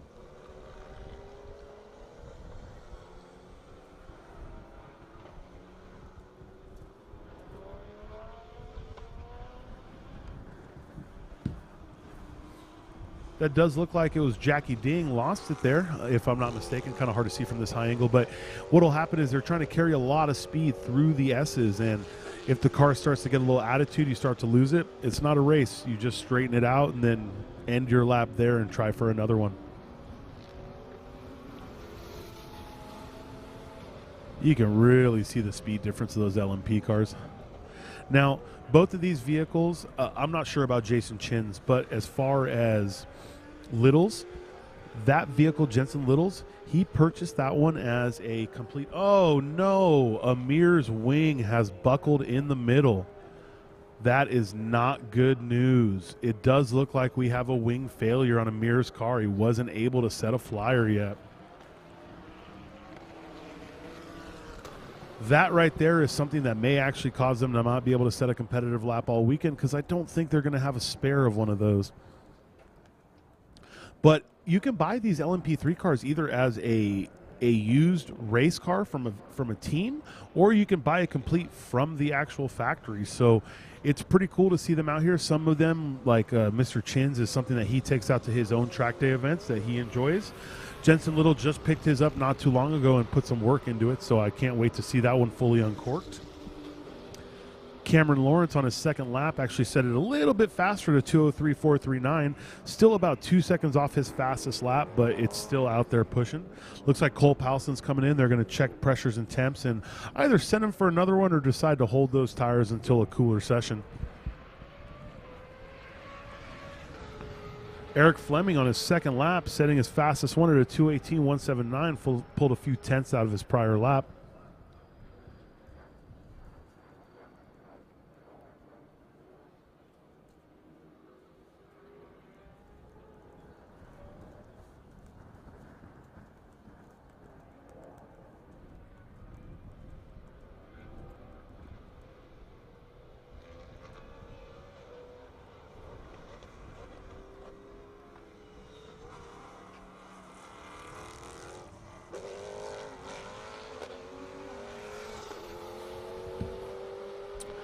Still pushing lap after lap. Cameron Lawrence and Rafael Martinez at a 2:02.905. Again, still a second and a half or more off their fastest lap, but if they're able to just pull time off like that, if they come out in a cool session, they're going to be below that 2-minute mark in no time.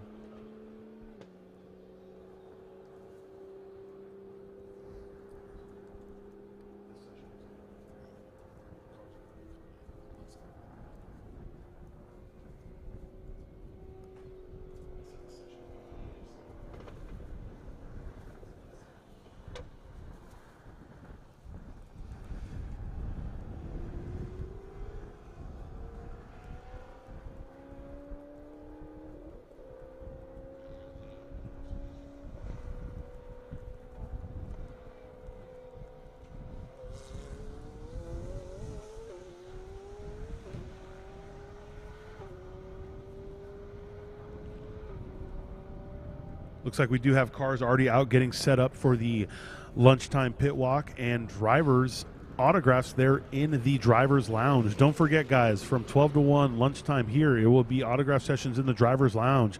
Talk to some of your favorite drivers. We have drivers all the way from Australia like Brett Dickey, and then fan favorites like Ferris Khartoumi and Mr. Cole Powelson. That's Jason Chin in his Ginetta LMP3.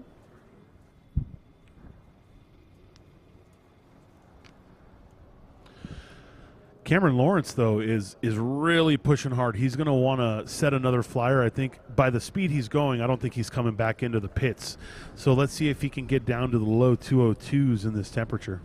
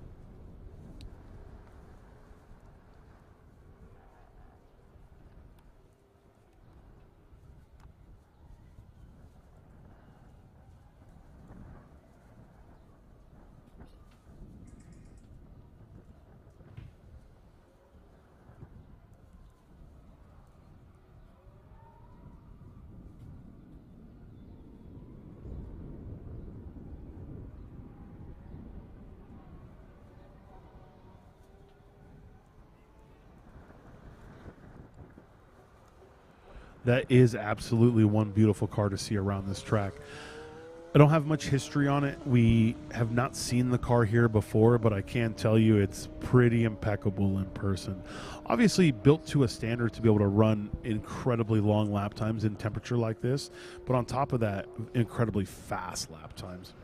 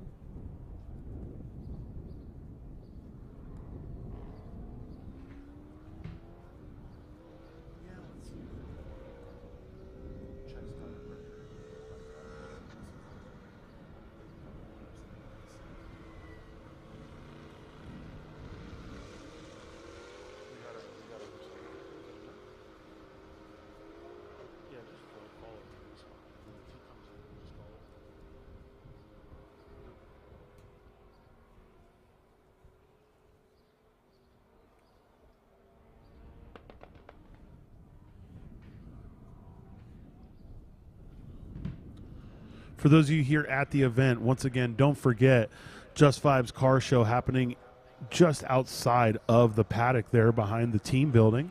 You'll see a big lineup of car show cars there. If you want to head over to the drift paddock, you can go ahead and get a ride along from some Lone Star drift drivers. Don't forget to check out the actual go-kart track behind the main grandstands if you want to get a little driving in of your own. Watching these competitors out here, if that's really got your button turning, making you want to go get in a car and drive, you can go ahead and get in a go-kart over there. And we'll have some drivers' autographs in the SLB Drivers Lounge from 12 to 1 o'clock. We are going to go to lunch from 12 to 1, and then we'll be back for the third time attack session before GLTC's first race. For those of you that are just tuning in, GLTC has done a practice and qualifying session. They did not have the times up for qualifying, so I would not be able to tell you how the grid is going, but I can tell you this, if you missed it, it was full of some drama. We had some spin-outs, we had some people incapable of setting fast laps, so I think you're going to see a shake-up in their race. As far as here, we have seen faster laps in every single group except for Group 1 because the temperature just started to go up on them. Currently, Cameron Lawrence is the fastest of the event at a 2:01 in his McLaren, followed very closely by what I believe to be Cole Powelson. Now, he did a low 206 in the first session. Jensen Little with a high 206 right behind him. We don't have a lap time out of a few drivers. Amir went out to finally set a flyer, but had an issue with his rear aero element. They did a lot of testing on that car, but the one thing about COTA is you cannot test the speeds that the vehicle will reach down the back straight.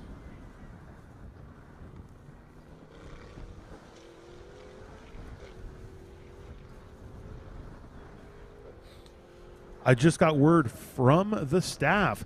For those of you that do want to know about times for GLTC, they have been certified, so they are on Race Hero. Anyone who is on Race Hero that wants to see how the GLTC drivers qualified, you are more than welcome to check it out. You can either download the Race Hero app on your Android or iPhone device, or you can go to racehero.io and launch the web version.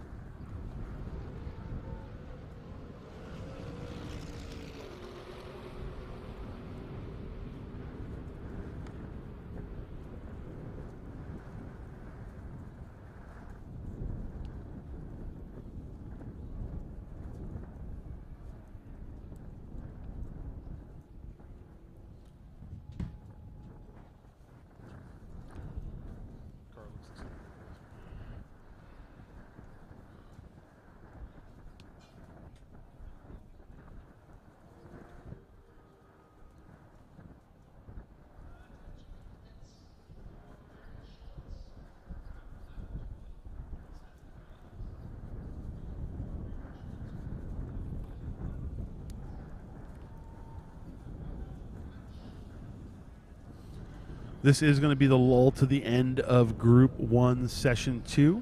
This is going to be the end of Group 1 Session 2. Looks like we have one competitor out finishing a couple flying laps. That is car number 11, Mr. Mark Austin in Pro Comp. He is continuing to set slowly but surely faster laps. That was his last lap was lap 6 at a 2:13.258. Everyone else has come in, had their tire pressures checked, and then put back in the garage. Drivers and competitors look like they're going to want to keep these cars sorted and ready. Now, Mr. Austin's car is actually a homologated GT3 car. So this is a Pro Comp car. This car can run lap after lap after lap. It's built specifically to do endurance racing, but it's also here to show people that these endurance race cars are incredibly fast. They're not just built to go lap after lap. They're built to do the same lap times for a good amount of time. So that's Mr. Mark Austin out there. His fastest lap so far is a 2:13.258. We're going to see if he can outdo that one on this lap, and then it's going to be basically the end of this session. We'll go over the schedule as soon as his lap's done. We'll make sure you guys see what the times of this session were and what we have coming up a little bit. Also, don't forget the GLTC race, the qualifying has been certified, so you can go to Race Hero to check out where your favorite drivers have qualified. That race will not be directly after lunch. That race will be after Time Attack Session 3. This is going to be the checkered flag, and he was a bit off his fastest lap time with that one. So once again, this is the checkered flag. That was the last lap of this session. Let's go ahead and get a schedule up for you guys after lunch. That way you know what you're looking at. For those of you who are following your favorite drivers, racehero.io. We're going to re-rack the drivers after lunch based on lap times. So if your favorite driver was in Group 3, they may be in Group 2 now, so you don't want to miss that. We're going to be on lunch break from 12 to 1 p.m. There is going to be autographs in the driver's lounge if you're here locally. We are back at 1 o'clock from 1 to 2:35 for Time Attack Session 3. At 2:35, we're going to cut to the GLTC crew. They're going to do their very first race of the season. It's not just the first race for them here at COTA, it's their first race of the season. So the jitters are going to be up. People are going to be a little bit nervous. And after that qualifying session, a lot of people are going to have some things to prove, so I bet you that's going to be a really exciting race. After GLTC, we'll have the Lone Star Drift laps from 3:10 to 3:25, and at 3:25, we will be back for the final Time Attack session of the day. We're going to go ahead and get some standings up for you here at Super Lab Battles so you know where we stand in every class. This is where we're at so far. Jonathan Wheeler with the overall enthusiast record at a 228.380. Jeffrey Ting with a enthusiast front-wheel drive record at a 230.080. And Gregory Formosa finishing up that podium at a 235.652. We got Steve Wynn, though, at a 236.189, knocking on the door of that podium, so I don't think we are done yet with who's going to win this class. Jackie Ding leading street class at a 217.462. Kyle McHugh at a 222.766 in second. And Johnny Hernandez all the way from California to 225.821 in third. Eric Fleming holding on to limited class by 0.3 at a 218.179 in his Corvette Z06. We have Zachary Sober and Thomas Thompson in that McLaren at a 218.497. And then right behind them is Gabe Zamora at a 218.936. So I don't even think second place is set in stone yet. Finally, of course, in limited class, we have Cole Powelson at a 206.854, Robert Thorne at a 214.173, and then Cable Rosenberg at a 216.156. These are the podiums for all the classes as they stand. Pro Comp, just so you guys can see, the fastest lap of the event so far is a 201.752. That is Cameron Lawrence in that beautifully built McLaren. Jensen Little in his LMP car at a 206.938, followed by Jason Chin in his Janetta LMP at a 209.955. A quick shout out to Mike DeSold, another Pikes Peak car at a 212.357, really coming in and showing people what that car is all about. We'll be back in an hour's time. We will be back at 1 p.m. after lunch for Time Attack Session 3.